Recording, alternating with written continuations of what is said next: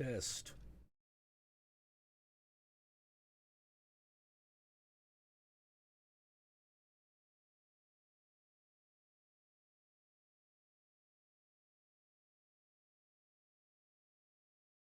Hmm.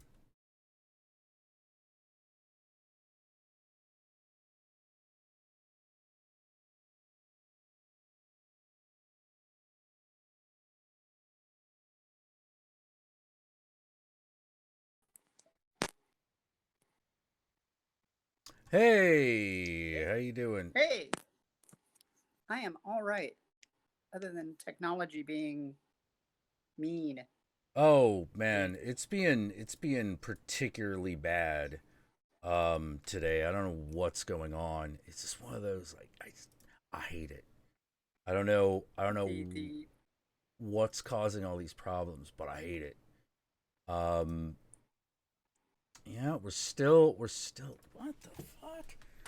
let me see. I'm gonna Yeah, put none of headphones in it's because I yeah, none of it's on your end. This is I all can whatever's happening here. Oh, do. Let me do the whole headphoney thing. Headphones. Do. Snap crackle and there we go. okay, we got this big white screen here. Hey, I can hear you. That's I awesome. think I know. Okay, I think I know what's going on here. Hold on. Let's go to Yay! language download, blah blah, updates, performance. All right, do not use hardware acceleration because you apparently can't handle that. God damn. Window capture. Hangouts, Google Hangouts. Existing source. Nope. Eh. All right. I shall return to the hangout. I think I have to restart Firefox. Be right back. All right. Let's let that reset. Motherfucker. You know, I'm out for a little while and it's all of a sudden, I'm out for a little while. All of a sudden, like, everything's fucked up. You know? All right. So, Hey, there's apparently currently two of me in the okay. But now I got your picture. I don't know why. Why is there like? that's it. I just see you. I just see you as a green blob thing. Oh, really? God damn it. Oh well, I can't. That's Yeah, okay. That's yeah. okay. Not a lot I can do about that, unfortunately, No because worries. yeah. Well, I'm a little Oh, now you're pissed. seeing. I'm seeing a Hmm, lamp. there. Yay! Yeah, there we go. Hold on. Make sure we can see your face. Tits. Otherwise, yeah. Oh, jeez. What technology? As you get, I swear, because this is the same technology I've always used on this show. So I'm of the opinion it ain't just old people just are unfamiliar with technology. I think No. technology literally doesn't like you. It's like, oh, you're old. Okay, time to fuck up more. You I think know, what is it? The Mercury's in retrogrades or something or I think the mercury's in our. something like I that. think the mercury's in our fucking bloodstream is what it is. You know. It's in the tuna fish. The Mm-hmm. Mercury's in the tuna fish. Yeah, mercury's in the tuna fish. All that jazz. I have no idea why my camera's not working in the Hangout. There's no reason for it to be like that. Yeah, it like had me do the whole login thing and re-log in and do my two-factor authentication password and all the other shit. And I'm like, I did this already. I should only ever have to do this once. Yeah, yeah, yeah. And like, I don't even know why the camera is doing that. because I'm like, is it just broken? Because I don't know what's going on here. I can see you fine on the YouTube feed. Good. Let's see. That'll have. Unfortunately, I'll be. Yeah. Let's see. Properties. Device is working properly. Bullshit. Details. Device description. Device instance path. Hardware IDs. Oh, Jesus Christ. I don't know what any of that shit means. Yeah. Device install required. What the fuck? Server host port name number things, and it's yeah. craziness. Yep. Adding snap into console. What the fuck? Okay. Yeah, of course Jack uses Windows 10. Yeah, like what else would I use? Like, what are my options? You know, like Linux, the penguin thing. I couldn't. The No, I can't do that shit. Gotta be crazy. No, that'd be crazy. I ain't no web developer. Forget it.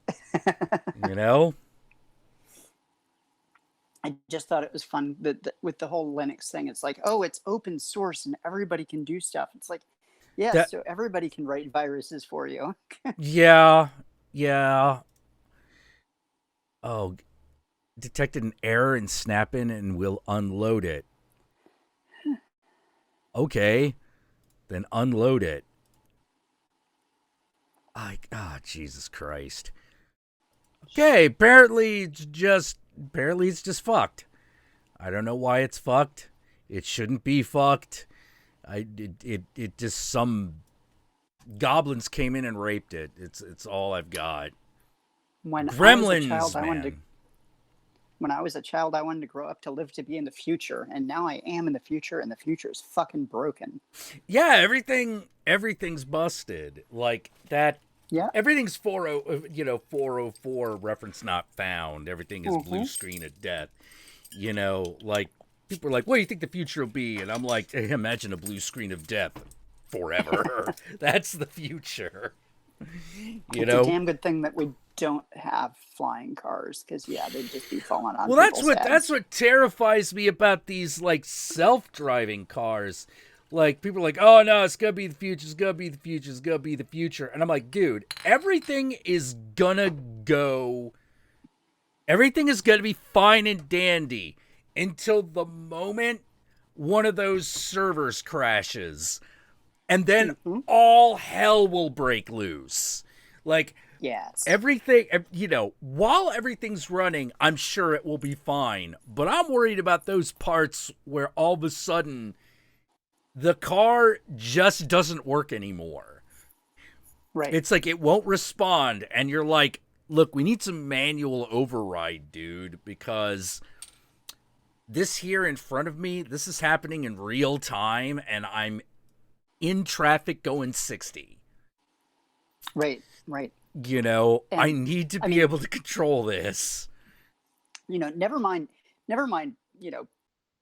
cars not working or even planes falling out of the sky. Imagine things like water systems losing pressure and not being able to pump water anymore. I mean, just imagine how badly that would rock our world. Oh, yeah. Well, like, the good thing is that it turns out, and I didn't know this, but it turns out our water technology is about as high-tech as it's ever been. Right. Meaning, we really do rely on gravity to do all the work. Right. I was amazed because you're like, oh, we've got to have like some sort of future thing going on. Like, we've come so far since the aquifer. No, we really haven't. We just put the aquifer underground so we didn't have to look at it. Same thing. Yeah, it's exactly the same thing. Technology. Yeah, it's still a pipe. It's still basically a pipe that goes from uphill to downhill, and that's it. Right. You know, we completely and totally and utterly rely on gravity for all our water delivery needs. You know, And well, I mean, we're in luck because that's pretty idiot-proof technology there. it is. I mean, I sometimes have problems with gravity, but usually there's booze involved. Yeah, that's a little bit different. Like there are ways to fuck it up, but you gotta try. You know, plumbing is one of those things that's actually very on a large scale. It's hard to fuck up. Oh, but we do. We find ways. Oh yeah. You know, we find ways, and I can never let it be said that humanity cannot innovate. Oh, we can innovate even when it's a terrible idea. My favorite example being Flint, Michigan. Yes. Yeah, it's like, how'd you fuck that up? Well, we deregulated the water. Sheer Why? abject greed. Yeah. Yeah, it's sheer like, abject yeah. greed.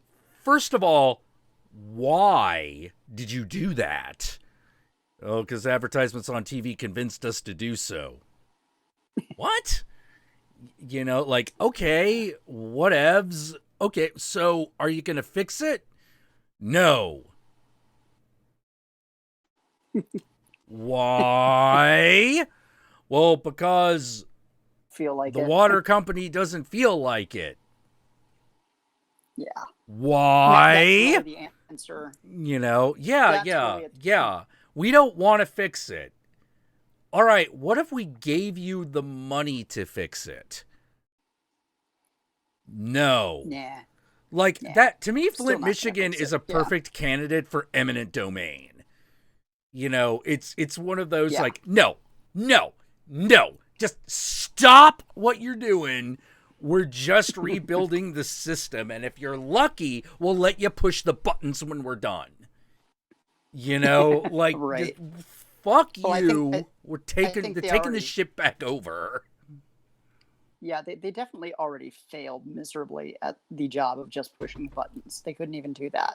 Well, yeah, because it's one of those, like, it's one of those, wait, how the fuck did you go from perfectly fine drinking water to to very poisonous drinking water to the point where you can actually see it? Like, the water's brown. You know, it's brown and it smells like sulfur, and there are little floaty bits in there that aren't fecal matter, but those are there too. You're like, what did you do? It's like curious bits of brown matter. It's like, yeah, you don't know what it is, but you probably don't want to drink it. yeah. Well, it's also one of those things where when, like, I get into, like, I talk to people in the black community and they start, like, acting like Flint, Michigan is a conspiracy. The more you look into the actual facts, the more you're like, I see why people do that. Because there seems to be no other reason to do this than to poison black people. There's literally no reason for this. It really is kind of it's like indicative of our entire system, right? And what's happening, especially right now, where we have these pretty much mafia crime bosses in charge, and we go, hey, you can't do that. That's illegal. And they go, yeah, what are you going to do about it? Yeah, what are you going to do about it? Huh? Yeah. Yeah. The cops. Yeah, we own the cops. We are the cops. It's like, well, we'll call Congress. And Congress is just like, oh, right. Yeah. We'll call Congress. And it's like, yeah, do you have control of both houses? No. Right. And even if we did, I mean, I don't trust. I'm not to even get that right. No. It's one of those things where it's like, I trust half the Democratic Party about as much as I trusted the Republican Party 10 years ago, which is to say, not much. But I trust the Republican Party so much less these days. Because it's just it's just the worst of the worst. You know, it's like, oh my God, basket of deplorables. I'm like, no, fuck basket of deplorables. How about just straight up Klan members? Oh yeah, yeah, You know, like definitely. just I mean, straight up. the Republicans at this point, if they're not out and out racist already, I mean, they're pretty much simply being racist by supporting out and out racists. Well, yeah, And the because it's all Democrats, they've got. It's all they've got at this point, which is, hey, racist white people, remember us? yeah, that's what they got. and That's their pitch. you could hand the Democrats a win. You could hand them a win, and say, "Here, it's yours. Take it." And they go, oh, damn, I got it. I broke it. I'm sorry. Yeah, it's busted now. You know, Yeah. it's now busted. Thank you. Right. Yeah. Yeah. Oh God. Catherine is saying like hell is empty. They're all in Ann Arbor, and I'm like, yeah, Ann Arbor, Michigan, man. Like, woo. Oh, Ann Arbor. You know, I don't know what to say, man. Dude. So many cities in the Midwest used to be able to say built this city on rock and roll. Yeah, built this city on fucking monopolies and racism and failed industry now. Oh my God. Yeah. I mean, I think we've hit that point in this current administration where the facade is there was hardly any facade to begin with, but any traces of a facade at this point are just gone. It's like, yeah, we get it now. It's like, we know you're a fucking racist white supremacist, piece of trash, and they're not even trying to hide it anymore. What about New York? Oh, I look, not to talk bad about New York, but to totally talk bad about New York. Look, because I'm assuming we're talking about Manhattan here. New York. I hate New York. I hate it. I hated living there. I hated walking around there. I hated dealing with people there.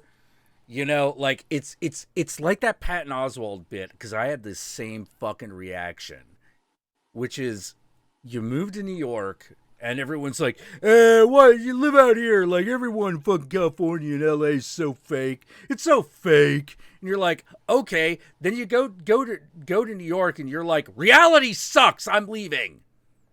This is terrible. Like, this is so bad. You know, like I've never, in LA, I'm treated like a human being. And in New York, I am also treated like a human being. But I am a human being the way human beings are treated in New York, which is lower than dog shit. You are literally the thing that there is too much of, and nobody cares. Everyone hates you. You know, specifically, it's weird. It's like, it's not like this kind of low level hatred or disdain. It's like at any given moment, there is someone who hates you, probably within arm's reach, because you're doing something that person doesn't like, and now they feel like they can fucking give you shit over it. Oh, I hate New It's been a York. while. I hate New York. You know? It's been a while since I've been in Manhattan, but I do recall my last trip to Manhattan. The cops were particularly asshole-like. I mean, in most places, you're going to find a lot of cops have this like power trip thing going on. Oh God, yeah. It's like, yeah. But in New York, it was even more so. It was like, these fuckers like to just fuck with you just because. Not because we're doing anything wrong or breaking the law, but just because they had the power to do so. They liked making your life hell. Yeah. But yeah, that was my experience. That's yeah. Mm-hmm. Like it anything for any cops goes double in New York. You know, it just goes double. And how to put it? You know what's kind of nice about California, for the most part? There are some fucking examples where it is not so great.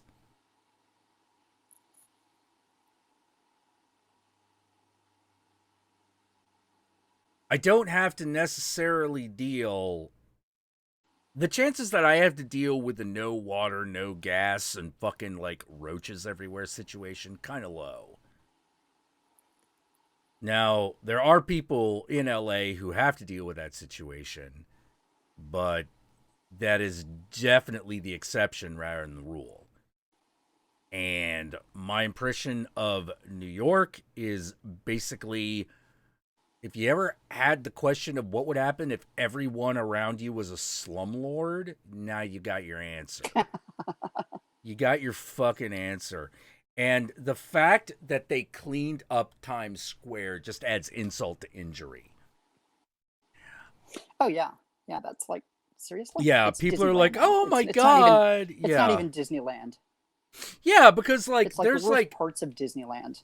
yeah, there's like, oh, okay. So this is comic shop near fucking Times Square, and I don't know how to fucking explain it other than, oh, great. Now you get to be New Yorkers about fucking comic books. Fuck you. You know, like, fuck you. Like, I need your fucking, don't give me that five boroughs fucking attitude. We're at Times Square. Sell me this copy of Spider-Man, you piece of shit. You know, like, I'm not fucking, I don't need to deal with whatever crap you do. Look, the thing, people think that LA is pretentious, and I'm not saying it isn't. It is. But New York has the pretension of not being pretentious, and it's complete bullshit. And it's enraging because, like, the pretension of non-pretension is basically treat you like shit. Right. You know, like, oh, because that's fucking real. Get out of the way. Fuck you. Like, fuck you. Like, there's definitely, like, that's the real East Coast, West Coast beef. You're like, West Side.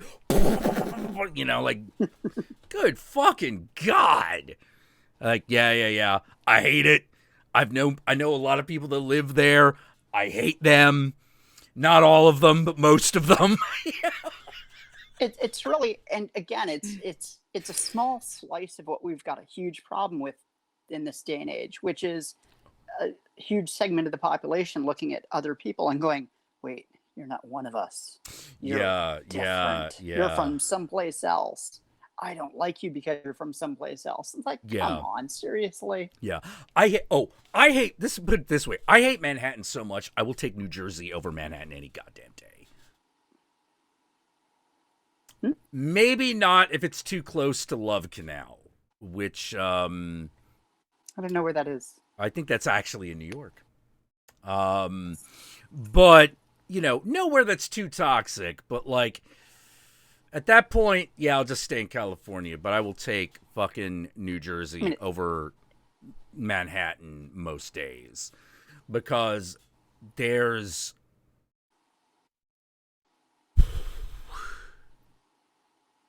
how to put it. New Jersey, at least,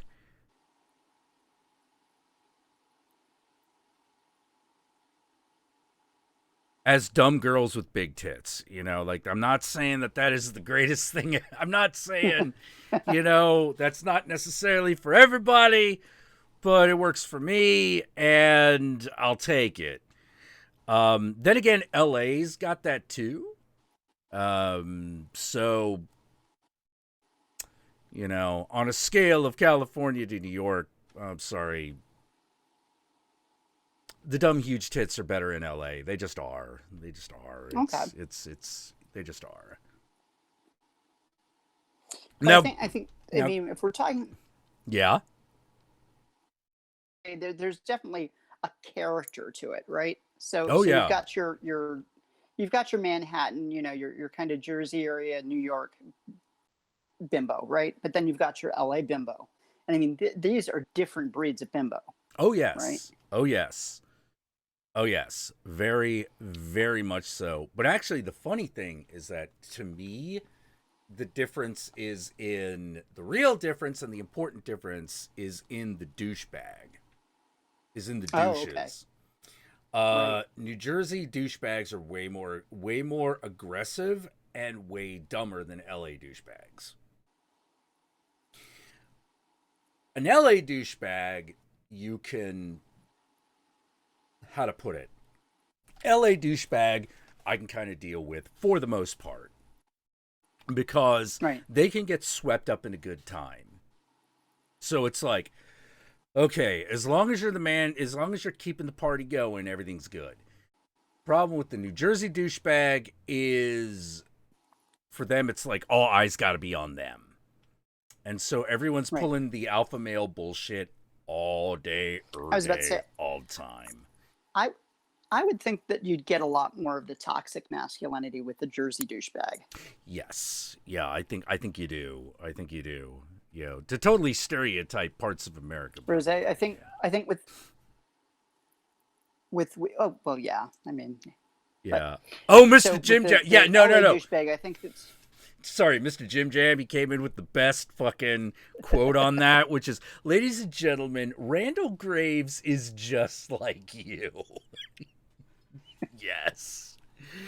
You know, yeah, there's a lot of that. Oh, man. Oh, God. Yeah, there's Yogi, our resident New Jersey guy. You know, oh, hey, what are you on about here? But yeah. Like there's just something about California that I just feel way more comfortable in. And it's like, no, I can actually like kind of operate here and be okay. Without, it's nice not having to get into fist fights all the time. Oh, yeesh. It's nice. It's very nice. I enjoy it. You know, one thing I noticed when I was in San Francisco, is that I did get as much catcalling as I get here, which it's not a whole lot. I mean, it's not huge, but the catcalling in San Francisco, it seemed friendlier, right? Yeah. It was still kind of like, okay, yeah, that's a little slimy, but it didn't make me feel like in danger. Whereas some of the catcalling I can get in place, it's like, okay, and I'm checking for my knives. Yeah, getting ready to cut somebody up. Yeah. Like, so, you don't feel like, how to put it, you still feel in here and even in LA, you still feel like while they may be doing all that same crap, they're doing it to another person. You know, again, there didn't seem as much menace attached to it. Yeah, and that could have been my own psychology. I mean, that could have just been the way I felt about being in a different place. But it just didn't feel as menacing. No. I gotta agree with that. I gotta actually agree with that. A lot of the catcalling in the 5 boroughs is actually way more aggressive. You know, because in San Francisco, like, homeless dude fucking hollers at you. He's probably, you know, guy on the street, you know, scrub on the street hollers at you. You don't feel like he's gonna necessarily follow you. I had some very charming compliments from homeless people in San Francisco. Yeah. In the 5 boroughs, you feel like, oh God, this person's not going away. You know, there's this weird, it's a weird cultural difference. It's like in San Francisco, you holler at somebody. It still might not be it's definitely not the best move, but there's a little bit more, smile, it's free. Right. You know, right. like... You know, not you owe me something, a little bit more. I don't get a lot of attention here.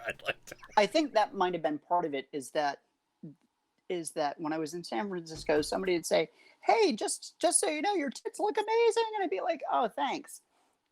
Oh, wait, they're not actually continuing to follow me. It's like, okay, so they just. Yeah. They're They happy just to stay where they are. Cool. Exactly. Like But yeah, that. it's like when That's kind of that's how I am with a lot of things, although I usually don't call the people from across the street or anything like that. That's a bit much. Well, let me put it this way. I won't say I never do that, but I will have to say that I have to be unusually inebriated. More than average by a lot.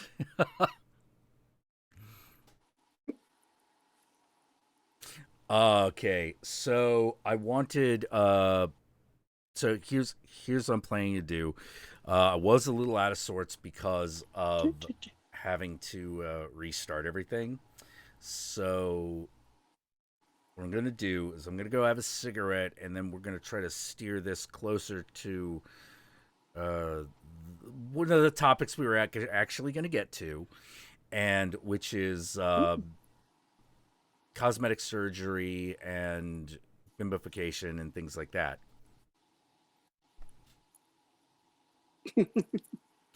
And then we'll bring Thorgrim in, and then after that, and actually we'll probably we'll bring Thorgrim and Mario in after we've done that for a bit. All right, cool beans. I shall Awesome. return. Do you want to? Should we just go to intermission? Let you like get a drink or whatever. Yeah, that sounds good. Okay, cool. Cool We'll do beans. that then. Back in a flash.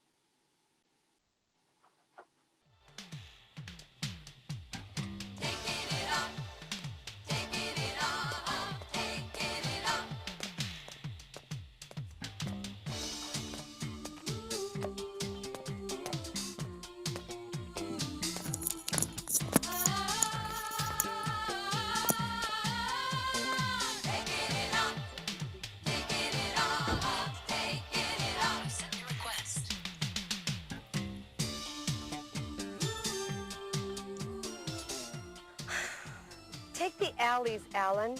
I don't want to get All right. robbed like last night by my fans.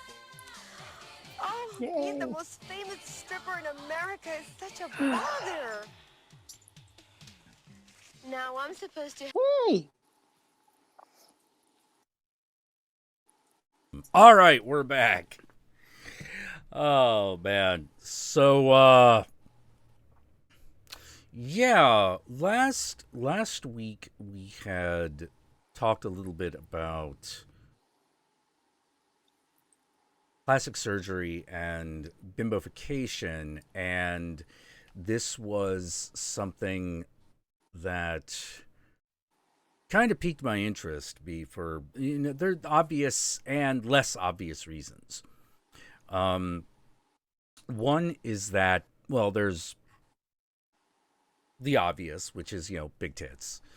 But the less Subject very near and dear to my heart. Yeah. The other part is that I feel like it's kind of in the future, because now it's like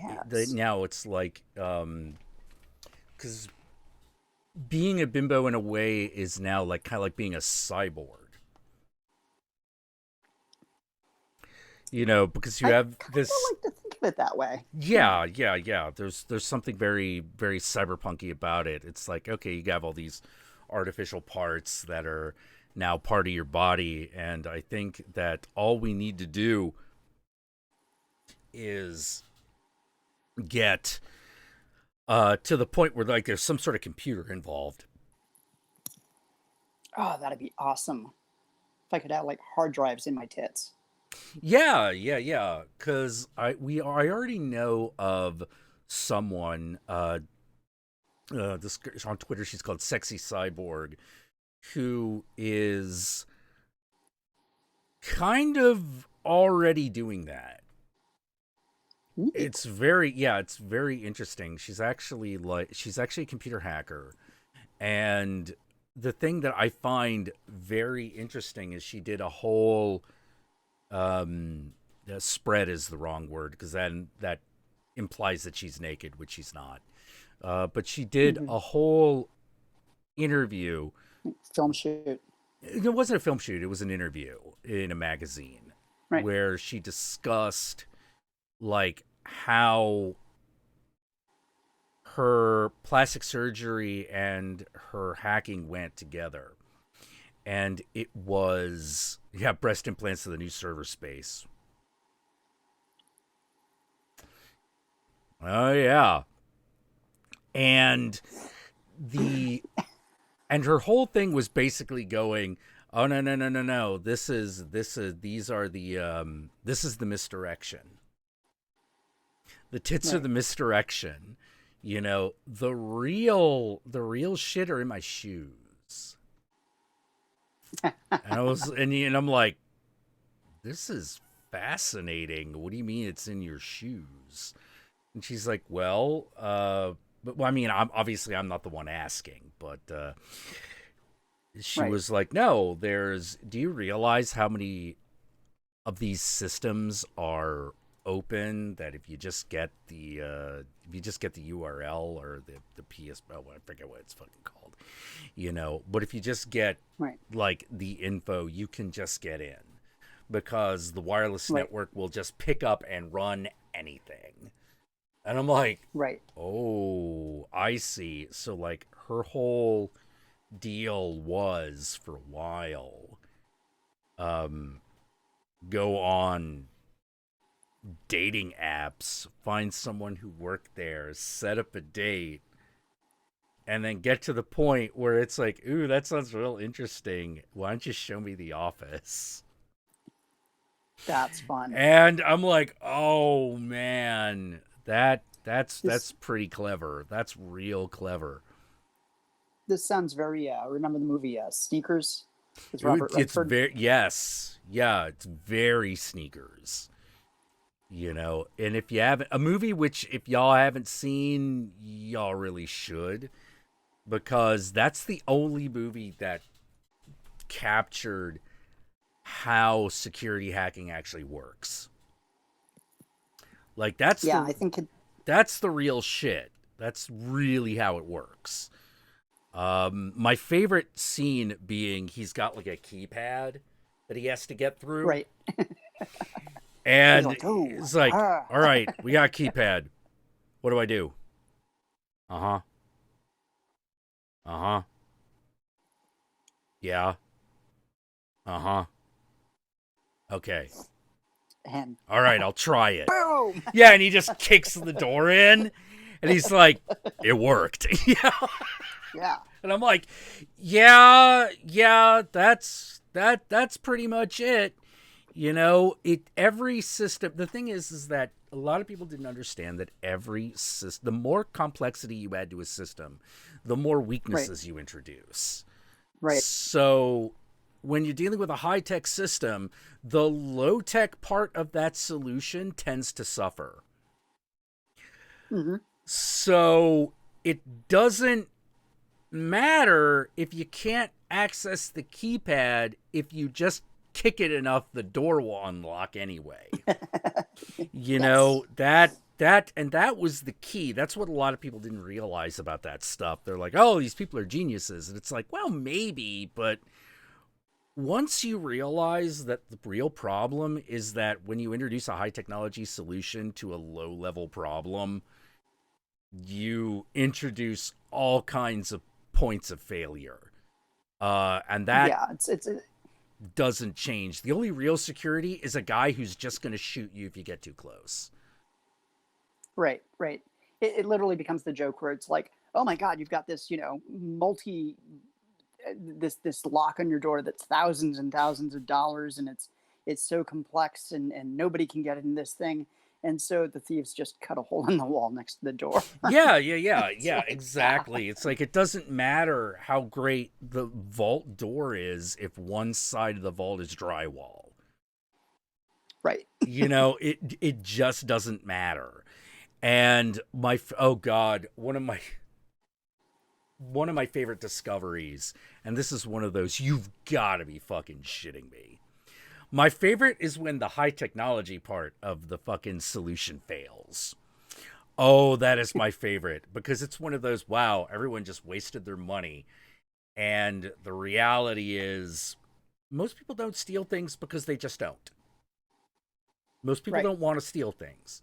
They don't want to get in trouble. Yeah, They're not even worried about going to jail. They just don't want to get in trouble. Yeah, it's not worth it. It's not worth the effort. Yeah, but there used to be, it's probably still this way. I almost guarantee it's still this way. A whole group of biometric scanners that can't tell the difference between the real thing and a photocopy. Oh, okay. Yeah. Literally, it's like, oh my God, retinal scan. And I'm like, yeah, that's great. As long as it can tell the difference between a real eye and a photocopy, which it can't. So, bam, done. And so many of them. This is my favorite part. This was my favorite part. There was a biometric scanner lock that didn't even. Okay, it could not tell the difference between a photocopy of the eye that was attached to the lock and any other. So you could literally just take a photocopy of your own eye, put it in, and the door would open. And I'm like, back. You gotta be fucking shitting me. My favorite is, I remember back in the day, so some friends of mine and I played this Star Trek RPG.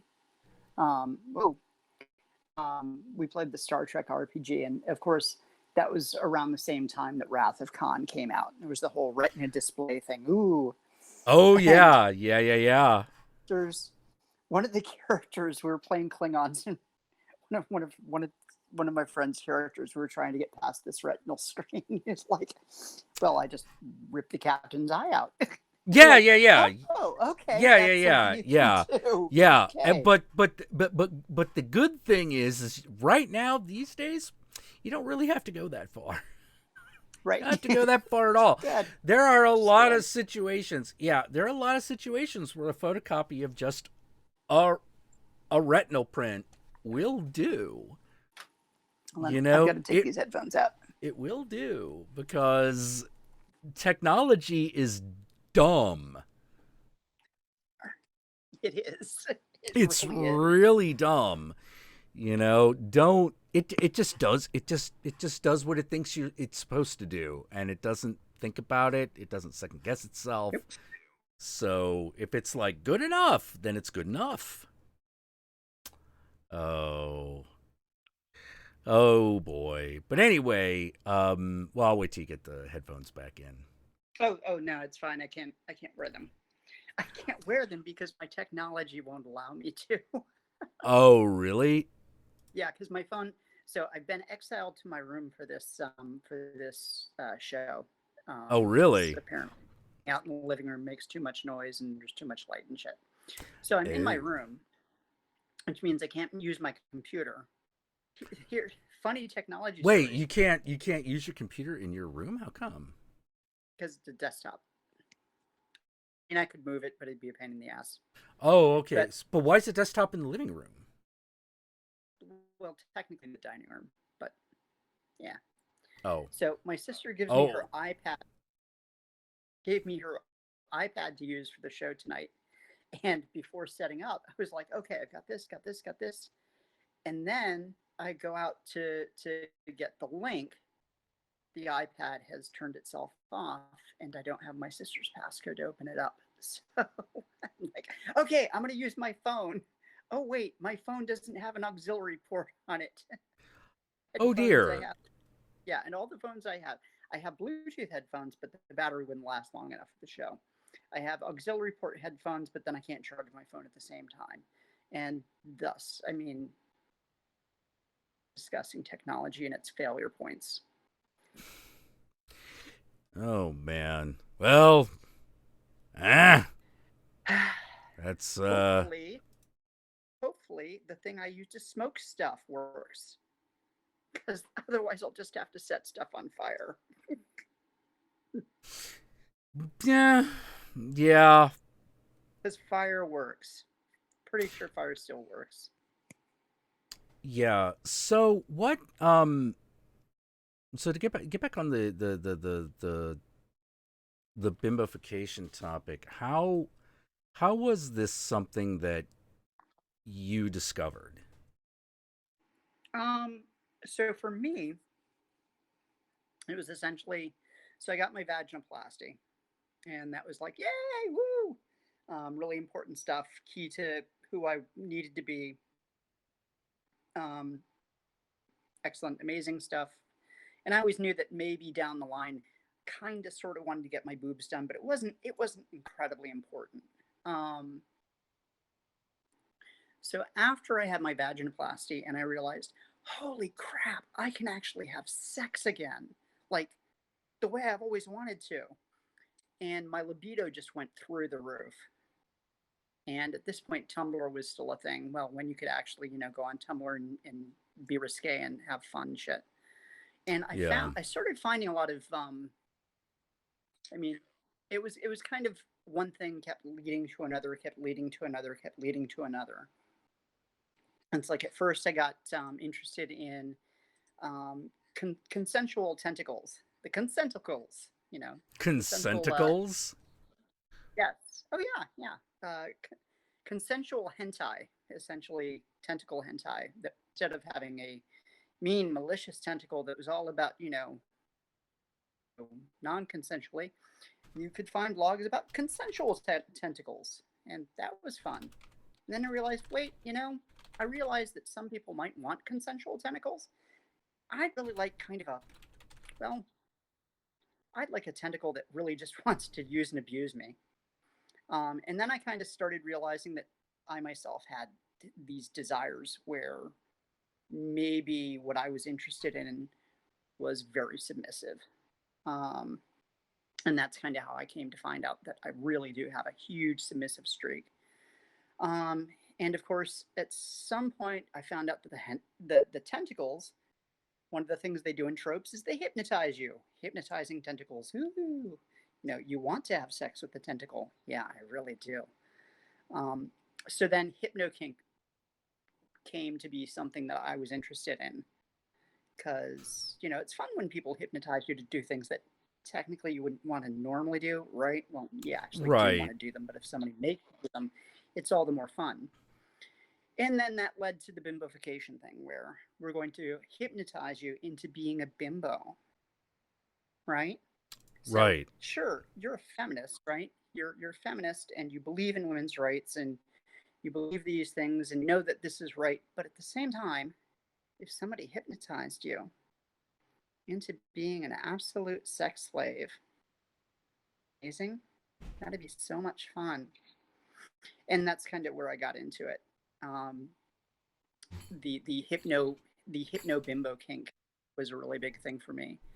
But then it just kind of slowly faded into the whole, well, since this is all role play anyway, why not just go full bimbo? Because in the same way that I don't want somebody to beat me with an inch of my life, I don't necessarily believe that women are subservient to men, but sometimes it's kind of nice. I mean, sometimes I like the idea of the person I'm with coming home, and me just being on my knees when they get here to serve them a drink and give them oral sex. I mean, it's just a fun thing. Yeah. No,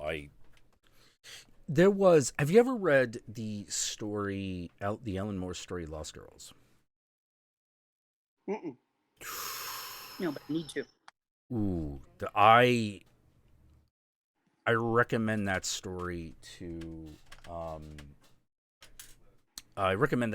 everybody, and it's definitely there's some people who are in this little part of the internet that I like travel in that are familiar with it, but they mainly know that it is Alan Moore's pornographic work. Okay. And that's pretty much it. But that's pretty much most of what is known. But that's not entirely it. It is an exploration of female desire. Oh, okay. Female, specifically sexual desire, using 3 literary characters, one being Alice from Alice in Wonderland, who in this story is the old silver-haired lesbian. Okay. Dorothy Gale, who is much more like much more resembles Dorothy Gale from The Wonderful Wizard of Oz, the Frank L. Baum book. Right. She has red hair and freckles, and kind of looks a little like Pippi Longstocking, which is what she was supposed to look like. And the third being Wendy Darling from Peter Pan. They all meet in a hotel in the middle of Alsace, and they have a bunch of sexual escapades there and discuss previous sexual escapades while at the hotel. And all very raunchy stuff, but it was very obviously intended to mimic the pornography of like the bygone age. So it has much more in common with like Bruegel or Aubrey Beardsley or stuff like that than it does with just modern Playboy spreads. It's not. Yeah, it sounds like it's got a very pulp 1950s, 1960s kind of pulp feel to it almost. No, it actually has. It actually, in many ways, feels like, what if a Jane Austen novel is all about fucking? Oh, okay. Like it's got that kind of feel to it. It's like you're almost. It is a little weird because it's almost like you're reading, is very obviously not intended for children, but it has that feel of you're reading a fairy tale book about sex. Interesting. Yeah, Okay. but where it gets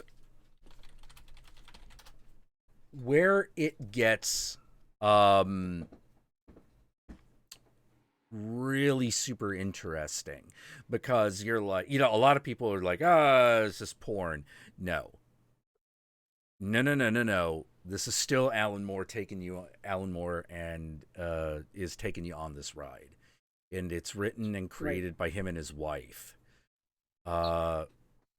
He does not skimp on the type of thing that Alan Moore is known for, but he does time it differently, because it starts out, everything's kind of like, wonderful and kind of innocent.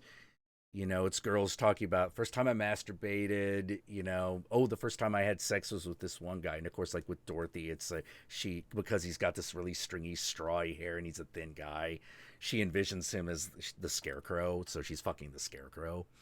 Oh, wow. Yeah. Wendy is, of course, it's all about Peter Pan, or at least that's what you think. In the beginning, it's all about her wanting this guy named Peter, and with Alice, it is about a descent into an extreme fucking like lesbian drug cult atmosphere. Because who's the one? Because who does Alice usually spar off against? Queen of Hearts. Yeah, Mad Hatter. No, the Queen of Hearts. Oh, sorry. The Queen of Hearts. Okay. So she's in this very like, it's one of those, she becomes very submissive to this woman without really realizing what that is at the time, as a young girl. But as an older woman, she understands more of like what's going on.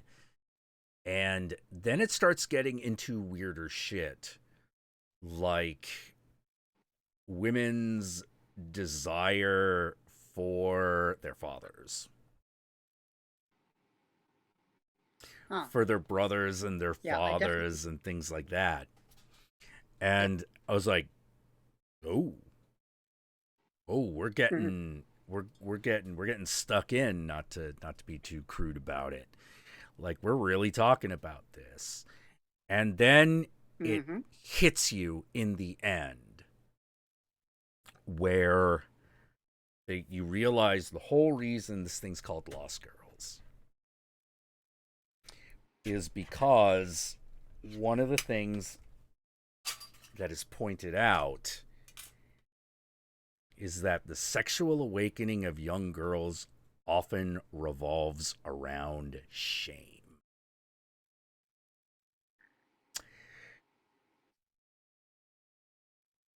And I was like, oh. And it never loses this kind of lighthearted touch, but that's a dark place. So it can only ever be so bright. And you're reading it and you're like, oh my God, it's one of those, like, the young lady's having sex is not the problem. The young lady having sex with people that she likes, or even fantasizing about it, is not the problem. You know what the real problem is? What everyone else does. Right. Because it's always you're a woman. It's your fault there's sexual desire in the world. Oh, this is your fault. You should feel awful. You've destroyed everything by becoming a teenager. You've destroyed it all by being raped by a guy. The biggest dog several times. I think I've said it a couple of times on the show. The biggest dog whistle about just how fucked up our society is in regards to women's sexuality is the fact that I could have walked around without a shirt 15 years ago with nobody batting an eye. I go out and walk around like this right now without a shirt, people go fucking nuts. Yeah, yeah. It's the same test. Well, Right? there is There's there a little is silicone added, but yeah, there it's the same nipple, you know, but right. the context is different. There is it's something very odd about the way we're built and the way our sexual desires function. But the thing that has always bothered me is the fact that we, by default, and we're taught from a very early age, Oh yeah. it is female's fault. And I'm like, and when you really think about that, you're like, wait a minute. That's kind of like, that's so. that's kind of fucked up. Like, that's bizarrely fucked up. Yeah. And then all of a sudden, Yeah, it is so. you cut out there. What was that? I said it's so intensely, incredibly broken. Yeah. That, again, we can say to a 10-year-old girl, you know, oh, your skirt's too short. You know, you can't wear that because it's going to mess up these guys' heads. It's like, seriously? Did you just say that to a 10-year-old girl? Seriously? Yeah. It's bizarre.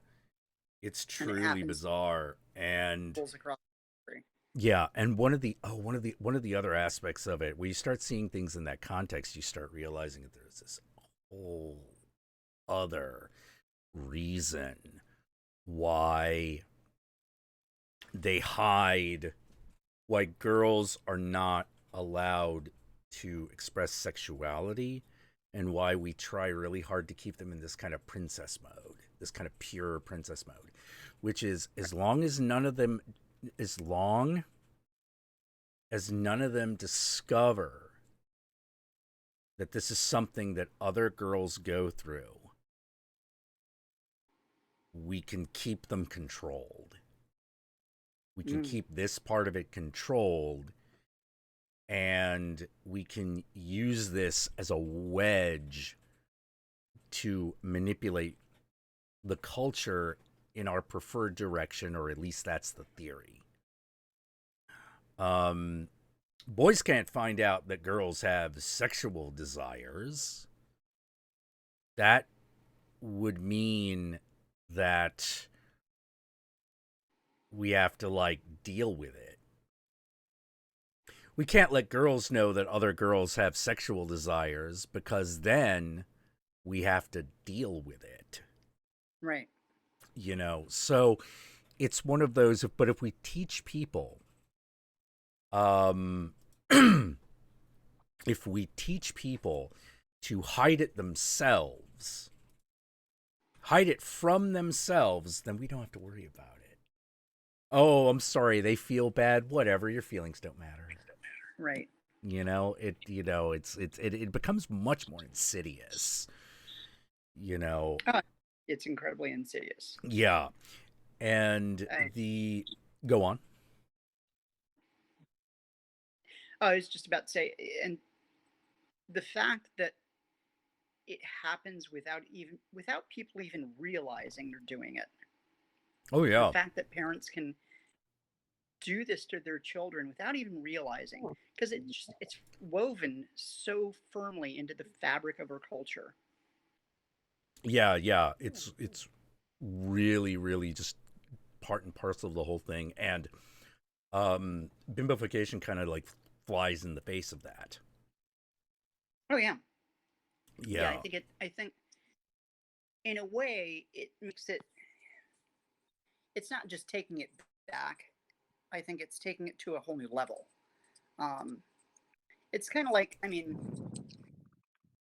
almost like when we were in our 20s and you'd have groups like the Genitorturers and Lords of Acid. Yeah. And, you know, they just take sexuality to this nth degree on stage, and that was pretty much the show.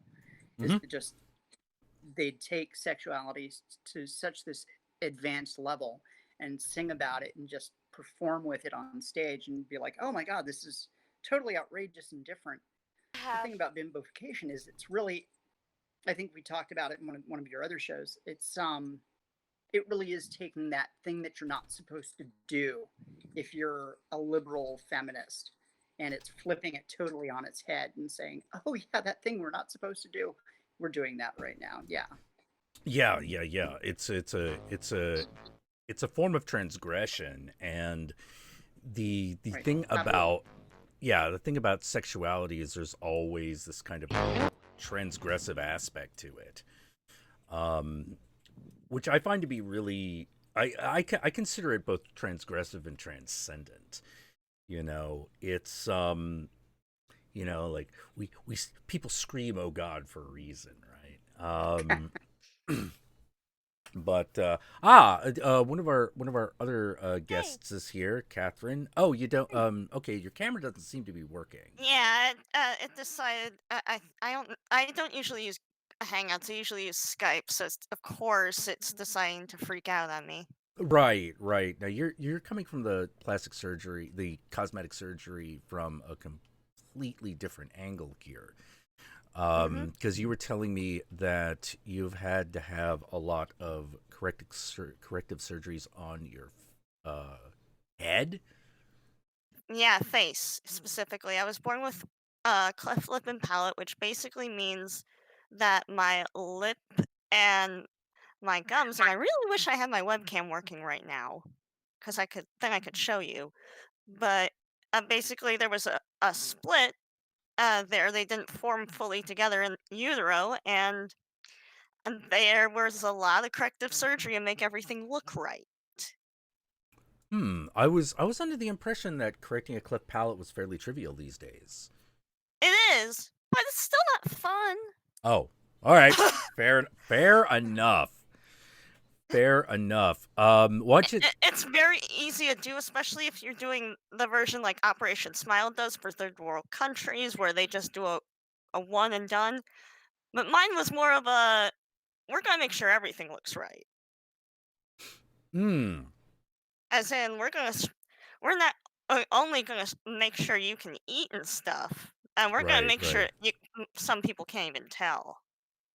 Hmm. Is that why? Is that why it sounds like your voice? A lot of your voice seems to come through your nose. Yes, and I hate the fact. Thank you for reminding me of that.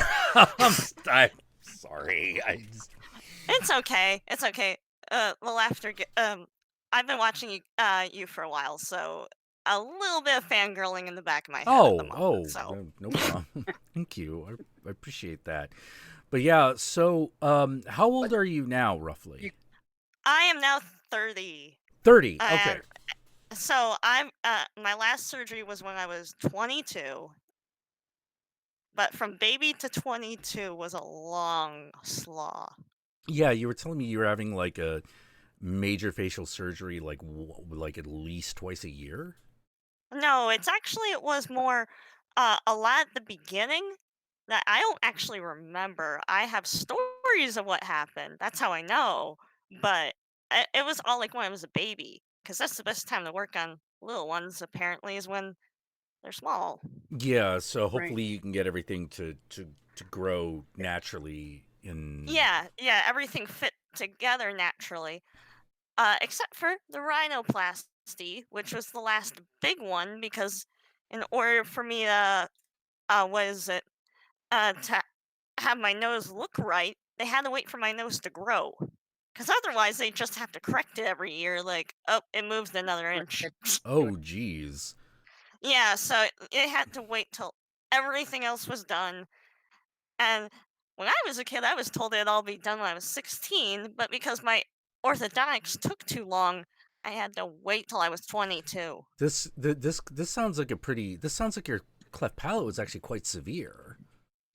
Mm, I, I, I guess, but I've seen worse. I've seen a Oh. double. Oh. Ooh. Yeah, where it's on both sides.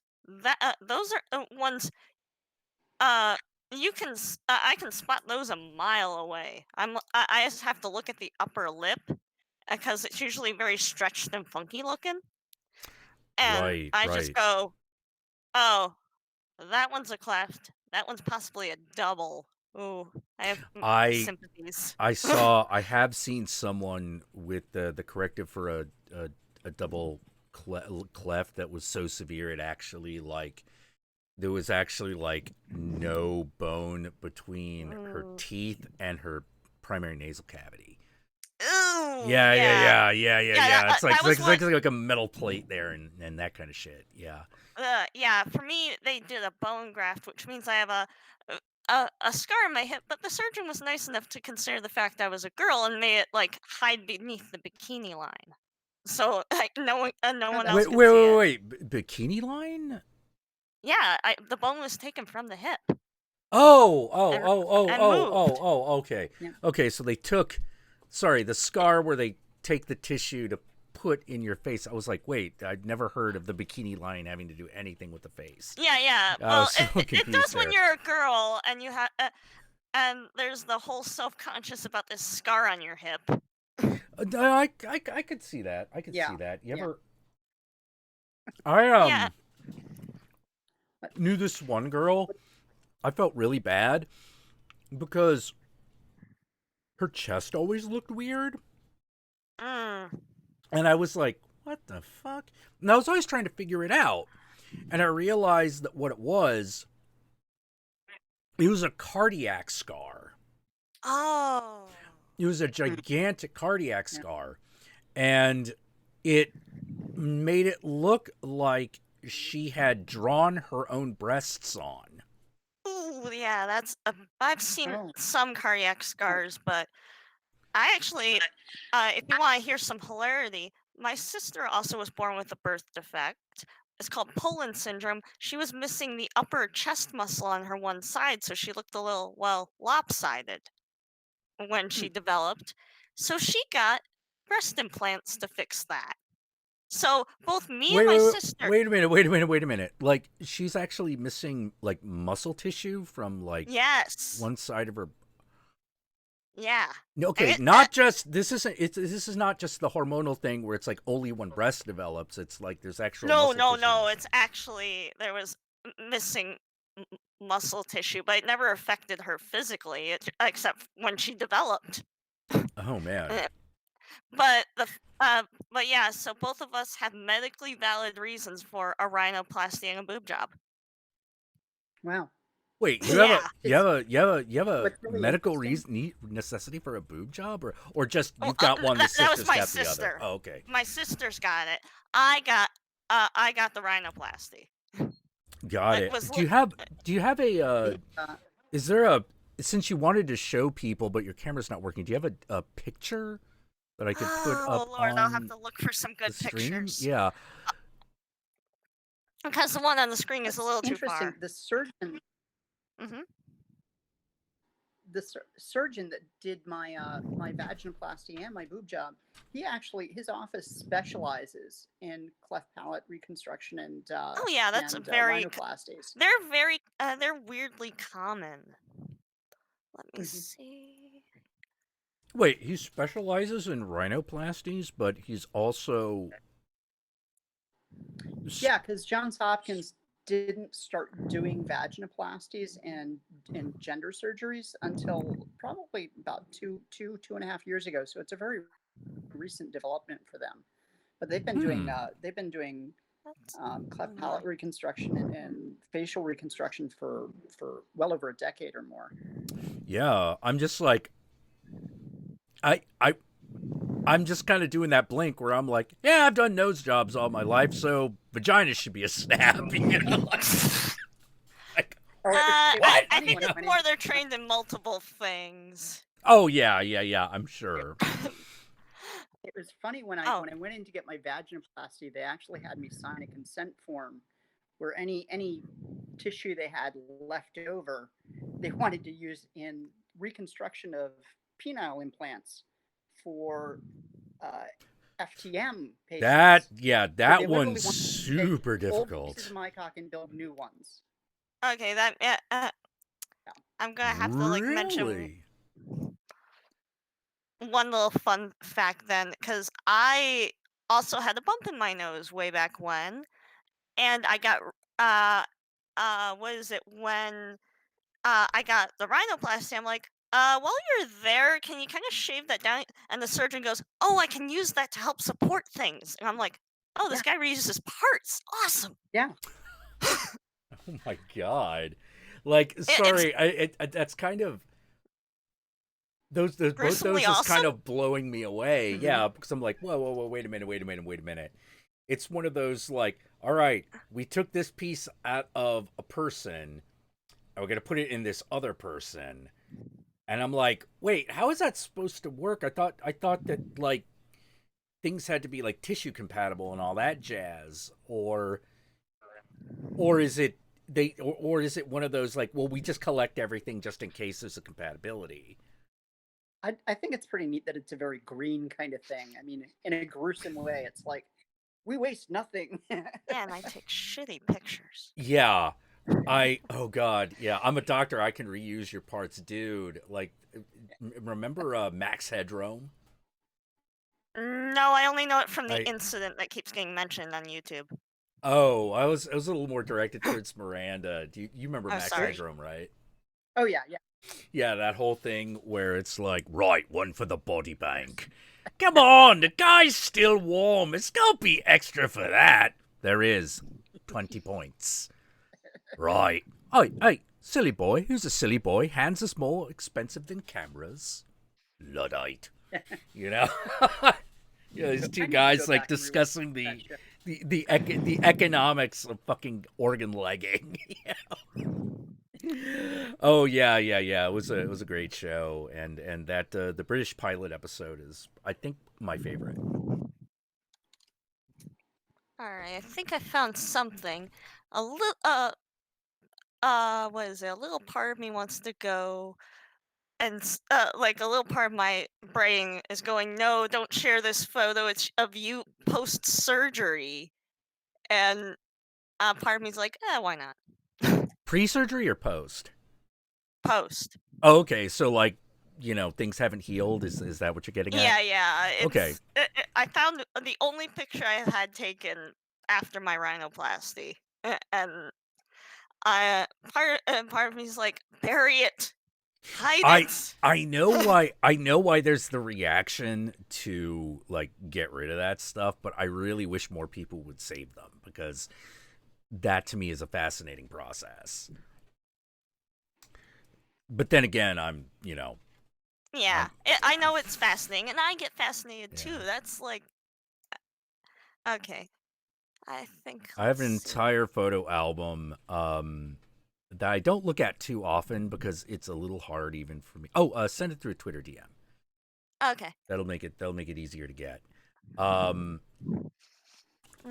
I have this one All right. photo book that I don't look at very often, but I like having it, and I have referenced it several times, called The Sacred Heart: Photos Taken of Massive Invasive Surgery. Ooh.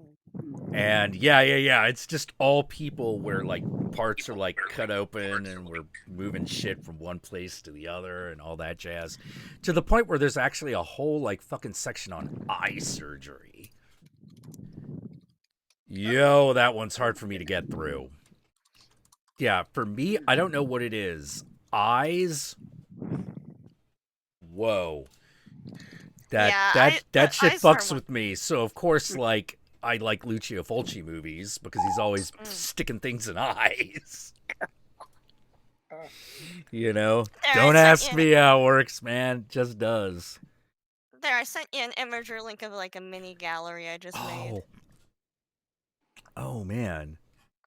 Yeah, it looks like I got punched in the nose, and then they put a band-aid on it. Yeah. Like, did you go gray really early? At 13. At I blame the surgeries. Wow. All that body stress. Like Yeah, physical yeah. body stress. Like right now I look like the Wicked Witch of the West. If she had gray hair. Like tons of it. I Oh my love it. God. I look like an well, when I was younger, I kept thinking of the David Eddings books, and I was like, I'm turning into Bulgara. Yes! Oh my God, the Bulgariad. Like, Yeah, that's yeah. In my head, I thought, I'm turning into Bulgara. This is amazing. And my And the rest, like my mom and my sister would chase me around trying to pluck out my gray hair. I'm like, get off them. Well, you know what's funny would have actually, if you wanted to get rid of the gray, you know what's actually way more effective than plucking them out or bleaching them. Now it's like bleaching and oh no, my Yeah. hair's curly and unruly as is. Let's not add bleach. Oh, to it the does. mix. Oh, no! Don't trust me. Catherine, how old are you? 30. Those Okay. pictures were taken when I was 22, and I don't know when the second one was taken. Yeah, my girlfriend, she's 37 and her hair's totally gray. Oh yeah, mine's gone past the awkward phase of 50-50 and moved into like a 60-40 where it's mostly white, but it's like it's slowly going from a waxing moon to a full moon. It's Yeah. nice. Well, if you ever want it to look like you've done shit intentionally, as opposed to this is what nature has done, you Hey, know. what nature has done has made me look awesome, and I know a lot of guy friends of mine who are like super jealous. They want Sephiroth hair. You've got like you've got like that kind of white going. Oh, that's a little bit different.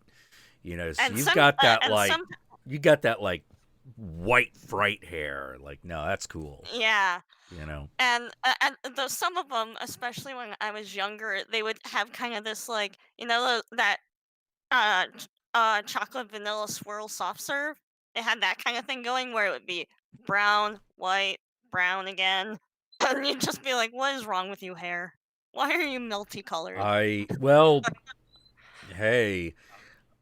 So yeah, But yeah, back on the surgery stuff. Yeah.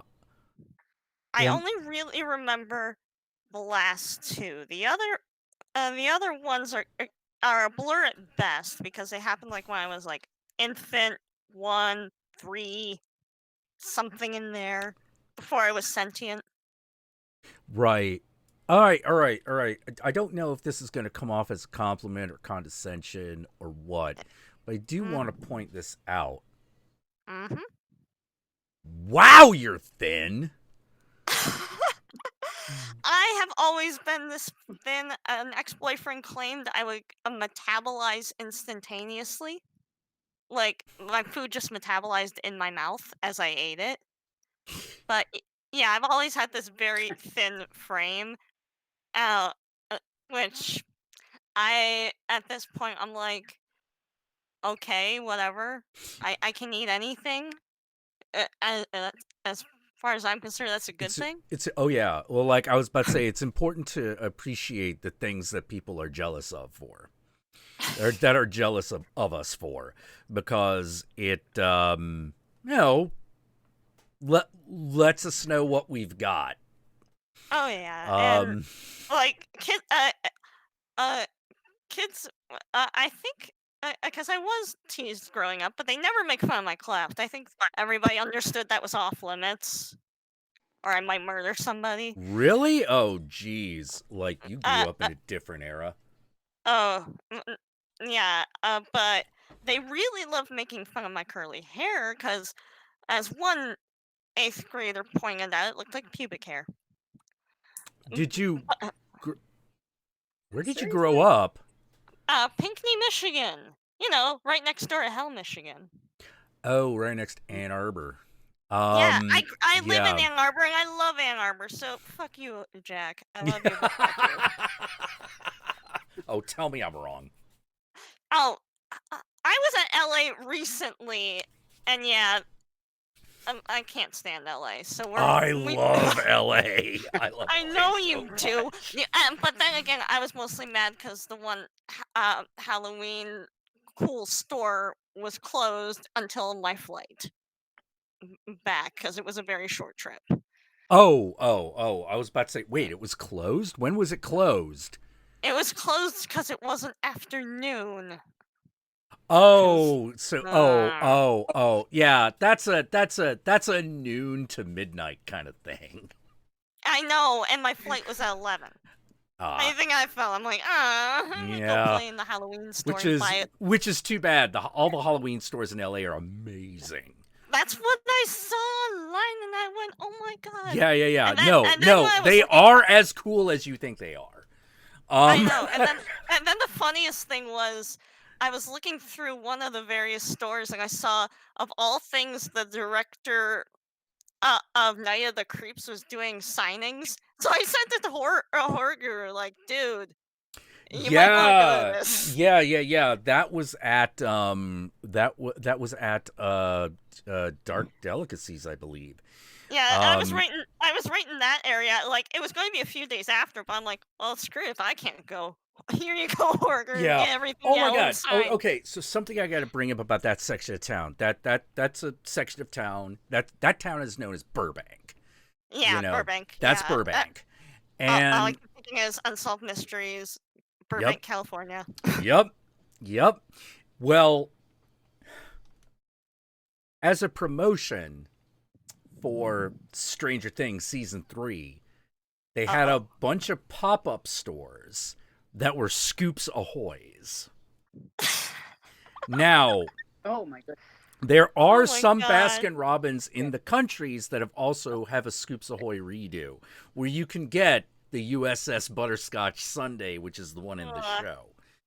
Among God. other things, there's also a lemonade flavor. Oh. Nice. Oh god. Yeah. And I was like, Is it? so they did this pop-up store in Burbank that was Scoops Ahoy, and they apparently went the whole 9 yards, but it was only open for 2 days because that's how they work. That's how that shit works.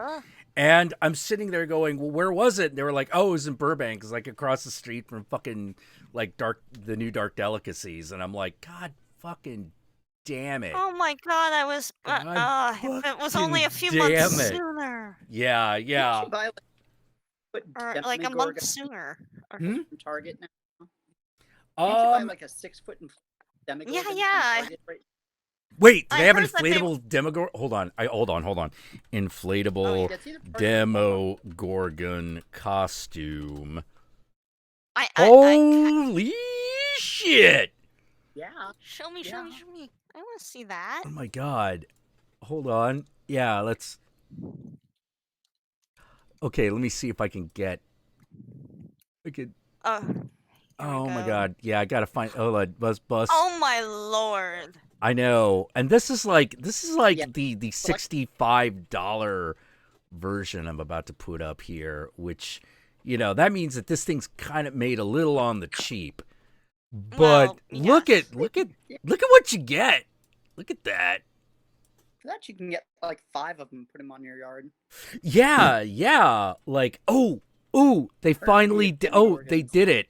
They done the inflatable like new American Godzilla costume. Oh my. See. It looks pretty much like you would expect it. Wait. Oh my god. Demogorgon inflatable pool toy. Oh yeah. Come on. Yes. Look at that. Look at Oh, that. I need that in my life. That's the best.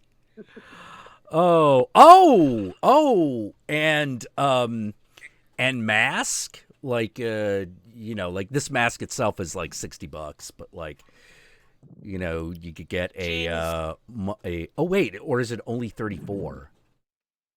Oh no, this is an action figure. Okay, this is a 10-inch action figure I was looking at. Okay. Aw. Never mind. Only 2 left. I haven't seen one of these. Assholes. Man, Bet if I was in fucking LA, I'd be able to find these goddamn things. Fucking pieces of shit, motherfuckers.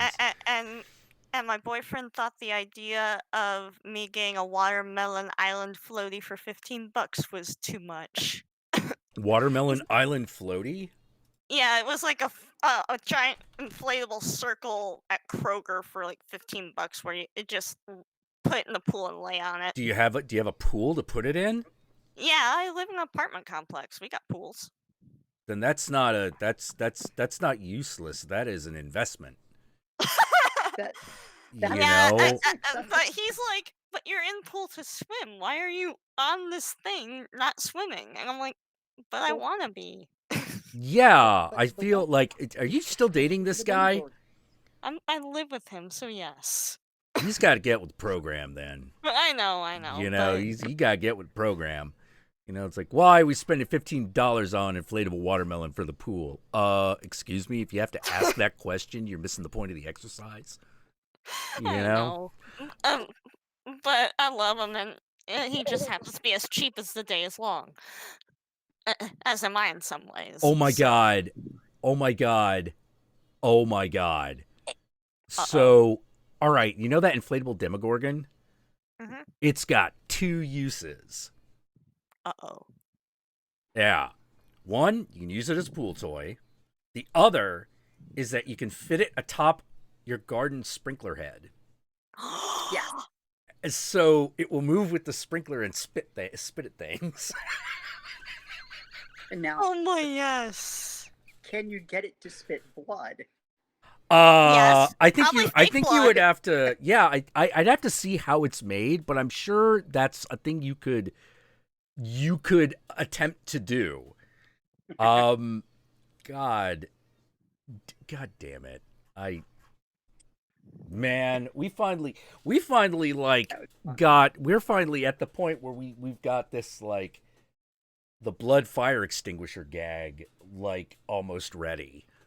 We just now have to test the 2. We got 2 more things that we got to test. One is, okay, now that we know it can handle water, can we get it to spray rather than just pour out in a single stream? And I think I know how to do that, but we gotta try some shit. The other, and then after that, it's like, okay, now what adjustments do we have to do because we're using stage blood? Yeah. Because stage blood is a bit thicker than water. But Right. if it can't do water, it's not going to do blood, you know. And I'd rather be able to like iterate, and move on to the next iteration, you know, as quickly as possible. I wonder exactly how annoyed the apartment complex would be if I got that inflatable Demogorgon with the spray head. Probably very. It might be. But It might be worth it. It Yeah. might be worth it. it might be. Yeah, because one of the I mean, things. they complain about the stupidest things I put on my balcony, so I might as well get my revenge in full. Yeah. Yeah. Get your money's Like- worth. It's my garden is not offensive. Yes, it's fall and the plants are kind of dead. You know, that's sort of not quite homeowners association. It is full not of this. shit. It is not a dead garden. It is a year-round Halloween installation. If you do not mind, Yeah. you know. It's more, I have a life and I'm kind of busy, and the garden gets only taken care of really outside of watering on weekends. Yeah. Oh my God, this Demogorgon is 82 inches tall. That's big. Damn, this thing is huge. I don't think it would fit. Not on the balcony, at least. Eyelets at the feet of the sprinkler. Yeah, there are eyelets at the feet of the sprinkler into which you'll want to drive the stakes to keep the creature from blowing away and really terrorizing the neighborhood. Oh my God. This. That would be glorious. Oh Oh man. man, I might have to seriously consider this one. Oh man, this looks great. Yeah. It's like, oh, I see. You fucking attach a garden hose to this thing. That's how it works. If you just change out water with stage blood pump. Yeah. Well, you need an air compressor at that point. Yeah. You know, I mean, but there are. What I'm saying is, there are ways. There are ways. You know. Oh man. I'm sure if I bring this up with one of my coworkers who loves to tinker with things, he would find me ways. Yeah, there you go.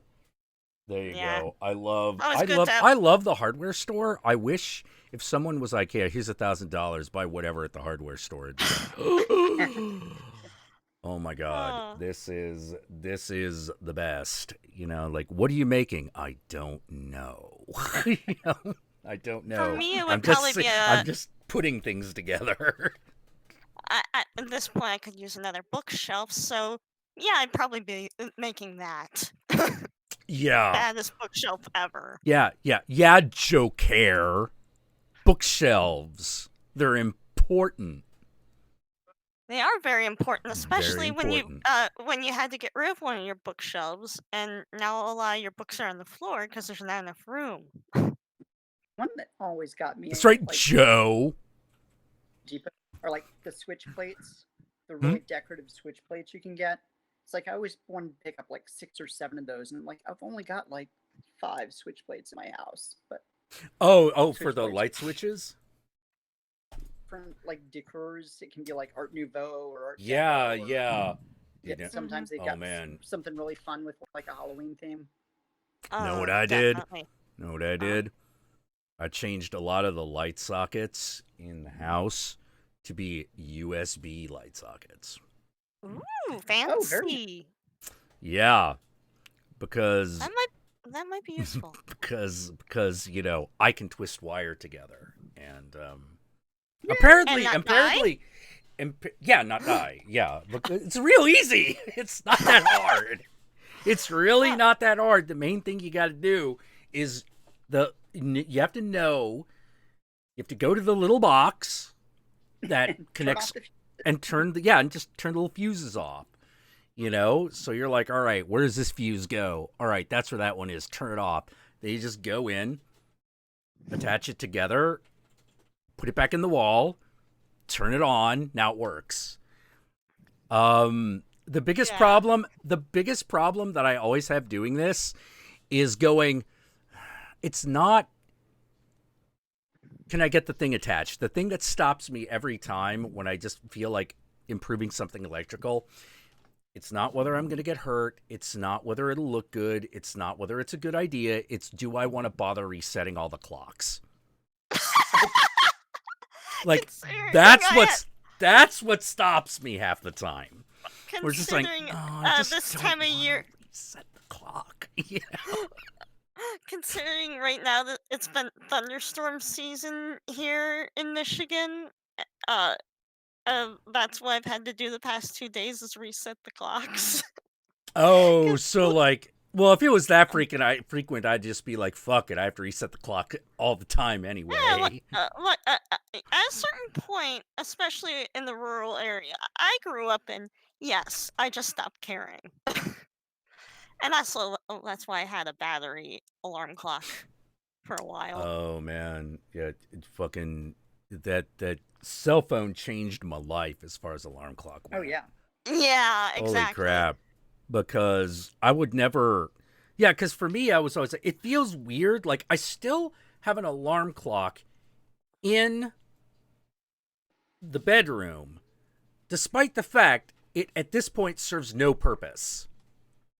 I know, but It's like, that's why I got rid of mine. yeah, well, I keep thinking about it, but I keep looking at it, and I'm like, Why is this but here? why is this here? Why don't I No, get rid of it? I can't get rid of it. It's the clock.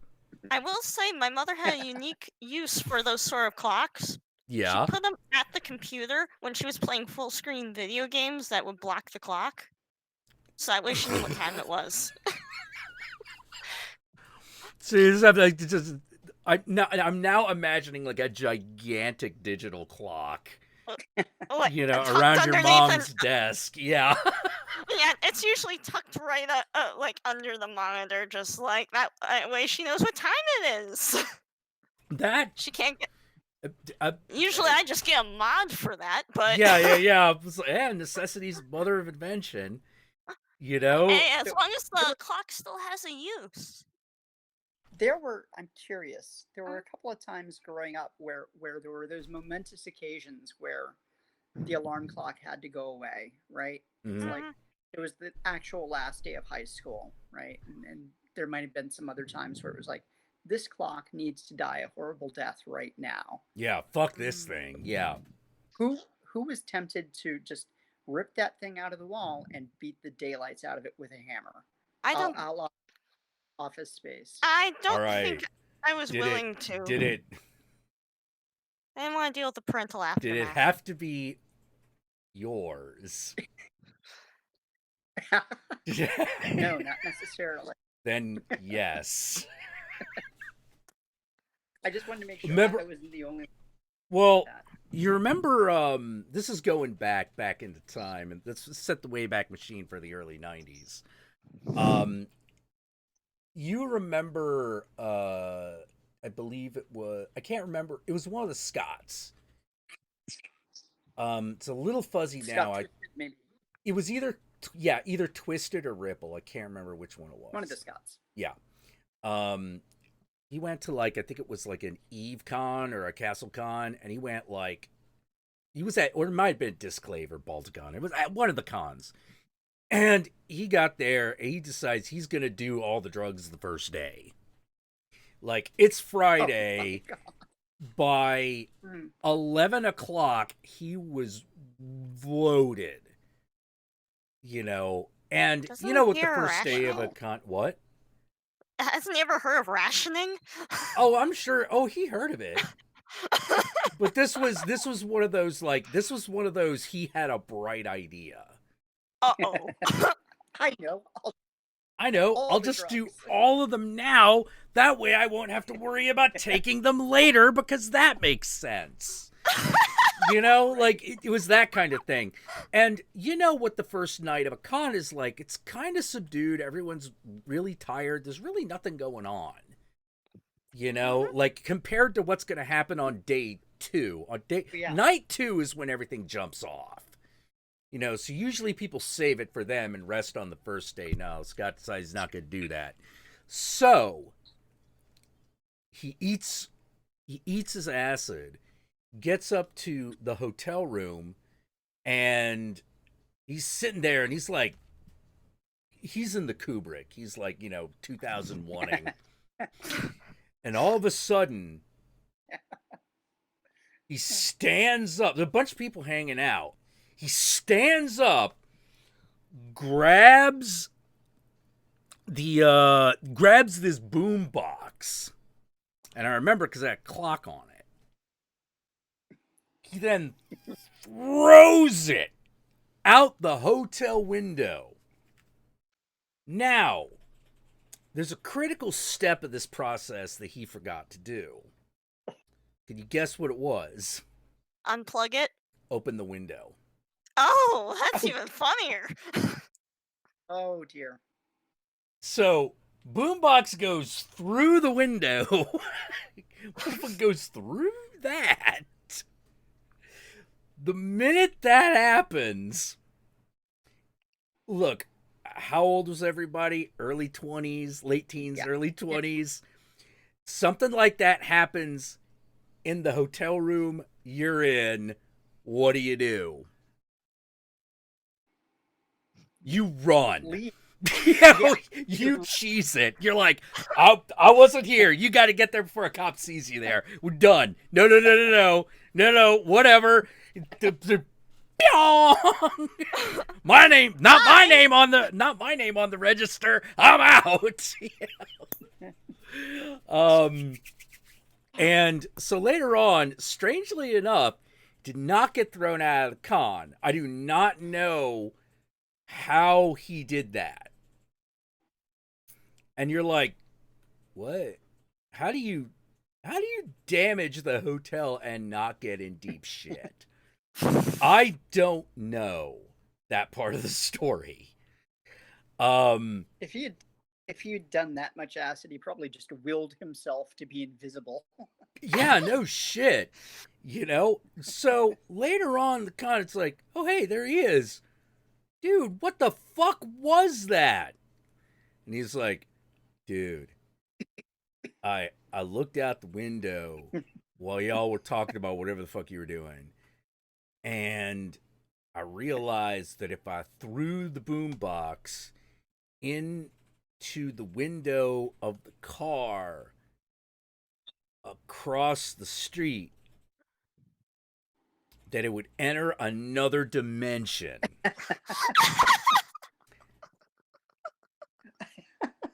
Okay, I could see that. What happened to the boom box? He's like, that's the thing, man. I can't find it.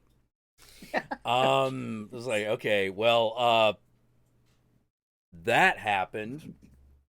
By the way, if anyone asks, I wasn't in the room. Yeah, that's how that shit went. That's how that shit happened. Oddly enough, your story just from kind of weirdly bringing back around to the surgeries thing, because I was laughing and I snorted. I couldn't snort till I was 22. With the way my nasal passages were, it was like a new superpower. I could snort giggle. wow. And I think I'm the only person in the world that's happy they can snort like that. Yeah.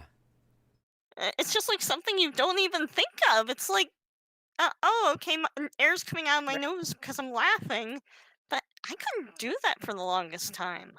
Well, it sounds like you're probably not gonna have a lot of sleep apnea as you get older. I do snore still. Oh, but... you snore. Oh, you do snore. Okay. Oh yeah. There's other things within the nasal passages that are still a little blocked. Not as bad as it okay. used to be. Oh, here you go. All right, so the fun thing with a cleft is it really messes up your dental shenanigans.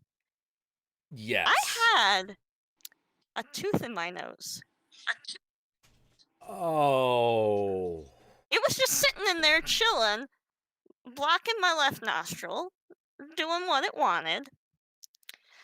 And it was only at that bone graft surgery, I guess the surgeon realized it was there and was like, she's out, we'll take it out. Because I woke up with like a freaking tampon up my nose, like, what the hell? And he had taken it out. But yeah, for like up until age 12, I had a tooth sitting in there. Oh. It was just there. It didn't bother anything. It was just... Yeah, but it was just like, I got a tooth sticking into my nose. Like, well, oh, it was weird. like deep in. You had to actually like lift my nostril up to look. Oh God, It was just like weird. Oh, that gross that stuff you have is with kind of kids. gross. You're like, you look in there and you're like, oh hey, bicuspid. What? You know? Yeah. No, I think.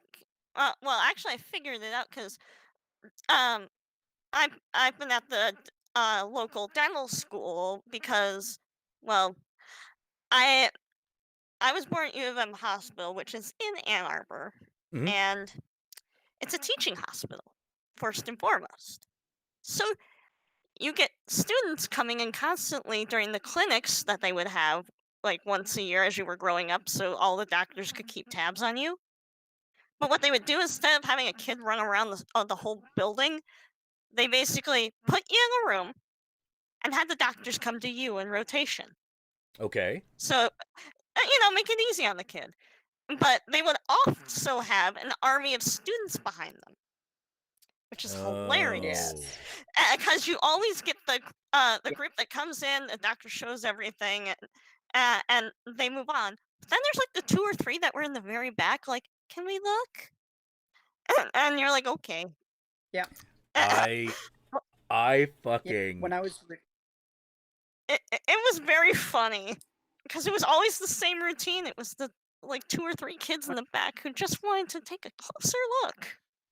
Man, you ever been? When I was covering, it's like Johns Hopkins is like the Hogwarts of medicine, and I'd have like my doctor come in and say, "Oh yes, and this is my assistant, and these are all students," and there'd be like 10 people who are like between the ages of 18 and 22. So it's like these kids, and it's like, "Hi, yeah, I'm Miranda. This is my crotch. Hi, yeah, take a look, yeah." See, I will so say this is good stitching around the dorsofibulabia right here. Yeah. Oh yeah, it's very much it gets weird but also hilarious. But I've decided because one, going to dental school is cheaper than a regular dentist, and two, their True. work's always double checked. They can't you can't worry That's a good so much point. about them screwing up.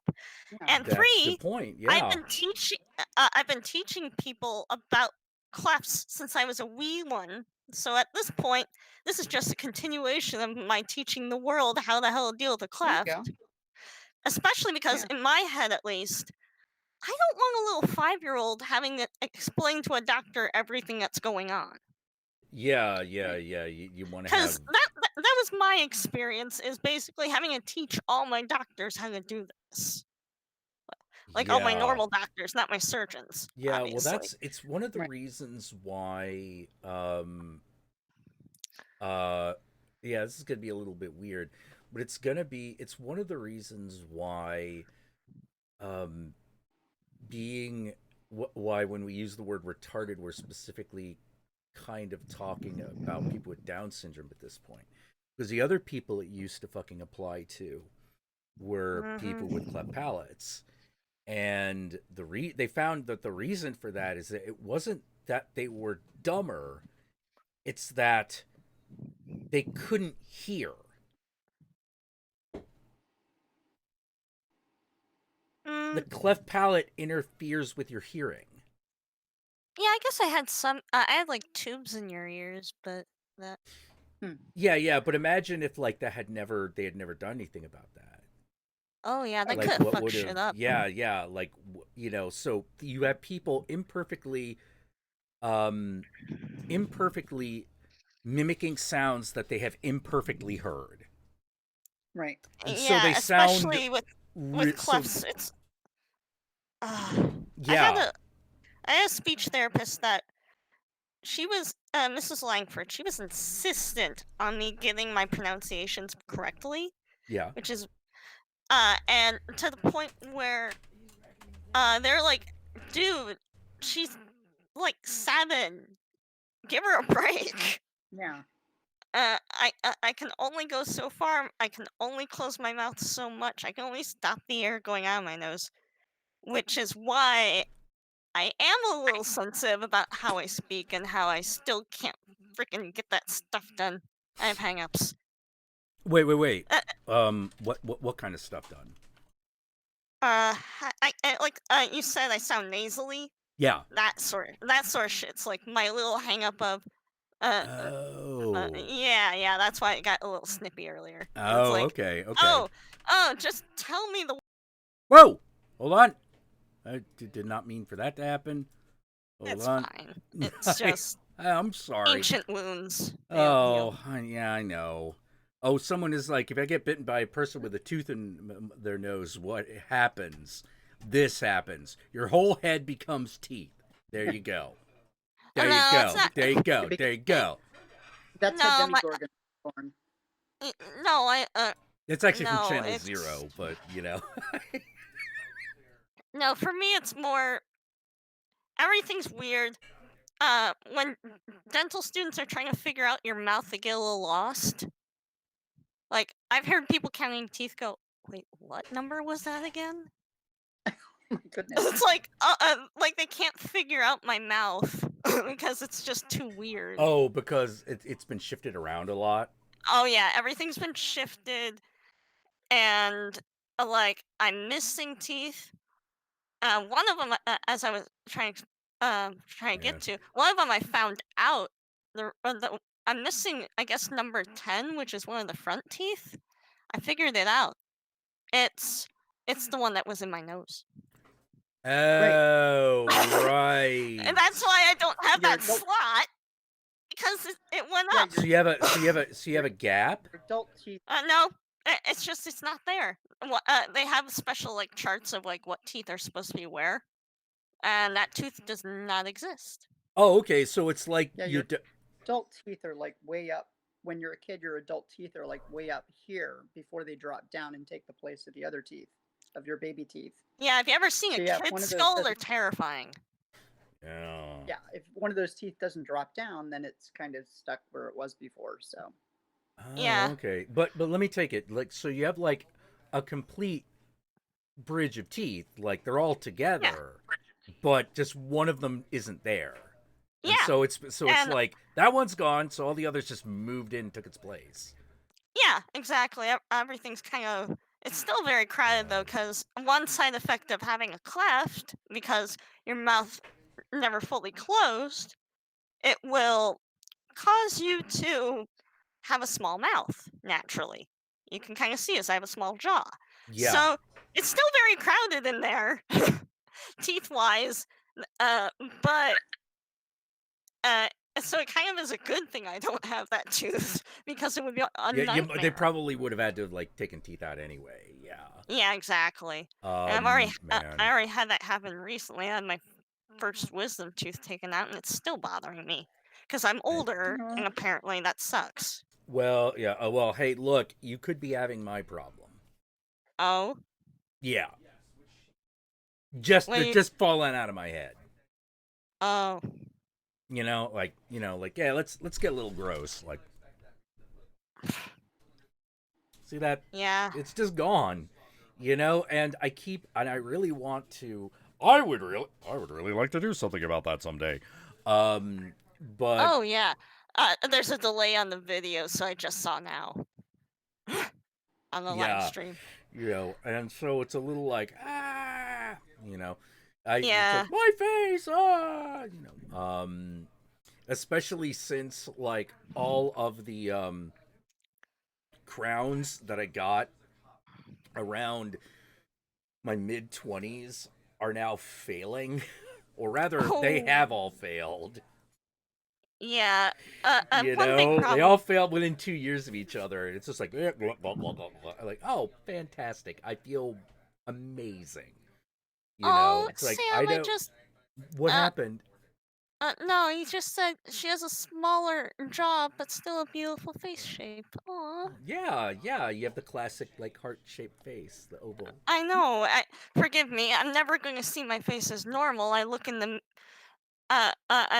mirror, and honestly, I have a lot of sympathy for trans people because I see all those same little flaws where it's, oh, that's not right. Somebody's going to see that.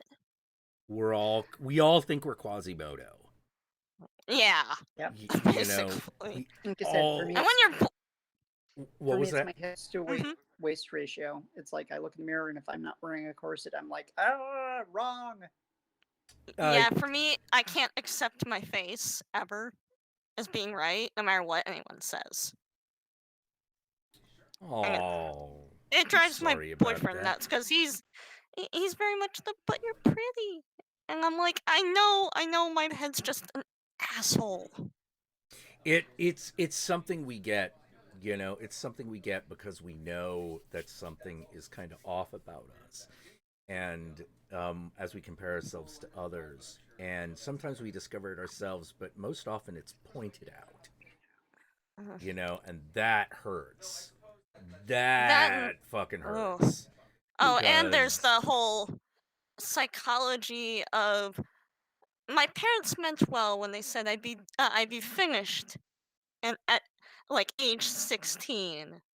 And like that, oh, I'd be done, that I'd look perfect. But when that last surgery happened, I'm like, there's still a lot wrong with here. Can't they fix it? oh, I know. It's like you keep telling someone something like that, and unintentionally they're just like a really ContraPoints' video on beauty. That is what it felt like exactly. Like after the surgery, it was like, shit, everything's still wrong. I I'm not a man who's done a lot of body modification. I mainly piercings is basically what I got. Piercings and hair is basically what I got. But I had a hypothesis for a different way of couching cosmetic surgery, which is this, which Mhm. is seeing your body not as something to be perfected, but as an art project. Right. Right. Definitely. Yeah, where it's like, no, it's not about being perfect. That doesn't exist. Maybe because I've noticed that the people who are really happy with their surgery, it tends to be because they were going for a thing, Right. which is a little bit different than correct this error of my appearance. Yeah. It's Someone like I for me, Mhm. I was just about to say, it's like when I got my tits done, everybody was like, make sure they look natural. I'm like, I I'm okay if they don't. It's not the aesthetic I'm going for. Yeah. So I'm really going for an aesthetic where natural is not the most important thing. Yeah, and that's an important distinction. That's that taking it as an art project attitude. Another one, someone who I wanted to get on, but she was busy. Maybe she'll be on some other time. Is from Twitter is Plunder Bunny, who Penny Underbust. Punny Underbust, yeah, who has like really gigantic implants, and she's a larger girl, because she's not only, you know, thicker, but she's also tall. So Ooh. she's built like an Amazon, and She's amazing. I know she looks great. But the thing that was interesting is something that she said when she was trying to explain people why she was getting the surgery done, because everyone was like, "Oh, you're just buying into, your ideals of beauty and blah blah blah blah blah blah blah." And she says, and I snapped back at one point and I said, "No, I'm not. If I wanted to look like everybody told me to, I wouldn't get breast implants. I would get liposuction." Mm.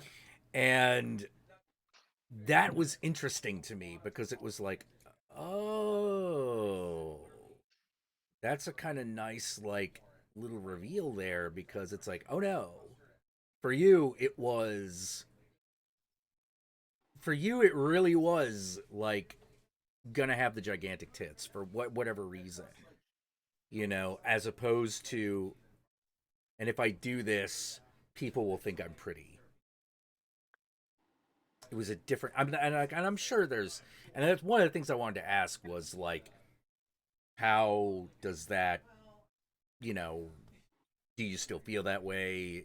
How does that shape up? Is there a percentage that you feel it is and it isn't? Is there any crossover? Are they completely separate? Like that kind of thing. But it was the fact that there could be any kind of separation from that at all that I found really interesting. And another aspect of this is, believe it or not, in the world of artificial limbs. Oh yeah, that's Yeah, I saw a TED talk by a woman who had both of her lower legs blown off in like the Iraq War. Mm. And it's one of those like, oh, yikes. Like that's fucked up. And she was sitting there going, she's a very attractive woman, but she got no legs. And she's trying to figure out what to do. And because she was like, all right, it got no legs, this sucks. So she goes in for prosthetic legs, and she goes, make me 6 foot tall. I've been 5'6" my entire life. I want to be 6 feet tall. fuck yeah. Yeah, and I was like,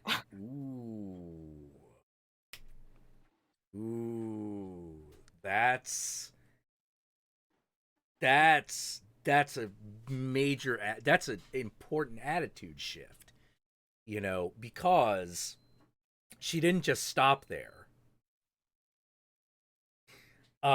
She's like, how most women have shoes? I have legs. And she brings out all of her different legs. She's got her high-heeled legs. She's got her tree legs, which are like carved so that they look like they're made out of driftwood. Oh dude. Yeah. She has her cat legs. And she did a porn spread. She did a swimsuit spread in the cat legs. Yes. Nice. It was fucking fascinating. And because it's one of those, I was a Cyberpunk fan, and I had never considered that this was something that one could do on a lower technology level. Because you're like, yeah, it is just support structures in plastic, isn't it? Who says it has to be made this way? Yeah, it doesn't just have to be function, but it can also be pretty. Yeah, it can be form, you know, not just function but form. And I was blown away. I became fascinated that it was things like that that really kind of like changed my mind about what cosmetic modification was really about. You know, I mean, because we all grow up with this idea of like it's for very vain people who just want to be beautiful. And I'm sure that's still as much the case as it's ever been. But the fact that there could be this other dimension to it Right. was fascinating. I think I remembered reading something about somebody who had lost their legs and they were a runner, and they got these artificial legs. They actually call them cheetah legs, oh yeah, and I've seen those. They're very cool. they this runner actually got to the point where he was running faster than runners who had their legs, and he wanted to Yes. keep running, and the officials were like, well, no, you have enhancements. He was like, what? I don't have any legs. How can I have enhancements if I don't have legs? And they're like, Yeah, because Yeah, I remember that his controversy. artificial legs is less weight than Mhm. natural limbs. And well, and just because the way they moved and sprang worked Mhm. better than human legs. yeah, you could jump We're like gonna end up with 2 a feet lot of taller. weird issues as we get better prosthetics. Oh, yes. I mean, Oh, yes. Well, and I mean, there's a term that came out of cyberpunk um, that I really like because to me, we think about trans people as being trans, male to female, male, female to male. And to me, the word transhuman means a lot oh yeah. because we're worried about this silly stuff right now. It's like, what are you going to do when humans start splicing their own genes and stuff like that? When you can actually get humans with glowing eyes that have better night vision. When we start messing around with our DNA and you get transhumans, that's going to open up a whole new can of worms. Yeah. When we can do things that the where we are co-conspirators with our genetic material in order Hmm. to create the vehicle which is us. You know, the other kin are coming. Well, kind of, but not really. Um, there's definitely going to be an aspect of that, but it's. I think looking at it that way is going to be like that. I think that's too simplistic. I think it's going to be a lot stranger. You know, I don't think we're going to lose the other kin. I think it's just going to get weirder and weirder and weirder. I'll be very honest. Because I've had so many surgeries, I have no interest in transhumanism. I'm done. I did it. I've already done. I could see that. And like, I have friends who are all, but don't you want like gills or something cool? And I'm like, no. I've been Not if I have to go to the hospital again. not See, if if I I thought have we were to get knocked out and then have to like sit in bed for a week. Hell no. if I knew I were going to live for another 100 years and enjoy the rest of my life immensely, I'd totally love to look like a Draenei. That would be like my absolute dream. Oh, with those fucking like with the goat legs. Oh yeah, I'd love to be a space goat. That's Yeah. Because absolutely fantastic. well, it's like I appreciated the fact, and this is one of those like a lot of people knock the male gaze, but I find myself going like, no, let's not pretend it hasn't done us some good. Which is the female Draenei ass. It's And perfect. how it's perfect because this is an ass that has been assembled by a person who has really looked at a lot of asses and are like, all right, so if a woman has goat feet, that means she can essentially look like she's wearing high heels all day or a All the time. day, all the time. And that does this thing with the ass where it kind of sticks it out and moves it up just slightly. Angles it, gets it. Yeah. It's one of those little details that you find yourself as You know, so what does it do? It's like, well, any ass becomes a badonk-a-donk at that point.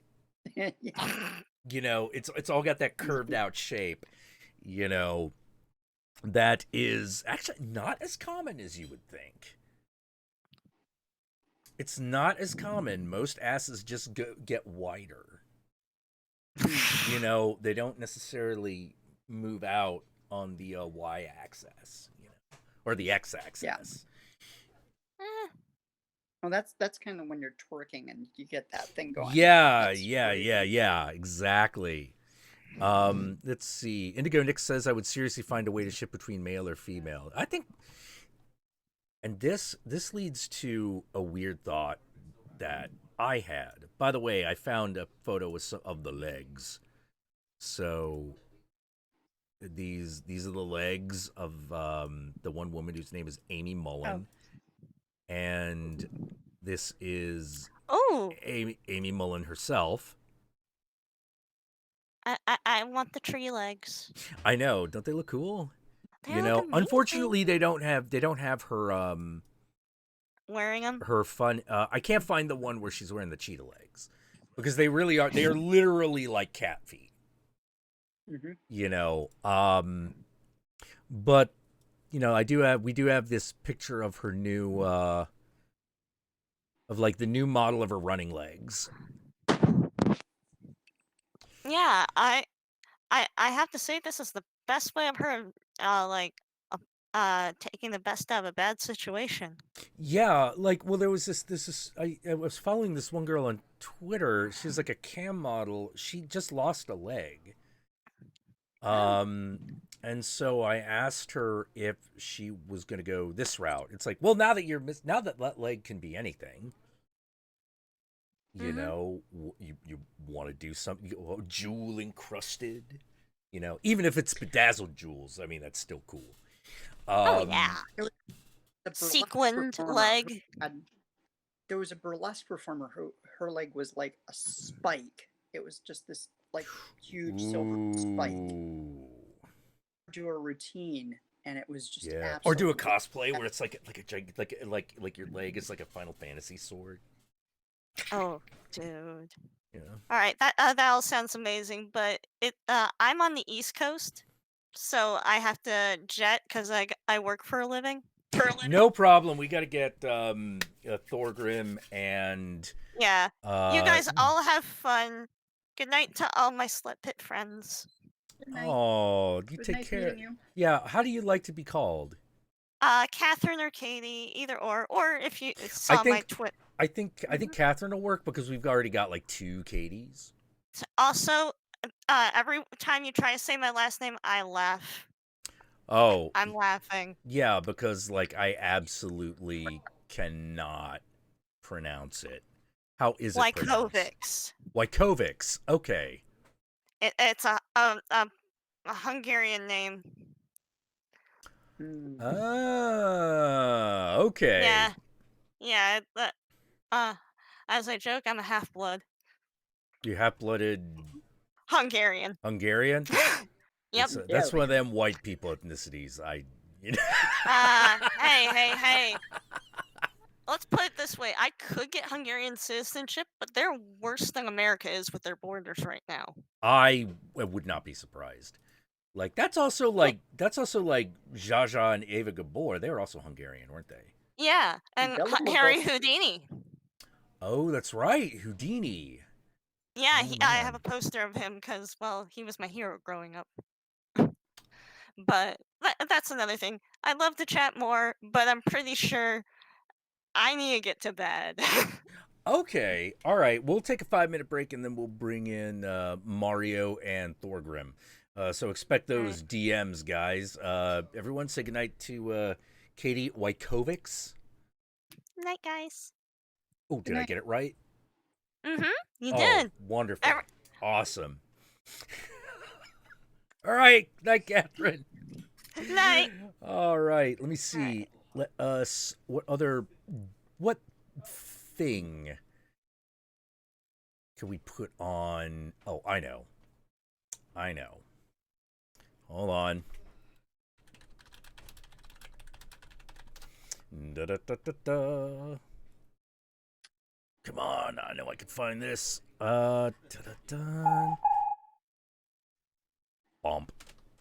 All right, so gonna get that cigarette. Be right back, and we shall return. Back in a bit. Back in a bit.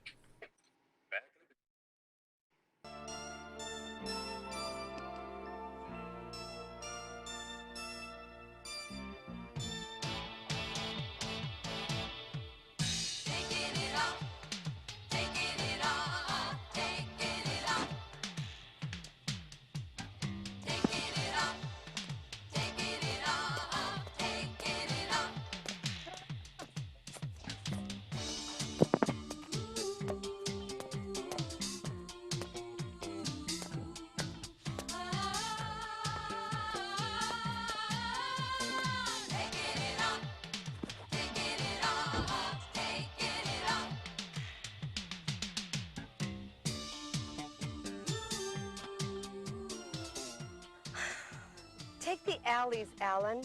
I don't want to get mobbed like last night by my fans. Oh, being the most famous stripper in America is such a bother. Oh, well, it's a burden I must bear.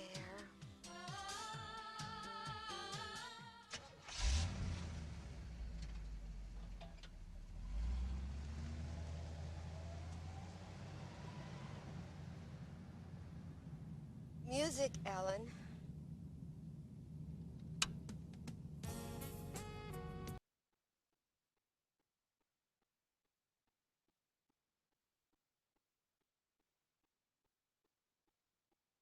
This video is brought to you by Mubi, a curated online cinema streaming exceptional films from around the globe. Get 1 month free at mubi.com/thediscardedimage. And now, I hand you over to this video's narrator, the great honourable thespian, Mr. Stephen Chance.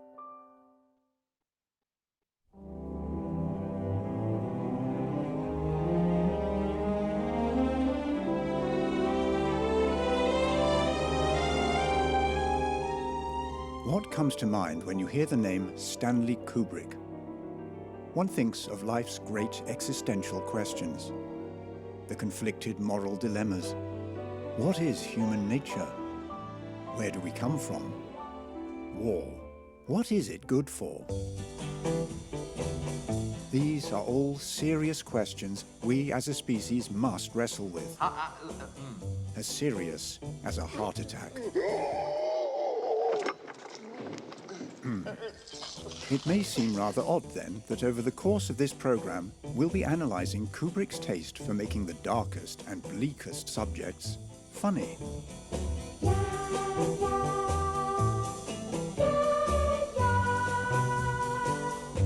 Let's start with something light. Domestic violence. What is Kubrick's most iconic image? Might I, your humble narrator, suggest this one? Here's Johnny! Might I also suggest the reason it is so memorable is precisely because it's a moment of comedy inserted at the peak of a most severe act. Here's Johnny! Here's Johnny!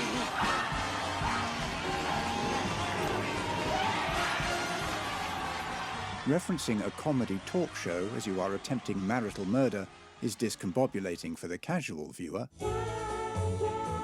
We've established Kubrick can get a laugh at attempted exoricide.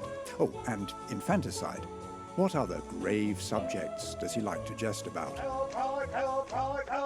War. Military training is a harsh, grueling affair. So it's a relief when Kubrick presents a drill sergeant who can so effortlessly oil the works and break the ice with his recruits. I do not look down on niggers, kikes, wops, or greasers. Well, there's one thing that you won't like, Private Snowball. They don't serve fried chicken and watermelon on a daily basis in my mess hall. Holy dog shit! Texas, only steers and queers come from Texas, Private Cowboy. And you don't much look like a steer to me, so that kind of narrows it down. Admittedly, his jokes are a little off-color. Nonetheless, we laugh. Because when you are creating killing machines, political correctness isn't a high priority. On the micro level, Kubrick makes you feel at ease when you laugh, only to set you up for discomfort. Sir, yes, sir! That's enough! Get on your feet! Not so funny anymore. On a macro, more structural level, this strategy is deployed with even greater results. Private Gomer Pyle isn't cutting the mustard. Scene after scene, he is the target of Sergeant Hartman's keen wit. Your ass looks like about 150 pounds of chewed bubble gum, Pyle. You slimy fucking walrus-looking piece of shit! The fucking war will be over by the time we get up there, won't it, Private Pyle? This extended comedy bit climaxes with a shot that moves across and ends on a visual punchline. 1, 2, 3, 24! But in the very next scene, the laughter that leapt out of our mouth boomerangs straight back in and gets lodged in our throat.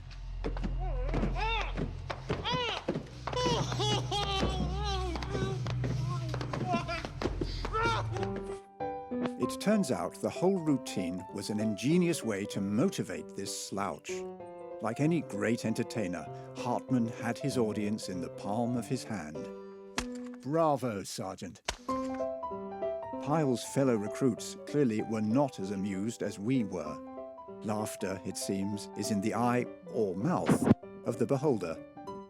Like in this scene, the letter that one character has written in utter despair, another finds highly amusing. It's about perspective, our proximity to the subject, and there are tools to distance us from other people's pain and suffering. Language is one of them. Alex DeLarge and his clan of droogs enjoy an involuntary form of what they call in-out, in-out. No time for the old in-and-out, love. That doesn't sound so bad, does it? But when we interpret the NADSAT into the Queen's English, it translates as rape. In much the same way as the phrasing creates a distance from the act, the film's gaudy style and exaggerated production design make everything seem so outrageous, you feel emotionally detached. Of course, we love sex and violence. At least, I do. Even if you object to these activities, relax. You're also allowed to be somewhat titillated. After all, you're watching a reenactment of one of cinema's most joyous musical moments. What's a kumite? You're enthralled because Alex is a graceful dancer and a skillful percussionist. Yet he's no Gene Kelly. Gene Kelly didn't rape either. That's not to suggest that we don't feel conflicted about the sights we see. Alex's evil doings distance us from what happens to him in the second half of the film. We're asked to overlook what he's done and sympathize with his plight. I feel very low in myself. Surely Kubrick is taking the piss. And like urine, when the tables turn on Alex, it's a little hard to swallow. And I feel that any second something terrible is going to happen to me. How about something a bit sillier? The kumite? Did you say kumite? Uh-huh, the kumite. What's a kumite? The kumite is a mythical invitation-only martial arts tournament with the deadliest fighters in the world. So you like Jean-Claude Van Damme? Damn. But I didn't think the kumite really existed. Oh, no. The kumite is real. It's really real. Hey, everybody. Oh, we're back. Do-do-do. Do-do-do. Alrighty. Come on. Hey. Oh, okay. Got it. So there's Mario's. And there's Thorgrim's.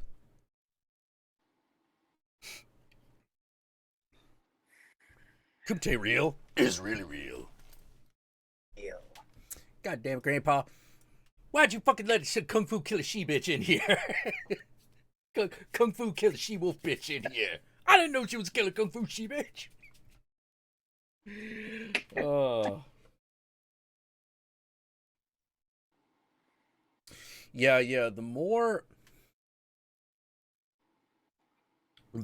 I deal with like things like concept of surgery and Where's things me? like that. There is you. Hey, Thorgrim, how you doing? Hey. I don't see your. Now, where's me visually though? I have no clue. I haven't been able to see anything the whole show. Okay, I can see Miranda. I can't see Jack. Yeah. That's a problem on my end. I can't Okay. get Hangouts to recognize the camera that is clearly hooked up to it, and it just is like, nah, you need to work. What you trying to do, motherfucker? So am I that picture of me and my mug? Yeah. It's you, part of your armpit, and a shirt with a green thing on it. Oh, okay. That would. All right. So it's just a picture. Yeah. Okay. Well, that works. That works for right now. Yeah. Definitely. But I was realizing that as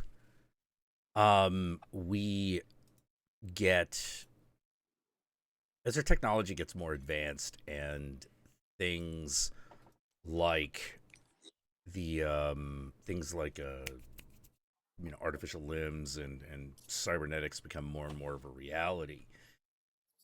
Yeah, we're gonna have to rethink this whole the whole way we approach competitive sports.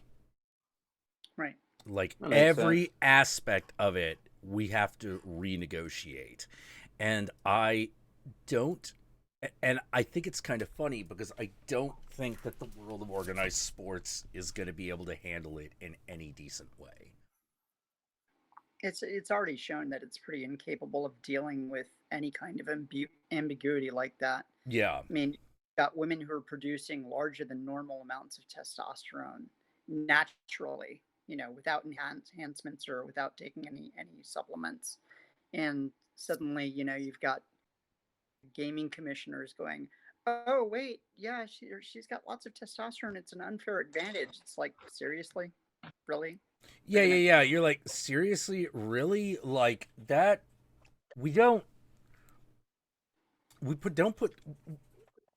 Why do we not put the men under that same level of scrutiny? Because we don't. Yeah. Hey, people. Hey, Joe Carey, how you doing? Oh, somebody I can see. He's So- underlit. He's Big got old googly eyes. What googly eyes? You got that googly eye. There you go. Oh, dude. I'm gonna say Black Absinthe is evil.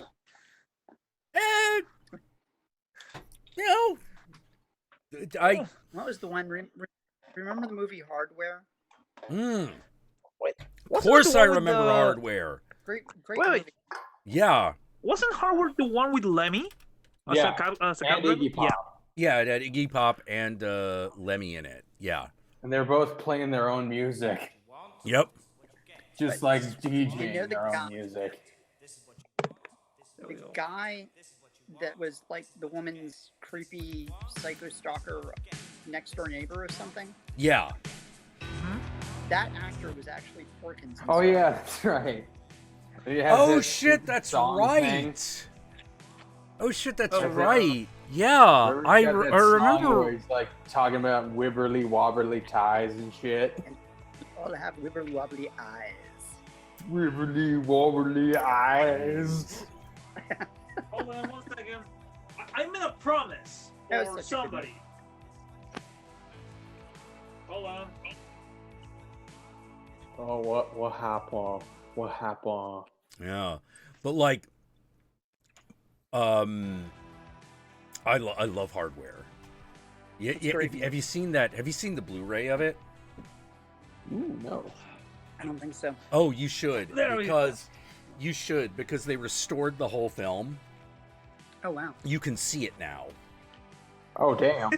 You know, I Holy don't know how else shit. to say it. You can see Visible. it now because that VHS transfer was dark as fuck. Yeah. Oh, And Dude, it I saw- loses it. You lose all of the beauty of the movie because it turns out there's a lot of beautiful detail there that you can't see in the VHS one. You literally can't see it. Which, Everything's all dude, grainy. well, yeah, I you saw it- lose it, And also the just fidelity really is dark. just bad. Yeah, it's because the transfer's so dark. You're like, did you realize that the cyborg has an American flag for a head? Oh yeah. Yeah, Correct me if I'm I wrong. did not notice that until the Blu-ray. Really? Yeah, really, because to Correct- me it just looked red. Okay, that's fair. You For the know? movie, correct me if I'm high, but that's an adaptation of 2000 AD, isn't it? Oh, it's not an adaptation. It's an adaptation of a story that was in 2080. Yeah. That's what I meant. Yeah. But Wouldn't that be it's great if Richard Judge Dredd Stanley, just so he showed went up? in a completely different direction. I think that was even like that story was even published in an issue of Heavy Metal. And if I'm remembering it correctly, the Heavy Metal story, it wasn't just a killer robot. It was literally a killer penis implant. Well, Okay, why that don't we have that movie now? Yeah. No. Wanna see Yeah, that because shit. there is this comic in an issue of Heavy Metal magazine that I have that is literally Hardware, but it's the story of Hardware, but it's about a cybernetic penis. So hardware in this case is just underlined in bold. The hard part is Yeah, underlined in bold. exactly. So the one's By the way- hardware, this one's hard. Hardware. Yeah. And so the cybernetic penis jumps off the guy the girl is fucking, and she's sort of like, how did I not notice? You know, because Just that she's good. fucking a robot dick. You'd think you'd notice that. And that's what she kind of brings up. She's like, I can't believe I didn't notice I was fucking a robo-dong. You know, you'd think I'd be able to tell the difference. It's like, man, like where's the my real head thing. been? In the comic, does the guy try to save his girlfriend? Because there's something. I mean, there's some really One like second. deep psychological shit about some guy trying to save his girlfriend from his penis. No, he does. In the comic, he does not. Okay. Because it's like an 8-page comic, and all it is this woman darting around her apartment trying to shoot a penis that is also shooting at her. I mean, there's some psychological shit there too, but Oh yeah. Okay, Yeah. I really want this movie, but it sounds like it would just turn into a really weird version of Mouse Hunt. No, it actually, yeah, kind of. I'd be okay with that, though. Actually, now you mentioned it, yeah, no, that actually is kind of like the way the comic It's is. just Mouse Hunt, but with a robotic. Yeah, it's penis. it's Mouse Hunt, but with a dong. It's a mouse. It's Mouse Hunt, but if the mouse was Yeah. a sentient dildo. Oh, speaking of alternative comics, I found something interesting for you, Jack. Oh, but I wanted to finish up because this the way the story ends is very interesting. Because turns out that the real penis was the friends we made along the way. Kind of, actually, yeah. Because good. she ends up killing the guy she's fucking because that was why she was there in the first place. Why she got him to the apartment in the first place was because it's one of those, my boyfriend fucked me over, I'm gonna kill him, and then his penis attacked me, so I killed him. And like his last line is like, "Was it good for you, baby?" And she just like shoots him in the fucking head, and like the last line is something along the lines of like, maybe I need to find, like, maybe rather than a boyfriend, I just need to get, like, one of those robo-dicks. Like that was a lot better. Yeah. So Yeah. yeah, turns out the real penis was the friends we made along the way. Yeah, exactly. So I think that's the one it's based off of. It might not be. But that's the one story that I read from one of those comics it's like I said, it's basically hardware, but it's a robo-dick. Like, literally. It talks and everything. How many movies involve killer penises, now that I think about it? A lot. Okay, a lot. Metaphorical or But literal? Either. We have A lot. Yes. A lot. All the Alien franchise. Yeah. All the Alien franchise. Yeah, but more bluntly. Yeah, but like more Okay, bluntly. where like, it's more literally a killer cock. Yeah. Okay. There is no obfuscation. It is just a penis. Killer Condom is one. What was Yeah, that yeah. underground comic in like late 80s, early 90s? I remember some guy's cock turned into Ronald Reagan and then it got transported into another dimension. Oh, fuck. What? It was a clown. It was like a really bad clown.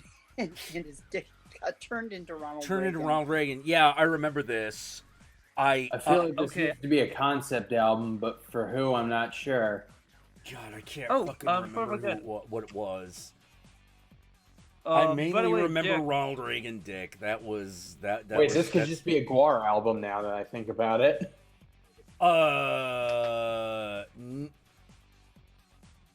Maybe. You Although I could don't see know it. if they Wait, would move. wait, I it's don't just Alice in know if Wonderland. they would. Well, Alice in Wonderland is literally one man trying to get his penis back. No, yeah, okay, good point. You know, Wait, as it fucks its how way fuck through fucking, America.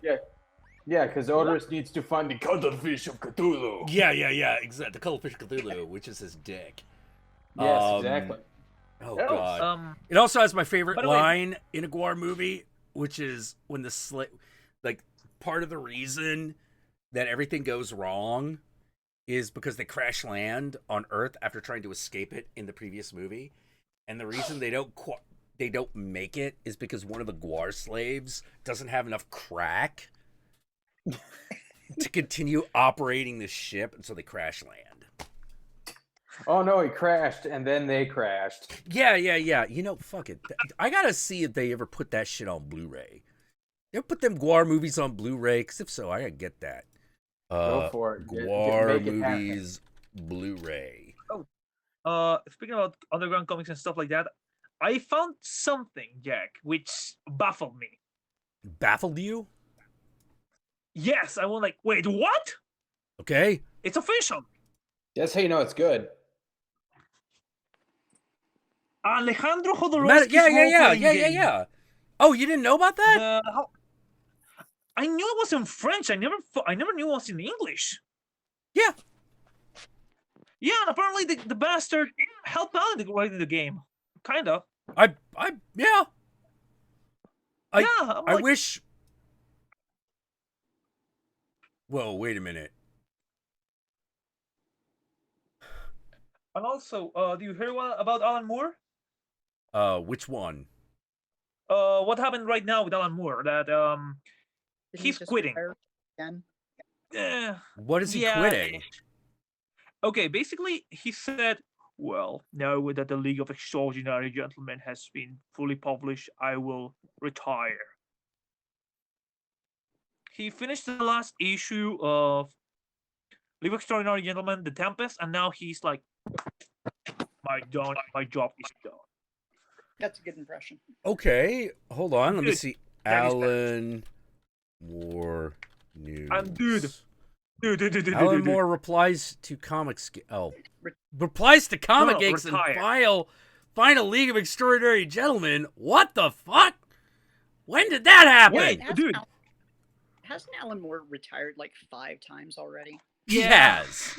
He has. So he's just like the Stones. Saying, this is my farewell tour. Yeah. I'm not No, ready to for sit real. down. This one's really the last one. Shut up, though. Hey, Dude. I Read the last don't issue? fucking care. Like I'm of the opinion that look, nice work if you can get it. Because the job basically now is, look, I'm going to keep creating things, but the reason you're going to buy them is because I could be dead, and it could be worth tens of millions of dollars to you. So you best buy it now Jack. so that I can make that cheddar. I got to get that paper. In the last issue, Alan Moore tossed fucking Stan Lee under the bus. Stalin? Like, bluntly. No, Stan Lee. Stan He Lee. tossed Oh, yeah, fucking- I heard about that. Yeah, I heard about that. Yesterday, we saw the final issue of Alan Moore and Kevin O'Neill's Book of Extraordinary Gentlemen with Tempest number 6, providing the final cap as the book headed towards the Dalek invasion of Earth. We mentioned a few favorite surface moments right here. Blah, blah, blah, blah, blah. Hold on. Okay. Okay. Wait, this news story says nothing. How does he reply to Comicsgate? I don't know, dude. Your headline has nothing to do with the article. That doesn't even happen. You fucking pieces of shit. Fuck you, Bleeding Cool. Fuck you. Okay, here it goes. I found the AV News official thingy, sort of. Weird. It says Alan Moore's retirement from comics books is now apparently official. Today. Oh, wait, like wait. said, I found it. Hold on. He made an interesting note in a faked letter at the back of the issue from Hiram J. Comicsgate. Dear Al and Kev, as a middle-aged conservative incel sitting wedged behind my keyboard trolling Alexandria Ocasio-Cortez with my Batman t-shirt covered in Pringles, can I ask with a straight face, why are you leaving the comics business? Yours, Hiram J. Comicsgate III, Oklahoma. Yeah, I'm already the letter Yes, book right Harim. now. Oh, yes, Haram. You need to read doing the voice, dude. Oh man, he named this guy, this fictional guy, Haram. Jesus. Yes, Then you said Haram. Hiram. Our Old Testament. Hiram J. Comicsgate. Oh, Yeah, oh, that's it's what you Hiram. said. Oh, okay. Yes, Hiram, Yeah. Old Testament. Yes, Haram, your Old Testament. You apparently can. Hold on, what? With God, as the ghost of Peggy Mouse. And with that, as the ghost of Peggy Mount asks us to lift our feet so she can hover under them, we've reached the end of our long-running variety spectacular. Of course, we could never have got this far without the brilliant, inventive chameleon lettering of Tom Klein, taking over from the sub. Oh, okay, so he's not even like. Hold on, is he even responding to the letter, the fake letter that he wrote? Yes, as Al and Kev. Al and Kev. Okay. Yes, Haram, Old Testament, our Old Testament, you apparently can. And with that, as the ghost of Peggy Mount asks us to lift our feet so that we can hoover under them, we've reached the end of our long-running variety spectacular. Of course, we could never have got this far without the brilliant, inventive chameleon lettering of Todd Klein, taking over from Bill Oakley, or the glorious period-perfect colors of Ben because I can't pronounce that shit. Chaps, it's been an absolute privilege working with you. We made quite a team, didn't we? And you're the readers who've been with us through all this, the people who followed this book because they, enjoyed it, and maybe thought that stitching all the world's culture into one ridiculous quilt was an interesting idea. You have always been part of that team. You're the most intelligent and appreciative audiences we could ever hope for. Your support has meant everything, and that alone, in this delirious farrago of illusion and reference, is not a fiction. So, as we canter inexpertly into the smog, hopefully in the direction of the sunset, we waggle our Stetson ambiguously and wish you all the fondest farewells from your no longer relevant, relevant knowledgeanarians, Al and Kev. Um. Huh. Yeah. And you want to hear how they toss Stanley under the bus? How? So, in the last part of the issue, Alan Moore and Kevin show up as avatars. And they have a little bickering. Saying like, we invented you, you dirty toilet.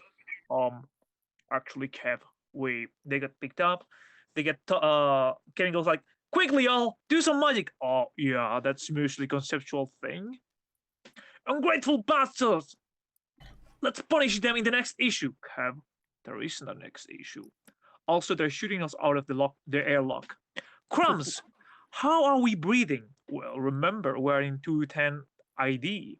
This is probably one of those air pockets that distribute through space. Right, so what happens now?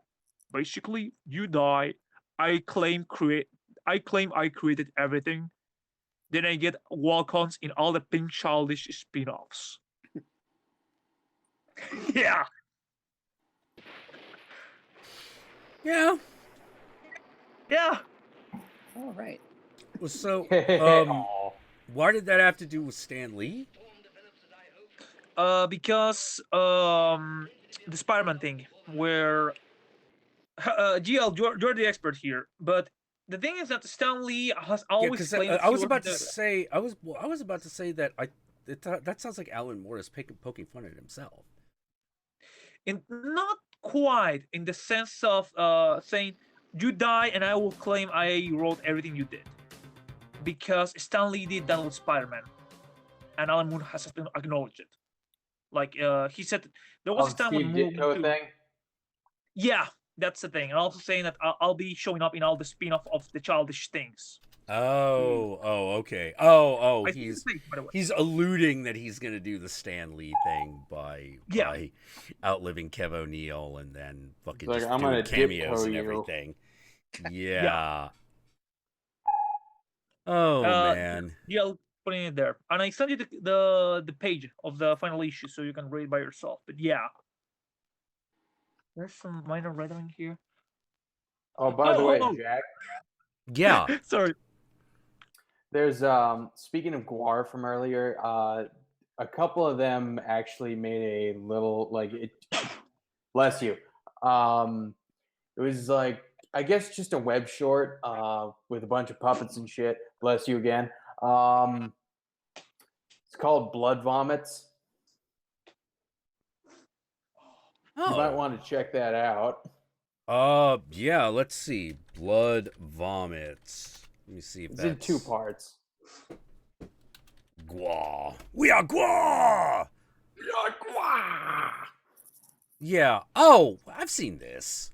I've seen this whole movie, actually. That's Skullhead Face. Yeah. You know? Like, I've seen the shit out of this. Oh. Vicar, everyone's expected to yell in unison. So, if you know what's good for you, check out the Blood Vomits Kiss on her site. Then there's that bit where like the mayor runs out of like the town hall or whatever, and he just chops him in the back with his sword. Yeah, the Blood Vomits. That, like... Oh wait! No, this is not what I thought it was. Yeah, this is different. Oh, did they actually end up making this? Yeah, but it just got put up on YouTube. It looked like it was going to be a series, but they just did the 2-parter. Well, I was about to say, like, dude died. Yeah, I know. You know, like, Which think is that a damn shame because Odorous was fucking hilarious in this. Dude, it was fucking amazing and everything. Oh, well, yeah. A little orphan slaughter. Yeah, like, honestly, dude, I would have loved if they did a sequel to the War Tune, but that's never gonna happen. I'll be honest though, the new guy they have, Blothar, he's still really good. Yeah. It's just one of those It's just one of those things where you're like, but I miss Odorous, but at the same time, yeah, you know, Dave Brocky was that guy was the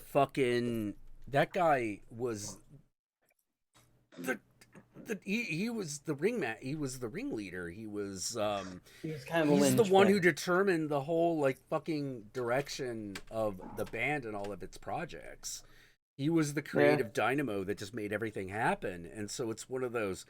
The one thing that you know for certain is that even if the new guy is good, he can't replace Dave because that's not possible. Yeah. It's like what happened with Freddie Mercury and the new guy, the guy from the Scorpions. Yeah, it's like he can sing Wait, those songs. Wait, was Klaus Meine in Queen for a short bit? Well, Freddie died and Queen continued to tour for a long ass time. Oh, so they just had Klaus Meine fill in for him? Yeah. Yeah. Well, let's be honest. Well, what else were they gonna do? No, yeah, I was just trying to like picture. What that sounds But like you can. It's that thing where it's like you can replicate the sound of Freddie Mercury's voice, but you can't replicate Freddie Mercury. The way his presence affected everything. That's why it's not. Yeah. Yeah, exactly. You know, like let's be honest. There's only a handful of bands who has been able to pull through after the death of one of their lead singers, like AC/DC. That's one. AC/DC is one, yeah. Or even just like changing lead singers, which I feel Black Sabbath did pretty well with. Well, yeah, because they went. Once Ozzy was gone, they got Dio, and they went they went with kind of a more new album direction at the time. Well, they let. It's really weird because Ozzy leaves the band. More aggressive. Yeah, because like when Ozzy was in the band, Ozzy was the creative direction, was a major force for the creative direction of Black Sabbath. Mm-hmm. Yeah. You know, so they get rid of him and they bring on Dio. Now, I don't know anything about Ozzy versus Dio. Ozzy is kind of in Black Sabbath. He was kind of a laid back, like, hey, right, let's maybe try it this way. He's kind of wishy washy. Dio is not. No, yeah, he's like, no, everything's got to be on all the time. Yeah. We're doing it this way. It's like, but whatever. I don't care. I'm fucking Dio. It almost seemed like metal during that time period. It's like you had your kind of 70s based groups like Black Sabbath. Mm-hmm. They harken back to Led Zeppelin and everything. And then, it's like in the 80s, you really started getting focused on groups like Iron Maiden and Anthrax. And it really started getting the mellowness. Not that there was a whole lot to begin with, but what mellowness there was kind of leaked out of metal. And that was largely at that period of time in the early 80s. A lot of that had to do with Iron Maiden. Yeah. Or sorry, Judas Priest. Oh yeah. Specifically their like changeover from because for a while they were a bit slower and a little more hippie-ish at the time, but then the album Hellbent for Leather. Just Hellbent for Leather came out and they got a lot faster and nastier. Yeah. They did, because that was the period of time when Rob Halford, I don't know how to explain it, but he just went so gay that everyone forgot that that the closet existed. He went full biker daddy. He was full bondage biker daddy gay. He was losing his hair. Yeah, but he had started shaving it off already. Yeah, like, at that point he was just like, "Fuck it, Cap is gonna." Yeah. I'm just gonna, if I'm gonna have no hair, if I'm losing my hair now at the beginning of this rock stardom, I might as well get rid of it now, so that I will always have that. Yeah. Then he just decided, look, he's a full biker. Yeah. Yeah. Studded leather all over Urwear. You know, still can there were a lot believe of characters in the late 80s, early 90s who made being bald look cool. I think it all has to do with Rob Halford. Oh yeah. You know, that and Kojak. You Yeah. know. Dude. And of course, bringing the studded leather in for everybody. Yep. To just start going, no, it's totally not gay. Shut up, though. But yeah, it is, and that's what makes it fun. Judas Priest could have literally had Tom of Finland do a cover for them. Oh fuck yeah! It would have been like, yeah. Fuck yeah! It'd been and it would be excellent. You know, is Tom of Finland still around? Good question. Yeah, let's check that out. Let's see if old Tom of Finland is still around. For that. I know where you can buy. What are your thoughts? Finland bed sheets, but. Oh no, he died in 1991. Oh. What's the cause? Cause of that?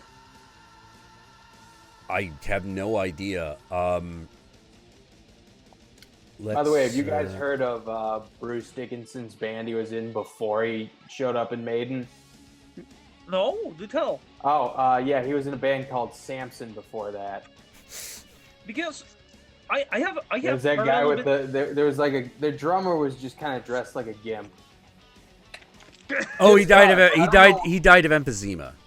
He had emphysema. He had a stroke and he died. Yeah, Bruce Dickinson was in a band called Samson with a gimp drummer. Oh, yeah, that sounds about right. People. Yeah. By the way, what are your thoughts on Ripper Owens as a replacement for Halford? Yay or nay? What the fuck are we even talking about? I'm you lost, remember dude.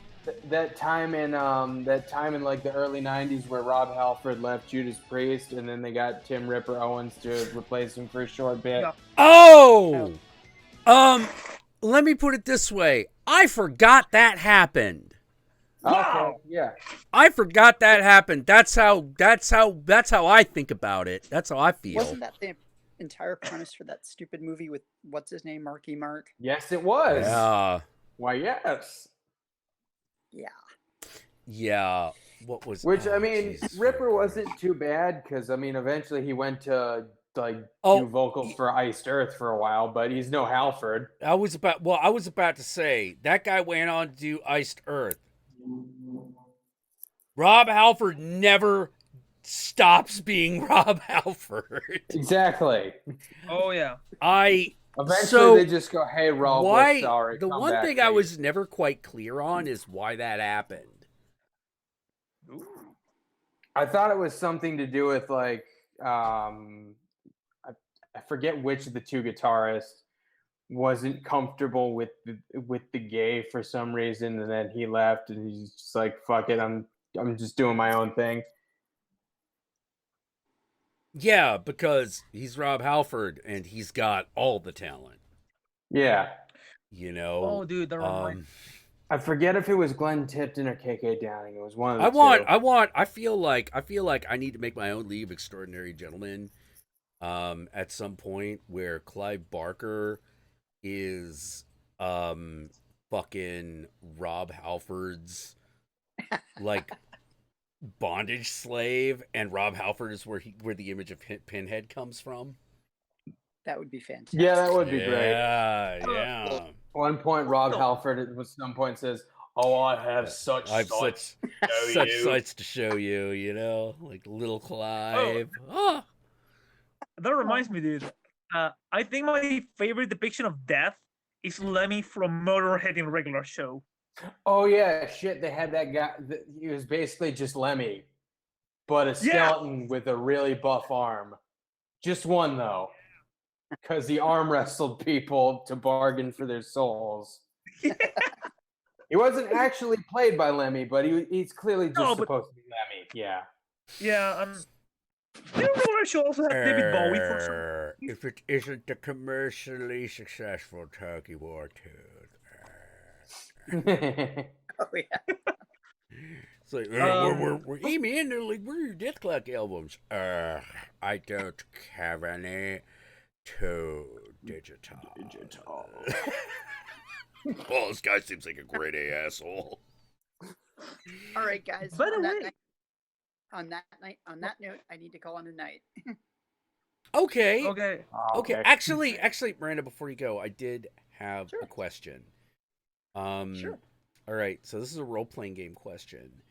Right. I'm working on this system of appearance, the appearance stat. Right.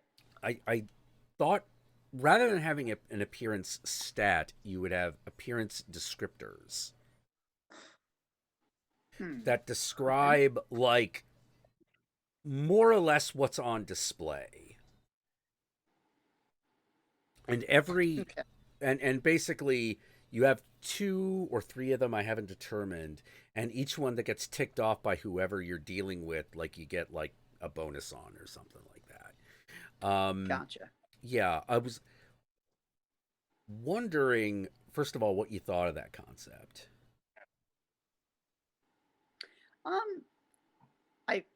I think it's a neat concept. It definitely does something different with that stat. But I would say, well, and I'm looking at ways that would come about in gameplay. Yeah. Like where that level of intricacy to that stat would come into play. And I mean, the first I think of is, of course, I think, well, let's say you're a species of succubus. Yeah. Your goal is death. Yeah. So, I mean, I could see something like that where seduction is a huge part of the game. Yeah, it actually is. But yeah, it sounds awesome. Okay. So one of your descriptors is bonerific. Well, actually, it's called well endowed. Oh, okay. All right. So I wasn't too far off. Yeah, you weren't too far off, because part of the idea is that some of the characters can literally change gender. So rather than have them pick a new stat, it's just well endowed, and if you change gender, it means the other thing. It shifts. Yeah. So So if you have a new trick.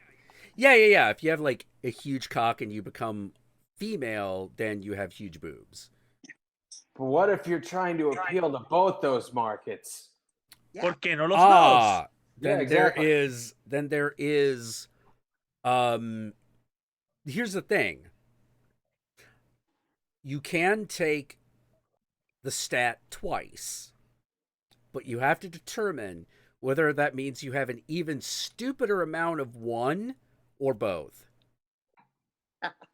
Okay, so you have to roll some dice for this point. No. You don't have to roll dice. You just have to determine it. Oh, you just got to pick. Yeah, you just have to pick. Okay. So are you going to double down, or are you going to double down on one, or are you going to split the difference? Yeah, exactly. Okay.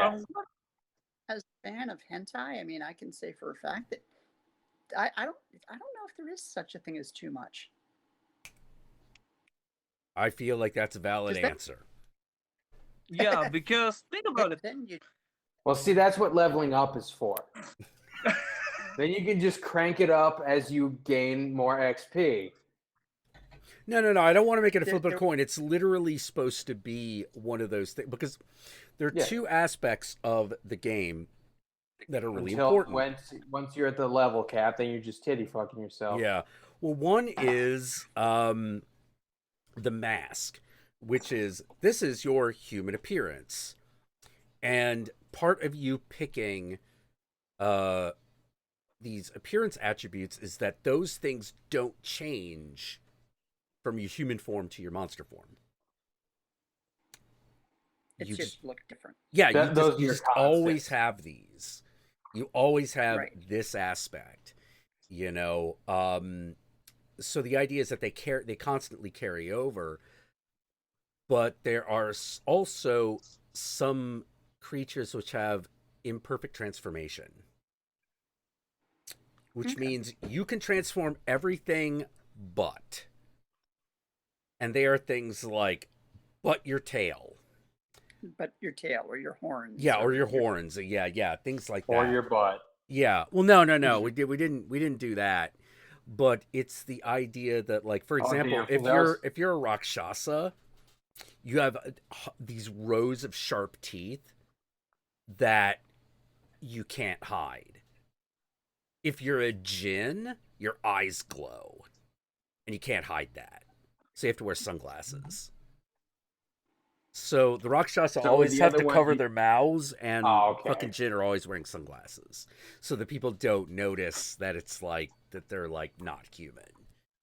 So it's like if someone has a mask on, it's like, you mind if I check? I want to make sure you don't have a shark mouth. Yeah. But if you're smart enough to know to ask that, you're probably already another monster.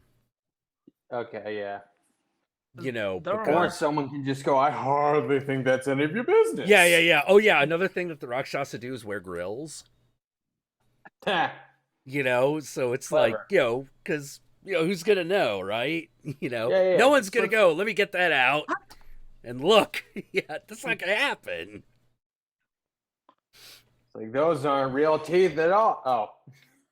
Oh, yeah. Two things. Yeah, time traveler. Yeah, like how Crowley always has his snake eyes. Yeah, exactly. Or the snake tattoo. Very quickly, the trailer of Top Gun Maverick was released and is homoerotic because it has to be homoerotic. So Top Gun is very homoerotic. Like, no, the new one. The what? There's a sequel. Yeah. Oh yeah. Hold on. I got you covered. They're doing a sequel to Top Gun. Yep. Yeah, with Tom Cruise. Oh, okay, he's back. Go figure. And it's homoerotic as but fuck. Tony Scott is dead. Yeah. Oh, and all right. So who's directing this thing? Jerry Bruckheimer. I'm out. No. I would have laughed my ass The only off way if that it could be a Scott. worse idea is if it had been Michael Bay. Hold on, let me see. Then he'd try and cut out all the gay stuff. Yeah, but here's the thing. Which would he would completely cut defeat out the purpose of so much of the gay that it would become the most homoerotic thing since something very yeah, it would just do that thing where it circles back around. Mm-hmm. Sorry. Apparently, the producing company is Jerry Bruckheimer's. Okay. The director, apparently, it says Joseph Consin. Who? Exactly. Oh, now I know. Director the guy of who what? made Tron Legacy and Oblivion. Oblivion. Huh. Oblivion. What? I know you're not talking about Phantasm Oblivion, so... No, I'm talking about Tom Cruise's Oblivion. And not that space western thing. Oh, yeah. Yeah, and he did Tron Legacy. That was his debut. Well, I can't hold that against him. He also did Only the Brave, and that's about it. Okay. So you got a guy. So a guy I've never heard of is doing a sequel that shouldn't exist for a man that indicates that I probably won't care. Home of the Brave? I don't know. Anyway, Miranda, I think you're trying to ski-daddle with grace and aplomb? Yep. Just a bit. And before I go, if I could plug my new content on Twitter. That's Please. Miranda Kali. MIRANDAKALI at Twitter. And I've got a bunch of new content up. Ask for it by name. Any of it is any of it scandalous? Oh my God. So I basically go all the way on this one. So I'm flashing my tits. I'm sucking dildos. I'm fucking dildos. You can see everything. I feel like I don't know. By the way, Miranda, I don't know if you noticed, but when you were over, I was having a little my eye line was having a little difficulty. Yeah. Okay. I don't know if you noticed. Yeah, no, it was that I'm doing that exactly. I'm like, oh, I'm doing that thing where it's just like, hello, rest of person. Yeah. And she's like, yes, that's the idea. Yeah. Well, I felt real awkward. That's what I was going I felt for. bad about it. You know. But right after I got back from San Francisco, I had a follow up with my surgeon. He was like, "So, what do you think? Are you happy with him?" And I said, "Well, I keep thinking maybe I should have gone bigger." And he's like, "Nobody ever says smaller." Like, all right. I'm like, "No, they're fine. They're fine. I'm happy with them." So. All right. Well, I just thought you might enjoy that little tidbit of like, God damn it, I Don't did you it mean again. Fitbit? Thank you. Yeah. I'm so Thanks, so funny. No, I'm not. All right, guys, you have a great night. Thanks for having me on. I had a blast. Yeah, I did too. You take care. Take Take care. care, I'm Miranda. waving, but you can't tell. Keep being awesome, Miranda. You too. Ciao. Ciao. Oh man. So yeah, that was Miranda Kali. You should check her out on Twitter at Miranda Kali. Apparently she's got pornographic material of a On prurient nature, which I very much approve of. Because I am a man who believes that these sorts of things should be enjoyed, shared, and acknowledged, and think that anything less is pure sexism. Oh, I Imbibe have it. some. Can you I have some imbibe it? interesting- You could probably imbibe it somehow. I don't know. One-handedly, if needed. Yes, exactly. Yes. Also, I have some interesting news. I did the streaming of Vampire the Masquerade. How'd it go? Went very well. Mazel tov. I have fans now, which is strange. How well did it go? Well enough that Justin Achille and fucking Jason Cole told me good job. Nice. Oh, nice. That's so great. every Friday I'll be doing it with the Gaming Muse. She's a YouTuber that does a lot of like symbolism behind Silent Hill and psychology, profiling characters of Silent Hill, stuff like that. The Gaming Muse? Yeah. Hold on, that One sounds word, the that Gaming sounds I was about to say that sounds familiar. She wasn't a member of CA, by the way, but she does a lot of She of was. gameplay. No, she was. You said by the way, so I assumed that meant that. Okay, was No. I meant like or- no. She wasn't involved with CA. Okay. No. This is her channel, but like I said, she does mainly live streams and stuff like that. I'm gonna sit here, I'm gonna sit in chat. her live streams are somewhat popular. Nice. Yeah. Basically, she recently started doing a live stream of Bumper the Masquerade because she wanted to understand the game better. Ah, As okay. sort of, yeah, I'm surprised, honestly. Like Katie, Indigo, I was there. We played, and yeah, I'm excited. Tomorrow I have to DM again, and I have Nice. I have no fucking idea what the fuck I'm doing, but yeah. No, just Being a ad-lib. game master is always about thinking on your feet. It Yeah, always like- is. I've never seen it not be. I know, dude. Go by the seat of your pants. Yeah, it's Oh, yeah. always Good the day, seat. It's Valhalla, or always the seat of your potato pants. chips. Oh man. I discovered this little neat trick I have for the game, which is I bought the card game of Bumper the Masquerade, so whenever I need to come up with an NPC, I just go like, you You made encounter this guy. Yeah, pull out an encounter Yeah, card this and then guy. just run it from there.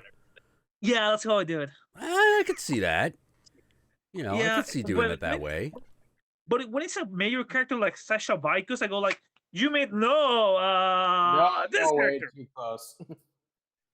Yeah. This is too Uh, important for now. We're gonna save you for later.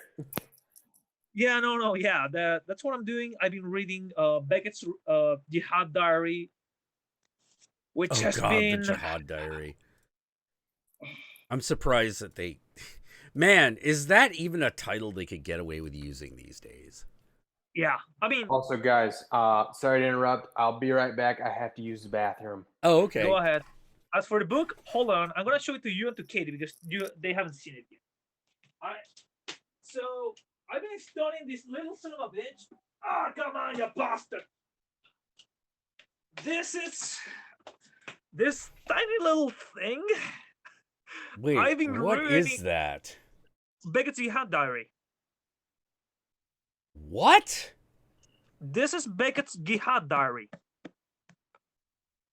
That's huge. It's everything that has happened in the canon of Vampire the Masquerade from the 90s till today. Like a complete update. Jesus, who published that? Drive Through RPG, I think.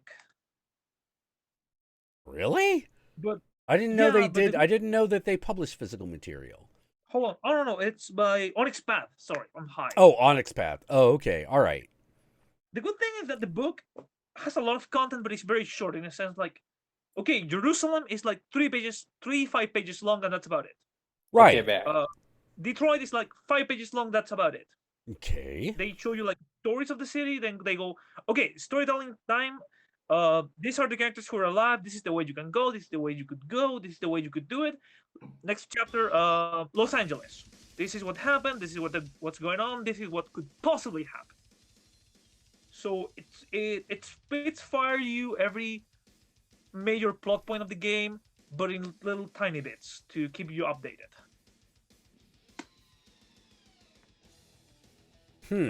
But yeah, this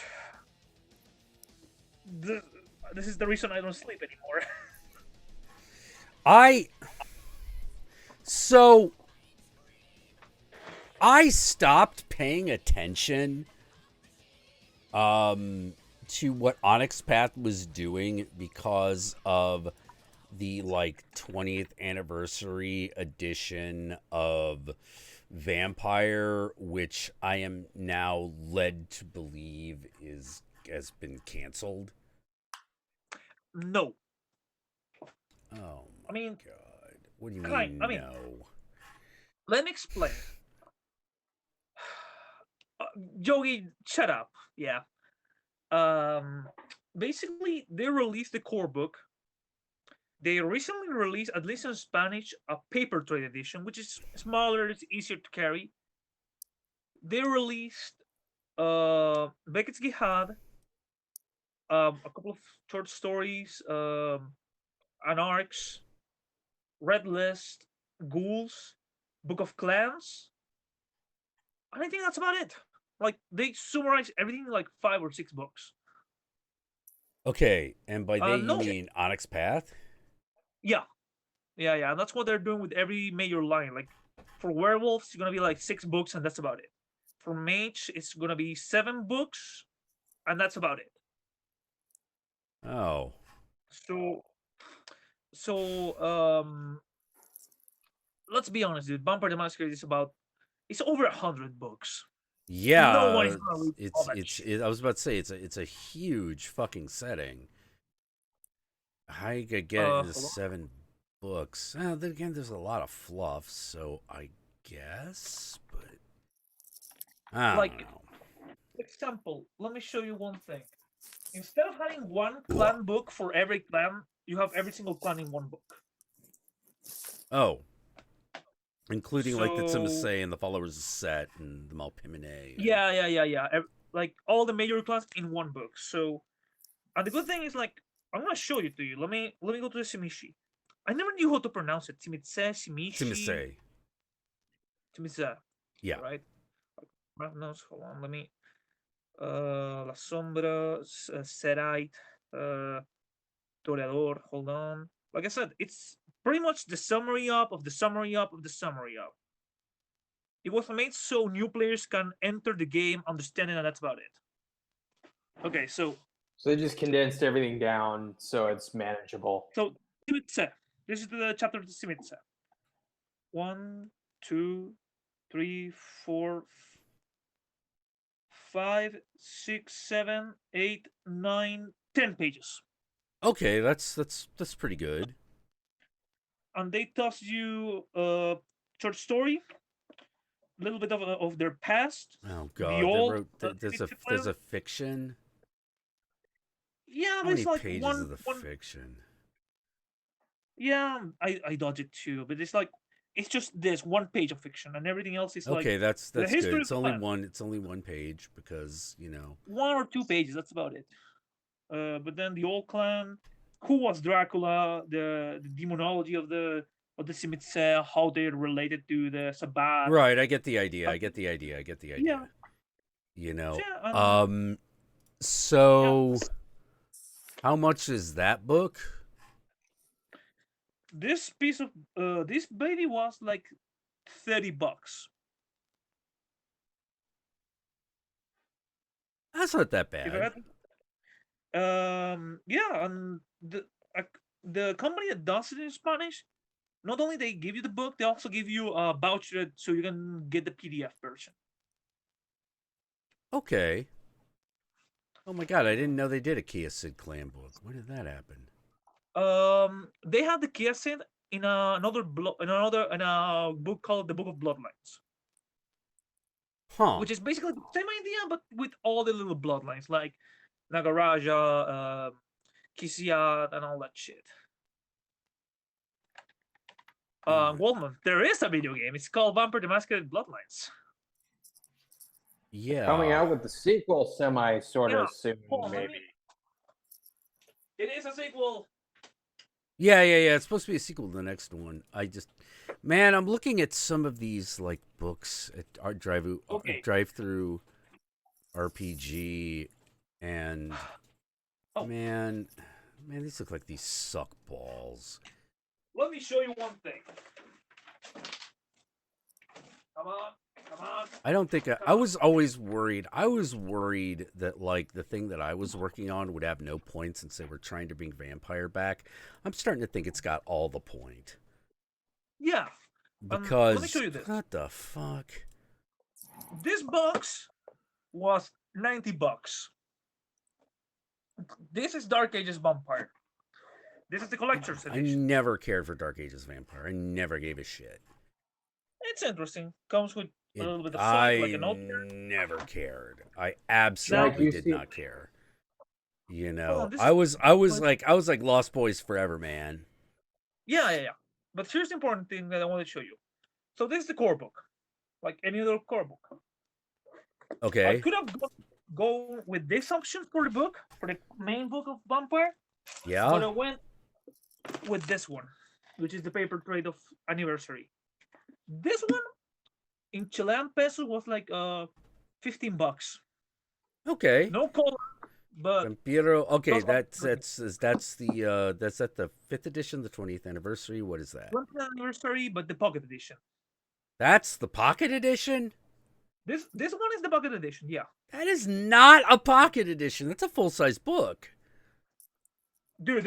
That's as pocket as you can get it. Yeah, but I mean, like, why would you call it a pocket edition at that point? That's as close as we can get. Wait, what's the normal edition? Comparatively. This is the normal edition in normal size, like for Anniversary. This is the normal edition for pocket. All right, put one on top of the other so I can see the size difference. Oh yeah, that makes all the difference right there. What the fuck? That's as small as you can get it. Then why bother? Just get big pockets. Then why bother? Because it's cheaper and it's cheaper. Slightly cheaper. How is it cheaper?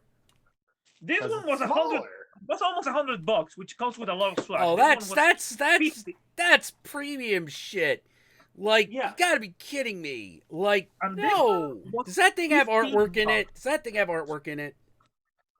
Yeah, this one, yeah. But It has black and white. artwork. All right, so it has artwork and everything. Oh my god. But again, this one is $15.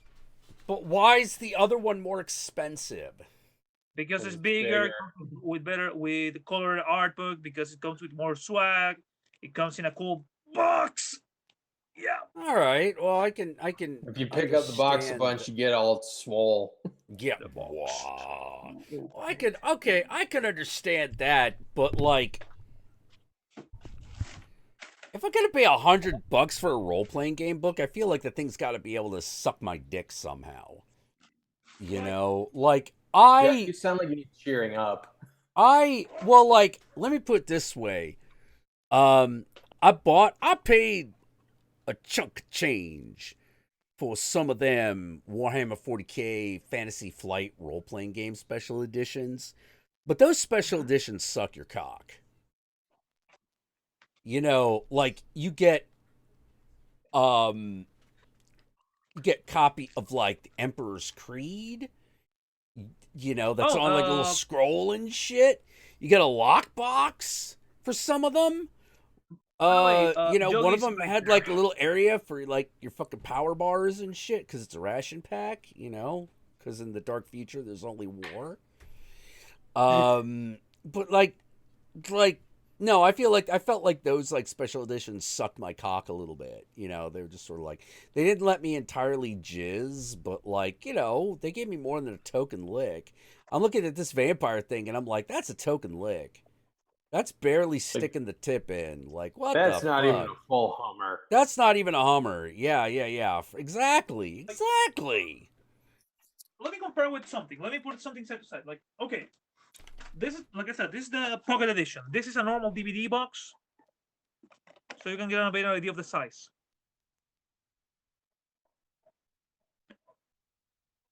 It's meant to be carried in a box. Why isn't that just the book? But like I said, it's less than $20. Yeah, so why isn't that just the manual? Oh no, this is just the manual. $15 just for the manual. But it's the Pocket Edition. Why is it the Pocket Edition? Why isn't it just the manual? The other one is like all the swag and all that because it's exclusive. Well, what swag did it come with besides the official pin of the Camarilla? Okay, it's map got a of pin. Europe, It's got what? A map of Europe. Of the Dark Ages. Oh, because it's Dark Ages. Okay, yeah, all right, go on. I mean, this edition was the cheapest. The most expensive comes in almost Bible-like paper with golden inside. All right. Like that. A book with character sheets, a notepad, an official notepad, a glossary that tells you like what changed between edition and edition. Which Dice should probably be there. Period. Okay, so you got dice. Okay. Like a set of 10 dices, and I don't remember what else. Yeah, that's barely a Hummer to me. Yeah. You know, like it's got to come in like a cool case. Like, what if it came in a little like vanity mirror kind of setup? You know, but you're like, oh, now you got your dice arena, and here's your special dice that, you know, have like fake ruby inlay or some shit. You know, so it looks like super swag. Oh, by the way, dude, I have an interesting bit of news for you. Maybe like a fake like opium needle. You sound sad. But me? By the way, Jack, would you like some ice cream? When I think special edition, when I think collector's edition, there's a big bag of rock salt. My I couldn't even finish that. You son of a bitch! I got that reference. His big bag of rock salt. Ah! I thought you were gonna give me some ice cream. Well, when you got cream and sugar and flavoring, I don't give a shit about this. Just give me the thing I like. Oh my god. Hey there, you like Angelina Jolie? Give me big old boner. Well, here's a picture of John Voight's nutsack. No. Now jerk off to that, you lucky so-and-so. Oh man. Speaking of Warhammer, I got something that reminded me of you, dude. I got Dark Heresy and the Space Marine role-playing game. Death Watch. Deathwatch, yeah. Yeah, and I'm looking for only War and Rogue Trader. Yeah. Like, Rogue Trader was the one that I thought had the most potential that it never quite lived up to. Dark Heresy, I thought was a really great idea, But I don't know how else to. All right, let me put it. The one problem that I have with all the Warhammer 40K role-playing games is that the adventures that they write for them are ass. Oh, dude, it's preacher to the choir. They're so bad. They're so bad. Like, the Dark Heresy adventures are particularly egregious. Because I'm like, all right, we're playing the Forces of Chaos. Here, have a political intrigue game. And I'm like, what if we just kill and rape everybody? Like, why would you do that? Because we're Chaos Space Marines.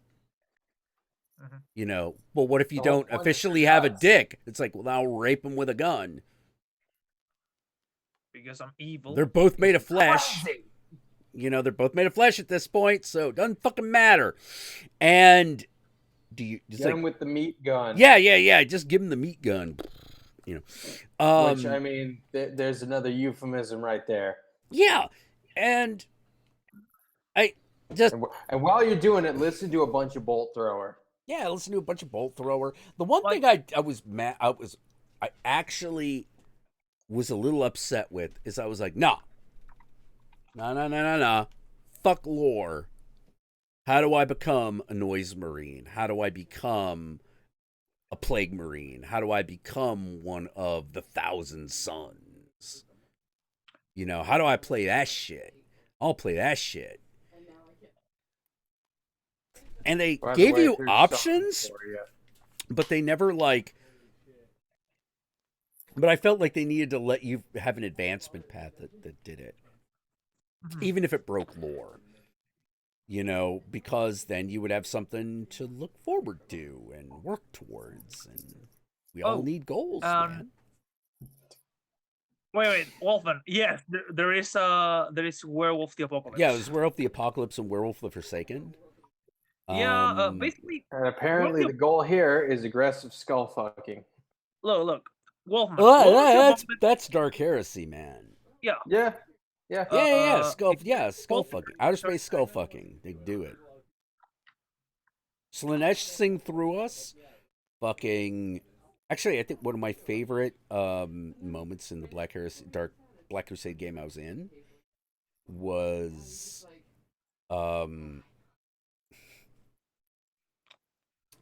so during every adventure, every player has to announce a group goal, a quick goal, and a personal goal. My favorite was the Khorne Berserker and the rivalry between the Khorne Berserker and the Sorcerer. Yeah. The Sorcerer is like, I will summon this major demon. That's my personal goal. And it's like, all right, Khorne Berserker, what are you going to do?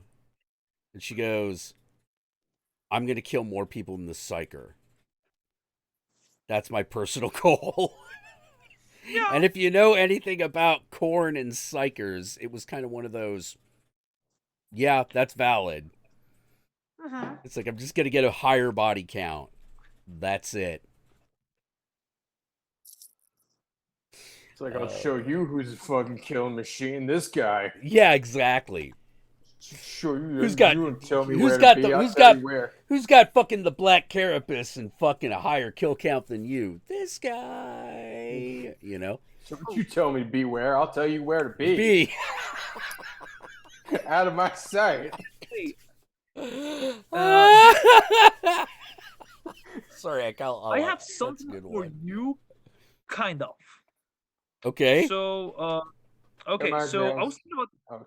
I was thinking about your game and the concept, and I mentioned to a man, the guy who made me the horns. He makes special effects for a living here in Chile. Okay. And I told him that like I had an idea for a concept for an sort of urban demon, and he said, "Okay, in 6 months I'll have you the hoofs and the claws, and I can make you the makeup." Nice. So, I'm gonna try to do like an urban demon sort of photo shooting, but very like not like, oh, I'm so evil, but more like, hello, I'm drinking Starbucks. Why are people being mean to me? Yeah, So, Starbucks. Fuck I just you, want to dude. drink my coffee. Yeah, my yeah, yeah. coffee I already, today. Yeah. yeah. So I already bought the contact lenses. I have never worn contact lenses in my life. It creeps me out. But yeah, I've been losing weight for it. So as soon as I have the photo Star shooting, I'll send. warped. Huh? Star warp. Star warps. Star Wars? Star warps. It says Starbucks. Ah, It took me a bit. yeah. Yeah. You're sitting there in the warp, drinking your coffee. It should be Star warps or something. Or just demonettes or Slaanesha's coffee. It just has like, instead of the siren, it's got like a stylized demonette on it. Yeah. You know. Oh, and also, And by the way, just And one you could buy a bowl of cornflakes. by the way, dude, perfect. Turns the milk to blood. You know. No, the milk is just blood. By the way, You are this not guy putting who blood ended- on You just cornflakes. put that on the side of the box. Cornflakes. The milk is just blood. By the way, Jack wanted to Comes hit with you a up fucking toy skull throne. No, it just comes with a skull. Just a skull, just one. Collect Put it on them the throne. all. Do And it. by all, we don't mean every variety. We literally mean kill each other No, and get get every all the ones skull that ever. exist. every Put it box on the comes with a throne. throbbing heart of a child. Yeah. No. I think it needs to come. No, with yeah, a that's where you get the skull. blood to put on the flakes. Oh, God. See, it's just one-stop shopping. It's like it's as if. By the way, Jack, this is the funny part. I want to see this guy at his studio, and he's a role player, and he uses this tower of dices. His tower of dice is a server skull, and he's a player of porn. Nice. Want me to I almost bought like a fucking tape measure that was a servo skull. Oh yeah, I seen it. You know, I wonder if I get that And on how long is this? Amazon. I think one of the problems is I think it's only in metric. So yeah, and it's only for the board for the game. Like it doesn't work if you wanna use it for your measurements on your house. Still, You know, would be a really good use of a servo skull. Hmm? A laser level. laser level. Yes. Yeah, you know, like just to get things looking real even. You know, it's kind of like Oh. The kind of I always just get that as a servo skull. Yeah. Actually, Alright, that's even. do they have servo skull USBs? They should. I gotta imagine someone does. They should. Servo skull USB. That seems like the most obvious route. I know, right? Skull drones. Okay, are these USB If ports? not- They are not. These are not USB ports. Don't tell Games Workshop, dude, or they will sue you. I don't fucking care as long as I get my fucking servo skull USB and everyone else can go spin.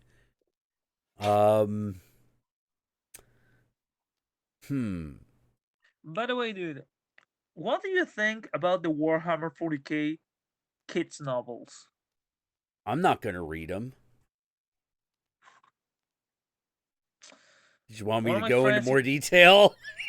No, dude. Like one of my friends is a dad. He plays Chaos, and his daughter wants to know what's daddy playing. So he went like, "Yeah, I'm probably gonna buy them and read them to my kids." I am.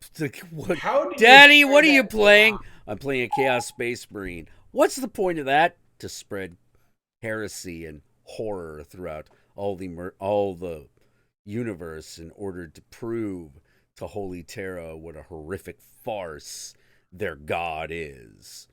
How you gonna do that, Daddy? Kill, fuck, or infect everything. Everything, Daddy? Yes, son. Everything, preferably at the same time. I want to do it too, Dad. I want to do it, Dad. No, Dad. you can't do that, Haven't son. Well, maybe This- when you're older. Yeah. Dude, Jack, have you seen this short film where there's this Norwegian death metal guy with makeup teaching his daughter how to build a church? Yes. And they're Yeah. on And fire? they set fire to it at the end. Yeah. I love that. So, I yeah. love that movie. I love that video. Yeah, You they know. did. Did I hear for that Kitty- Edward Furlong is back as John Connor in the next Terminator movie? I don't know. Fuck. Yeah, kind of ish. It's complicated. Edward Furlong has debts to pay. Let's leave it to that.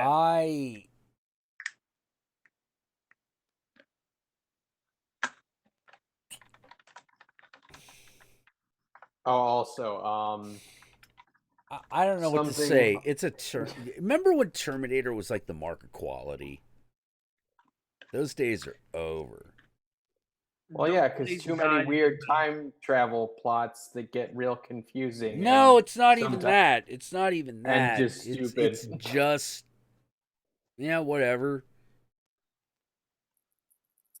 That's how I God feel about the damn new it, the new Terminator movie. I'm like, yeah, whatever. If it's good, I'll see it. Maybe I don't know. Yeah, because we've had too many of them. Well, like Hold on. Yogi, I Terminator love you, but- Salvation was kind of the end for me. Like it's the worst of the Terminator movies by far. It's really bad. Terminator 3 was only the worst one we had up to that point. Yeah. Because And the then- first two were excellent, and then the third one happens, and Yeah. you're like, okay, I guess this is done.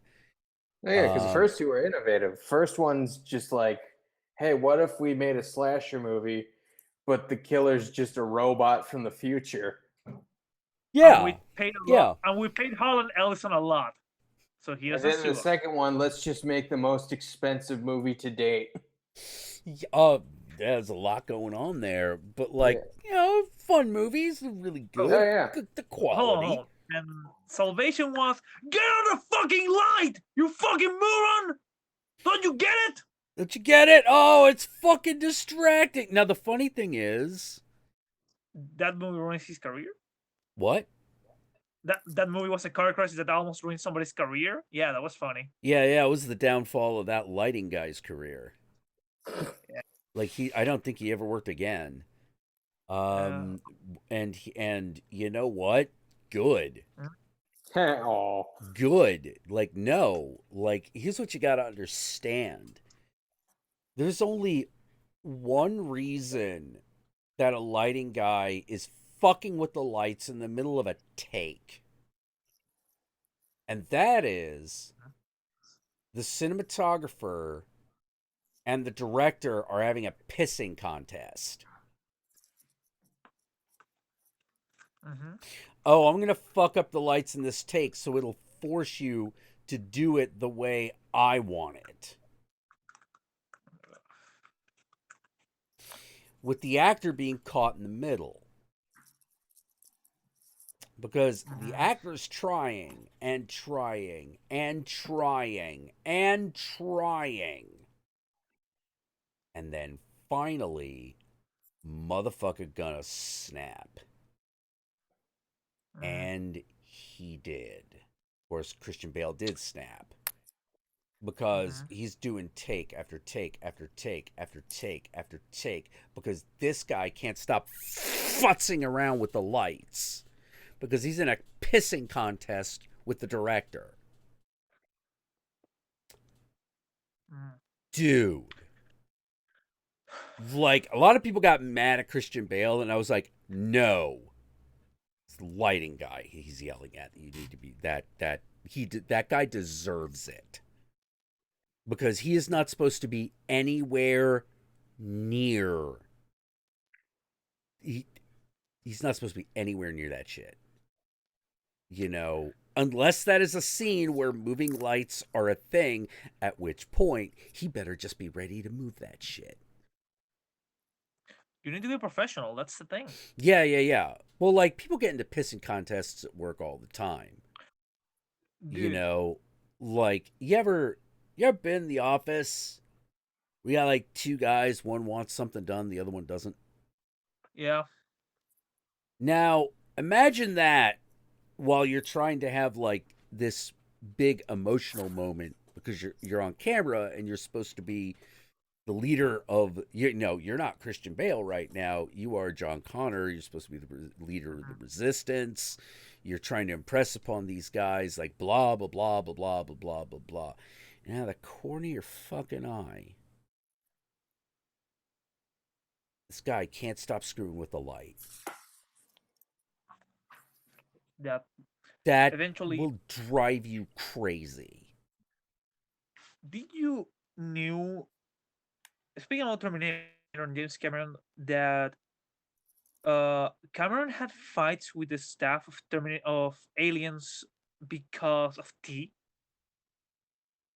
Because tea? the staff didn't want to work with him. Yeah.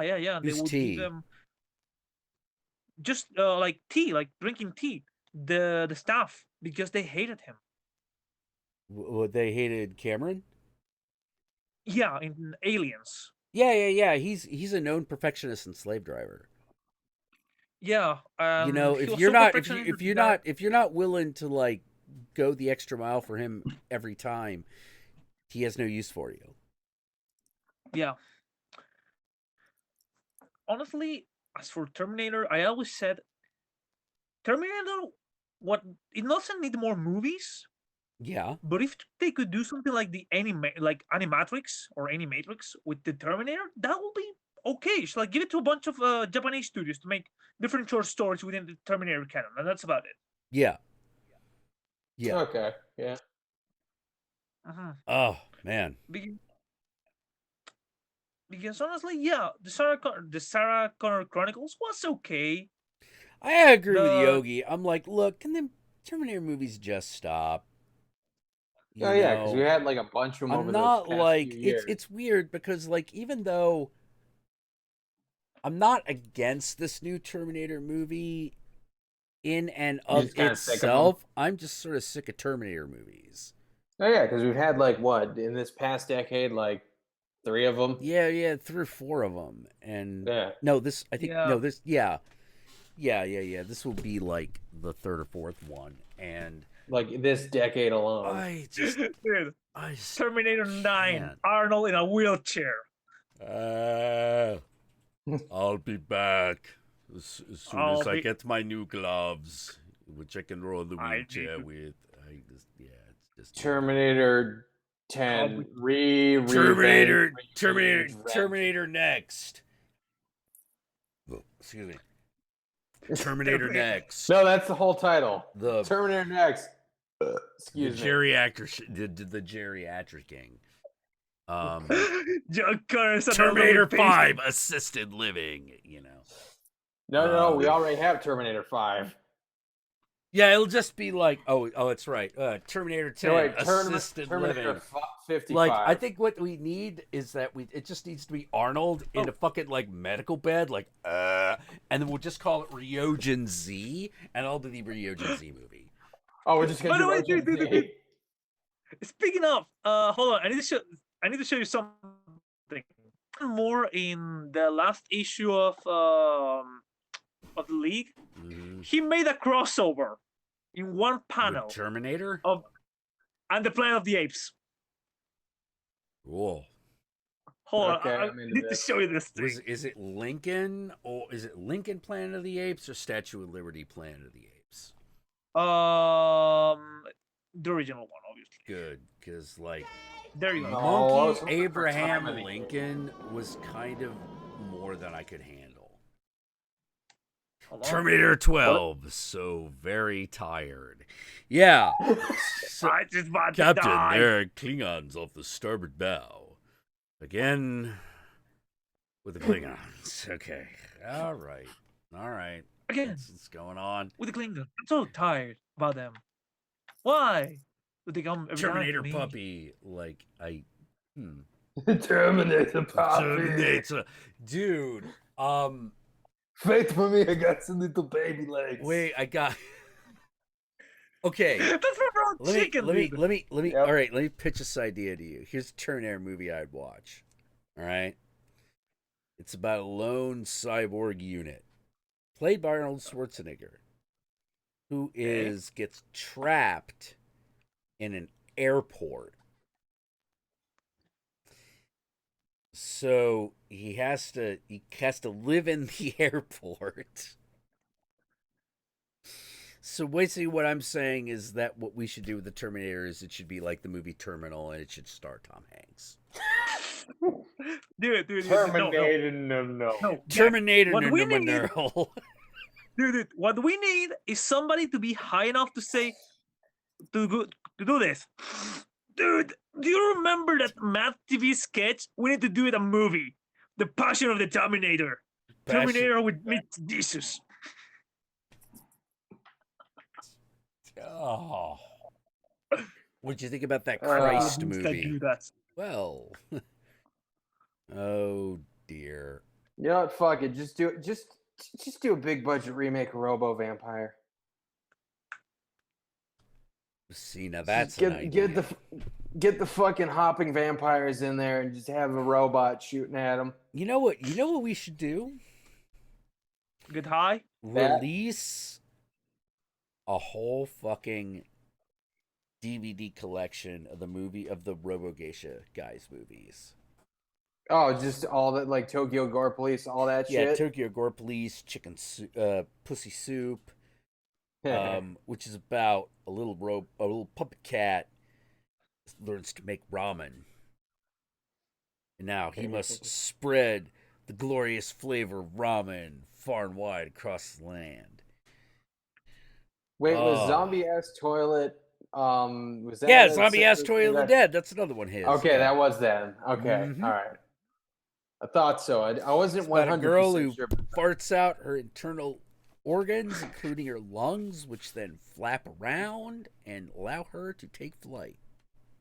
Oh, As it fucking hangs out of her ass. by the way, 10. do you have faith on the new RoboCop movie by Neil Blomkamp? Oh, Yeah. they're doing another one. Yeah. Okay. Neil Blomkamp doing it? Yeah, I do, actually. Dude, the idea is they're gonna go all Halloween in the saga, meaning Oh, okay. So it's RoboCop 2 too. RoboCop.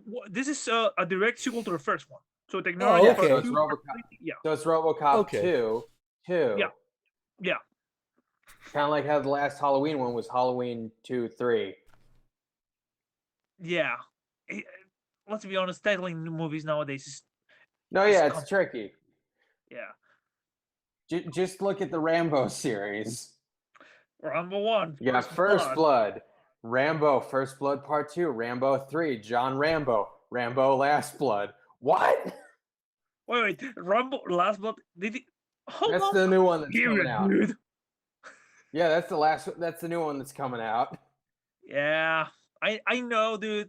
And apparently And it Rambo. probably won't be the last one. That's what'll make it even funnier. That is true. That is true. They're gonna keep making them because next one will be John W. Rambo. No, for real, this one's the last one. John Rambo on Medi-Cal.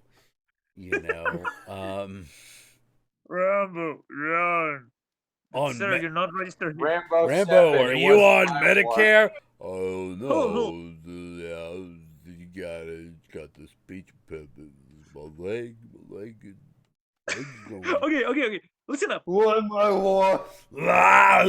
So that's Arnold. Wait. Basically, Yeah. the next Rambo movie is gonna be the. Do you remember this Denzel Washington movie, John Q?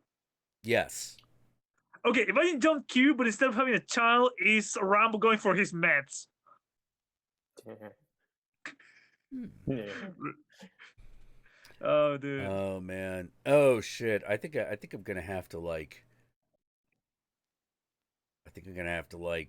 Turn in because I'm like paying attention to myself and I'm like. It's okay, dude. And by the way, I insist you should totally do a home improvement Satanic Jackula thing someday. All right, now let me tell you how we're going to do this. If you really want the blood to flow in your asshole, here's what you do. You need to get a size 666 Pinky Flange pump. All right? It's from Infernal Industries and Black & Decker. You know, there's no substitute for this thing. Don't kid yourself. You know, and you might think, hey, I could get away with like, non-PVC pipe. No, you cannot. No, you cannot. PVC all the way. Like. Really, I would have thought it would be black iron. No. Too heavy. Too heavy, man. Like, how is the blood robot going to move if it's that heavy? It can't be done. That's against all physics, man. I got a question. I'm somebody that doesn't know you. What if I want to hide a corpse? What if you want to hide the corpse? Hey, you make it easy. That's what the shovel attachment and the blender are for. Oh my god, I would pay so much. So simple, a baby could do it. It's so simple, a baby could do it. In fact, I put the baby in the blender right here. Bonk, This baby was a little stupider than other babies, so, that's why we're putting him in this Slurpee can. Now, when you're drinking a Slurpee, baby, you can do all kinds of things with this. Put it in eggs, drink it raw, chill for parties and margaritas later, Blackened Devil. Ooh, now you're thinking, Geo Knight. Now you're thinking. Dude. You just said you still Devil. want to watch this. Yeah. Let's get the Blackened Devil out here. Oh, by the way, no, that needs to be the sponsor. By the way, this show is brought to you by Blackened Devil. The makers of fine craftsman tools and really questionable rice cookers for over 30 years. I don't trust these guys to make a rice cooker. I mean, this seems very suspicious to me. But remember, you need to get Guru to play the. Wow, and this really works. Wow, and this really works. Yeah, so Guru is basically your Richard Karn. Yeah. Oh man, we gotta have a thing called hex tape.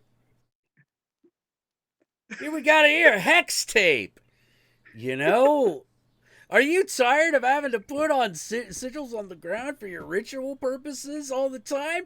Well, you need hex tape. Whoopsh. Like. I believe Adult Swim did something similar, but with a working out tape. They did. They did a Satanic workout tape. It was pretty good. But dude, you should totally try one day to do the Who Improvement Satanic Jackula. Ooh, Homicide Depot. Yeah. Oh, by the way, before I guess because I take it from what you were saying, we're probably gonna shut it down in a little bit. Yeah, I think we're gonna shut it down a little bit because I'm like. In that case, permit me to share a recent bit of stupidity. Go for it. All right, so me and a couple buddies were watching the movie Ape, as you do. And I want to say we had just gotten past the landmark scene of the movie where the monkey flips off everybody. Mm-hmm. And for whatever reason, we just start coming up with like fake porno titles.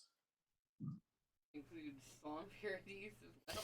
Okay, hold the phone, everybody. Hold the phone. Countess has found something that you all need to hear about.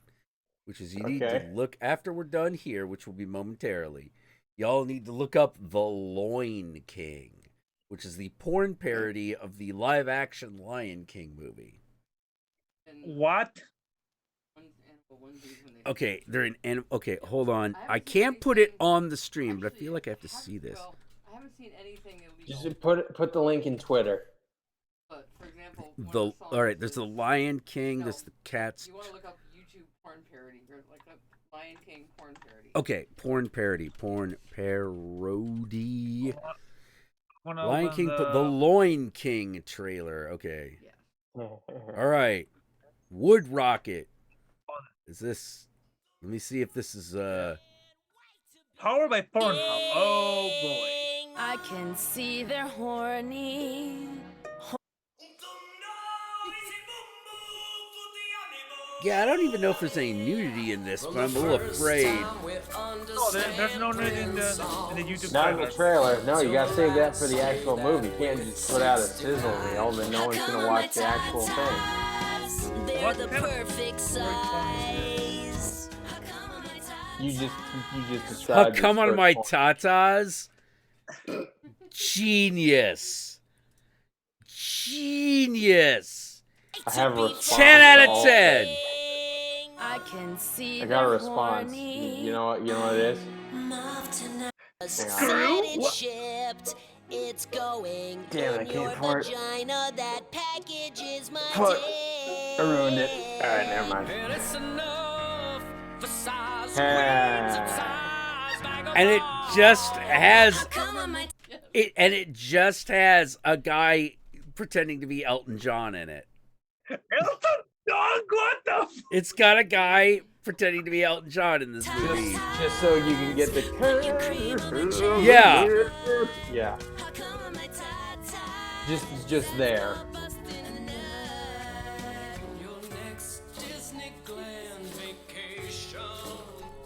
You know, fuck my story. I don't think I'm gonna be able to top that. Though that might have Watch been now actually... on Pornhub and Wood Rocket. Age-restricted video based on community guidelines. The funny thing is there is like no nudity in this thing.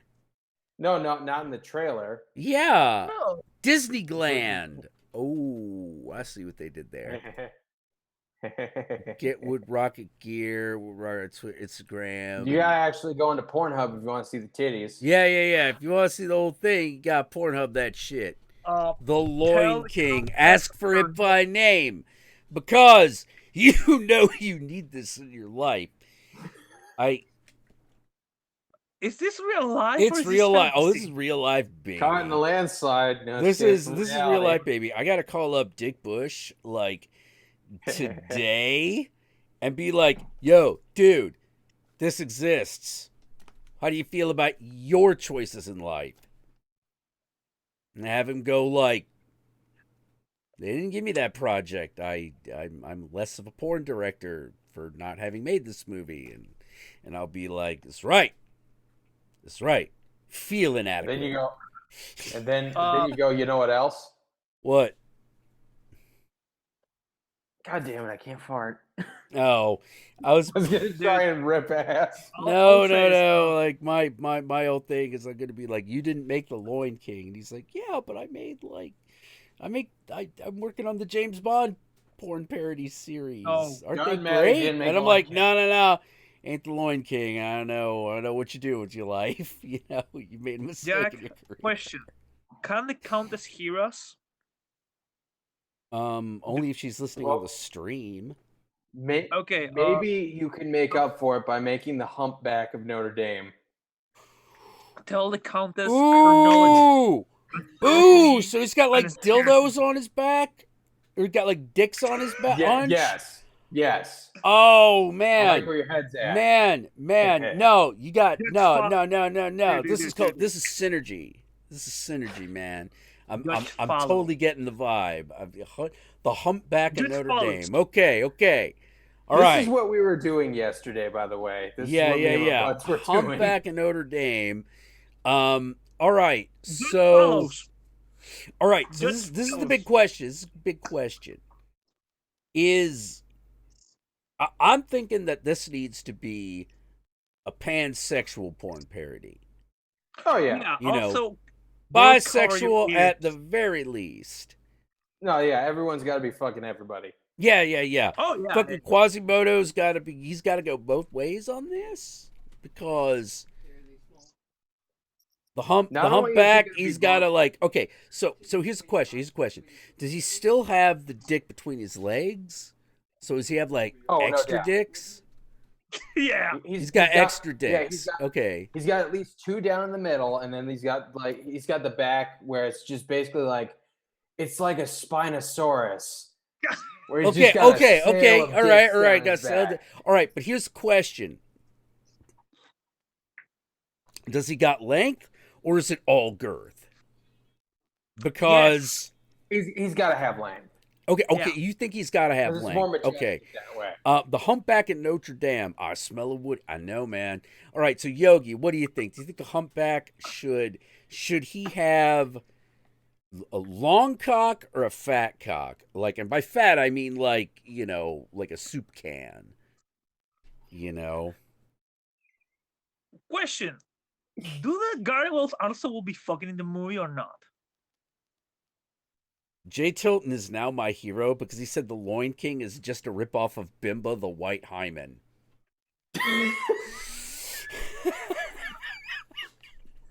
Jay Tilton, you're currently my hero. Oh, someone needs to give him a crown or something. that You're would the real Loin King. yeah, you're the real. The power was in you all the time. What? Okay. So all I'm gonna say is Judge Phallus and the scene of the Court of Miracles has to be a gangbang. Well, Oh, without like, doubt. no. Yeah. Well, I mean, like, the Court of Miracles just got to be an orgy. I mean, just period. That's the way it's got to go. And that's where we're There's no other introduced to way to go, Smegmerelda. really. There's no other way that's artistically justified. Oh, yeah. And it's at that scene we're introduced to Smegmerelda. Smegmerelda. Interesting direction, sir. Pitch it to me. All right. So we have a trans woman. Okay. And well, since back then no bottom surgeries, so she kept it and uncut down there. Oh, okay. All right. I can't breathe. I'm all right. I'm seeing it. And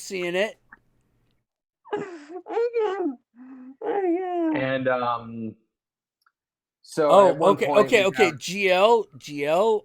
I want.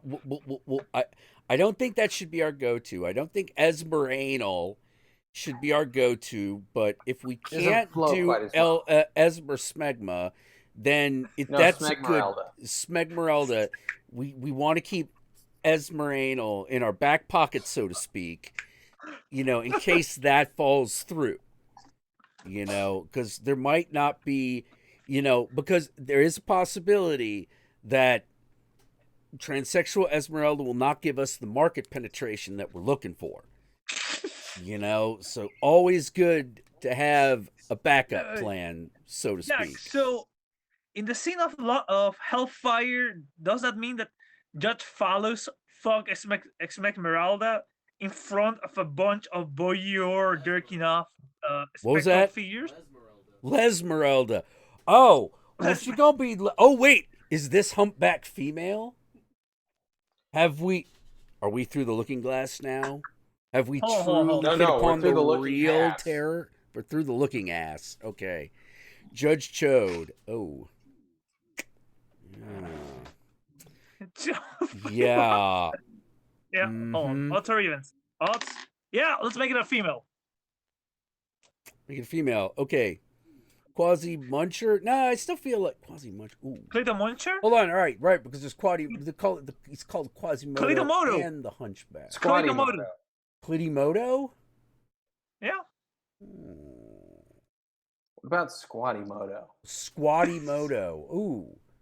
Then we can introduce a little something else.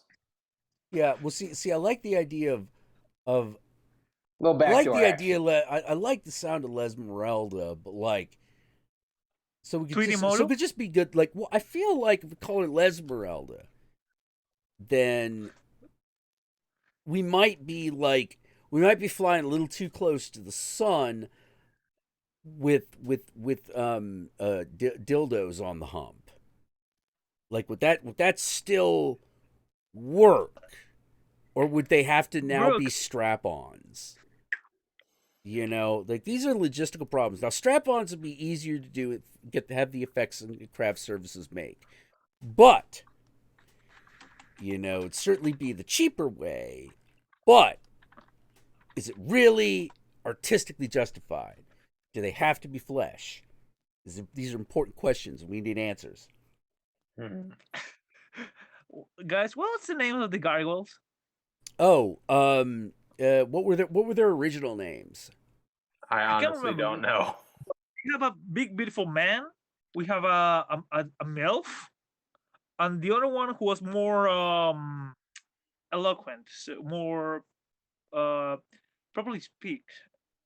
He has to be the gay one. So okay, so he's the gay one. So they're all stone butt plugs now.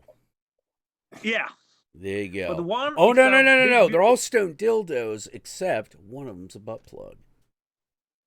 And all in different sizes. And they're all in different sizes. Because you need the contrast. Exactly. Thank you, Laverne. Exactly. Laverne? Who's Huge Laverne? Go, the gargoyles. So huge go, vaginor, and no, I don't know. I'm trying to feel it. Hugo, Victor, and something. Oh, that's right. Laverne. Hugo, Victor, and Laverne. Okay. So we have huge go. Hugo, yeah, that's got to be like your black destroyer of stone dildos. Yeah, he's got to be the big one. He has to be the chubby what? Dictor. Oh, I like that. Dictor, who could be like our average one, and then Laverne. Has to be the Gmail. Laverne. What would we do with that? Damn. I think I'm stuck. Ladeep? Yeah. Glorious? No. Yeah, I'm trying to think of a good L word or something like that. When in doubt, just go crass. Just call it Laban. When in doubt, just go crass. Latrine? Maybe. Oh, also the Harlequin guy, the bard, he has to be bisexual all the way. Well, yeah, but this is going to be most of the cast anyway. Yeah. I mean, like we had kind of assumed. I feel like we had assumed that. You know, Yeah. we were gonna go all the way. Otherwise, how do we have the big dance number at the end? Laban, Simon. I don't know. We could just call her Shirley, and she could be a butt plug. It's almost a joke. Yeah, Shirley. When in doubt, fellas, when in doubt, just go completely crass and just call her bitch wrecker. Actually, all right. So here's another thing. The inevitable baguette fucking scene because it's in France. Yeah. Who does that? Oh, that's obviously got to be Lesmeralda. Okay, so you think that's got to be Lesmeralda? Yeah. Okay. And we combine it with the dance scene. Oh, I see. So she's got like the baguette by the way- down there, and she's sharing it with another woman. And She's like, yeah, pogoing that's how on they it. do. That's how they do the. Yeah. And also, She pogos on it a bit, and then it goes Lesmeralda. We're all the thinking way up there. Lesmeralda has got a fucking baguette because it's French. You know. And by the what, way, what do you think? What is this for? The Humpback of Notre Dame. Sure? Yeah. Okay, now, here's the other question. Quasimodo. Male or female? Because we're trying to determine whether Esmeralda is Lesmeralda. Also. Yeah. Ah, damn it. Yeah, because the other option was Smegmeralda. No, Lesmeralda is better. Okay. Okay, you sure? Like we were really thinking, like with the Smegmeralda, we get the we get the she-male performer market in there. No, You think Lesmeralda? Okay, all right. Kind of says Lesmeralda. Quasi scrotum. Ooh. See, now we're getting to the good stuff.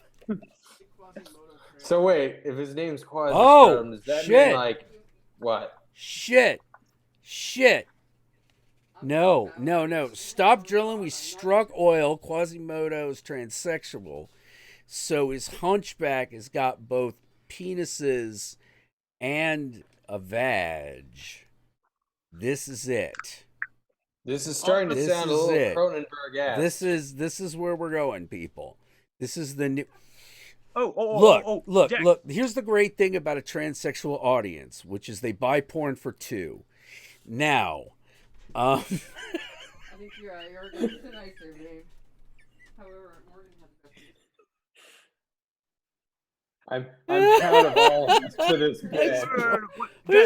What's wrong with us? Wait, Jack. In the scene where Faust is about to kill them, Quasimodo has to squirt or cum in his eyes, and he falls backwards into hell. See, no, great. That's great. That's awesome. Wait, is Esmeralda like pregnant at any point? Yeah, probably at the end. Well, okay, but I mean like before that. Oh, no. Before we'll that, because can we justify her squirting milk in someone's eyes? Oh, absolutely. Absolutely? Okay, all right, yeah. What we're that'd probably be part of the Court of Miracles. So that'd be one of the miracles. You know, then she wouldn't have to be pregnant. Yeah, okay, there we go. Oh, we're not thinking about the Templar Knight. The Templar Knight? Oh, that guy. Do we need him? Yeah, bro, what was his name? Oh, dude, that's where we get into the cuck porn. There we go. That's what is. You know, that's where the cuck porn comes in. You know, I just thought of something. If someone were to actually do this, I feel like it would require a Caligula budget. And look, I feel like to do it justice, you need if a we could Caligula budget. do it justice, look. This is what you gotta do, sir. This is what you gotta do. You gotta have Caligula dreams, but Roger Corman means. Okay, because that's what we got. You know, so we just gotta, you know, we gotta shoot for the moon and shoot for the stars, hope we hit the moon, like that kind of thing. Oh Jesus. Well, you know, Chungwad fellatio. What? Chungwad fellatio? I feel like I'm missing it. Wait. Gaston, that's another story. Yeah, but they can't set in the same era in different cities of the world. No. Not same country. I mean, that's next year's project, Beauty and the Bestiality. You know, come on. We're not talking about that one till we're done with this one. No, yeah, one project. Beauty and the Bestiality. Okay. Wait. Question. Should we add the direct-to-video sequels? The video sequels? No. Why? Why would we need to do that? Why? What you got? There's more characters. There's a blind chick, I believe. There's a what? There's a blind chick, so she doesn't know who she's fucking. Okay. So she's just gonna hedge her bets and go for the entire cast. Well, like, what we gonna stick a dick in her eye? What's the idea here? What are we talking? I don't know. Maybe she's body in BDSM gear. No wait. I mean, I don't mind doing that, but why not just use Esmeralda again? Good point. Yeah, exactly. Be able to get him scissoring. Oh! Wait! I thought we determined Quasimodo was transsexual. Didn't that count? No. I mean the blind girl in Esmeralda. No, I think we gotta leave that for the sequel. No, that's what I was saying. Oh! Well, that's like another movie. Let's stick with this. Stick with what we got. JK, you know, we already got so much on our plate as it is. You know, like we don't want to. You know, where are we filming this? We're filming this in Venice or like the backyard? Backyard. Backyard. All right. Backyard with green screen. Now, question is, What about the goat? Real goat or somebody in a furry costume? Oh, come on, real goat. real goat. Like, what are you talking about? Some things you just can't fake, man. You will You know. believe a hub can have sex with a goat. Yeah, absolutely. You know, like we could also maybe, I don't know, in the porn sequence we have some of that amputee porn going on. All right, I think it can only go downhill from here. Dude, we've gone well past the bottom of the hill. This is. We're digging a ditch and rolling around in it. Yeah. Well, you know, I think we need to end before we start conceptualizing the porn parody of the Black Cauldron or the Black Hole.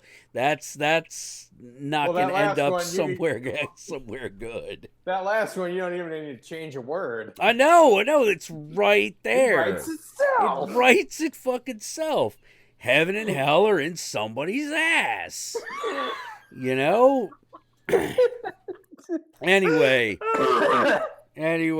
I'm Count Jackula. I want to thank everyone who showed up. I want to thank Miranda. I want to thank Joe. I want to thank Tom. Fucking Thorgrim. And everyone who showed up. Pete's drag queen. God damn it, GL. What have I told you? Like, save it. Save it for the next one. By the way, tomorrow I'll be DMing Pete's in drag the Gaming queen. News channel. Who should be the drag Watch queen? It. Yeah. I'm thinking Sharon Needles, but like I could be convinced otherwise. I think that's a little gassy. You think that's not enough in the right direction? Classic drag figure for... Well, Divine's dead. No. I went with a bit more class. Okay, That like never stops a professional. Yeah, well, like That was never Divine. Divine was no class. What are you talking about? This is porn we're dealing with. We don't need class. Yeah, I think you misspelled a letter there. I think you need to turn that L into an R. I'm going to give you a non-porn we think about. No. Yes. What? More in the fact that we're discussing what movie's going to be best with Muppet adaptations, and John Evans suggested The Hateful Eight. That'd be an amazing. I know. More in the fact that we live in a world where that's amazing. The Hateful Eight, but it's all Muppets. That sounds amazing. Damn! Now I want to make this one. I got. And what? Tomorrow. Oh, yeah. Totally. Guys. Who would fucking? Yeah. There's something weird in here. What's got to be like Sam the it's got to be Sam the Eagle's got to be the fucking dude at the end that is hanging out with Samuel Jackson. Otherwise, that doesn't. What? Those guys are all weirdos. There's something here that doesn't make sense. She didn't like Mexicans. Yeah. Okay, so do we want a Samuel L. Jackson Muppet? Or do we just want to make it Fozzie Bear? So, or Rolf, so that like one of them Dr. can talk about making it. No, you're right, Dr. Teeth. Dr. Teeth has got to be talking about making a guy suck his dick. You know, you're right. The answer was right there the whole time, and I didn't. Okay, guys, we gotta stop. Otherwise, we'll be here all night. Yeah, the bunghole book. The Rescuers Down Under. And on a brown note. Comer. Yeah. With Robin Williams. Oh man. Let's see. What I feel like. Not flubber. That's the fat fetish video. You know, that's a different one. That's a whole other set of insurance we got to get. Gizmandi. It's not a game anymore. Jumanji. Yeah, Sir Jizmanji. That's not Disney. What are you talking about? Not Disney? It's not Disney. My life is a lie. That's not part of the Disney. The Princess and the... Yeah, see, now we're back on track. Bedknobs and broomsticks. Is there any way? Could we put dongs in there? Bed dongs and broomsticks? Wait, Wait, hold Jack. on a sec. Wait. Yeah. How will be the porn parody of Song of the South? Porn parody is Song of the South. Song of the South mouth. The porn parody of Song of the South. Alabama?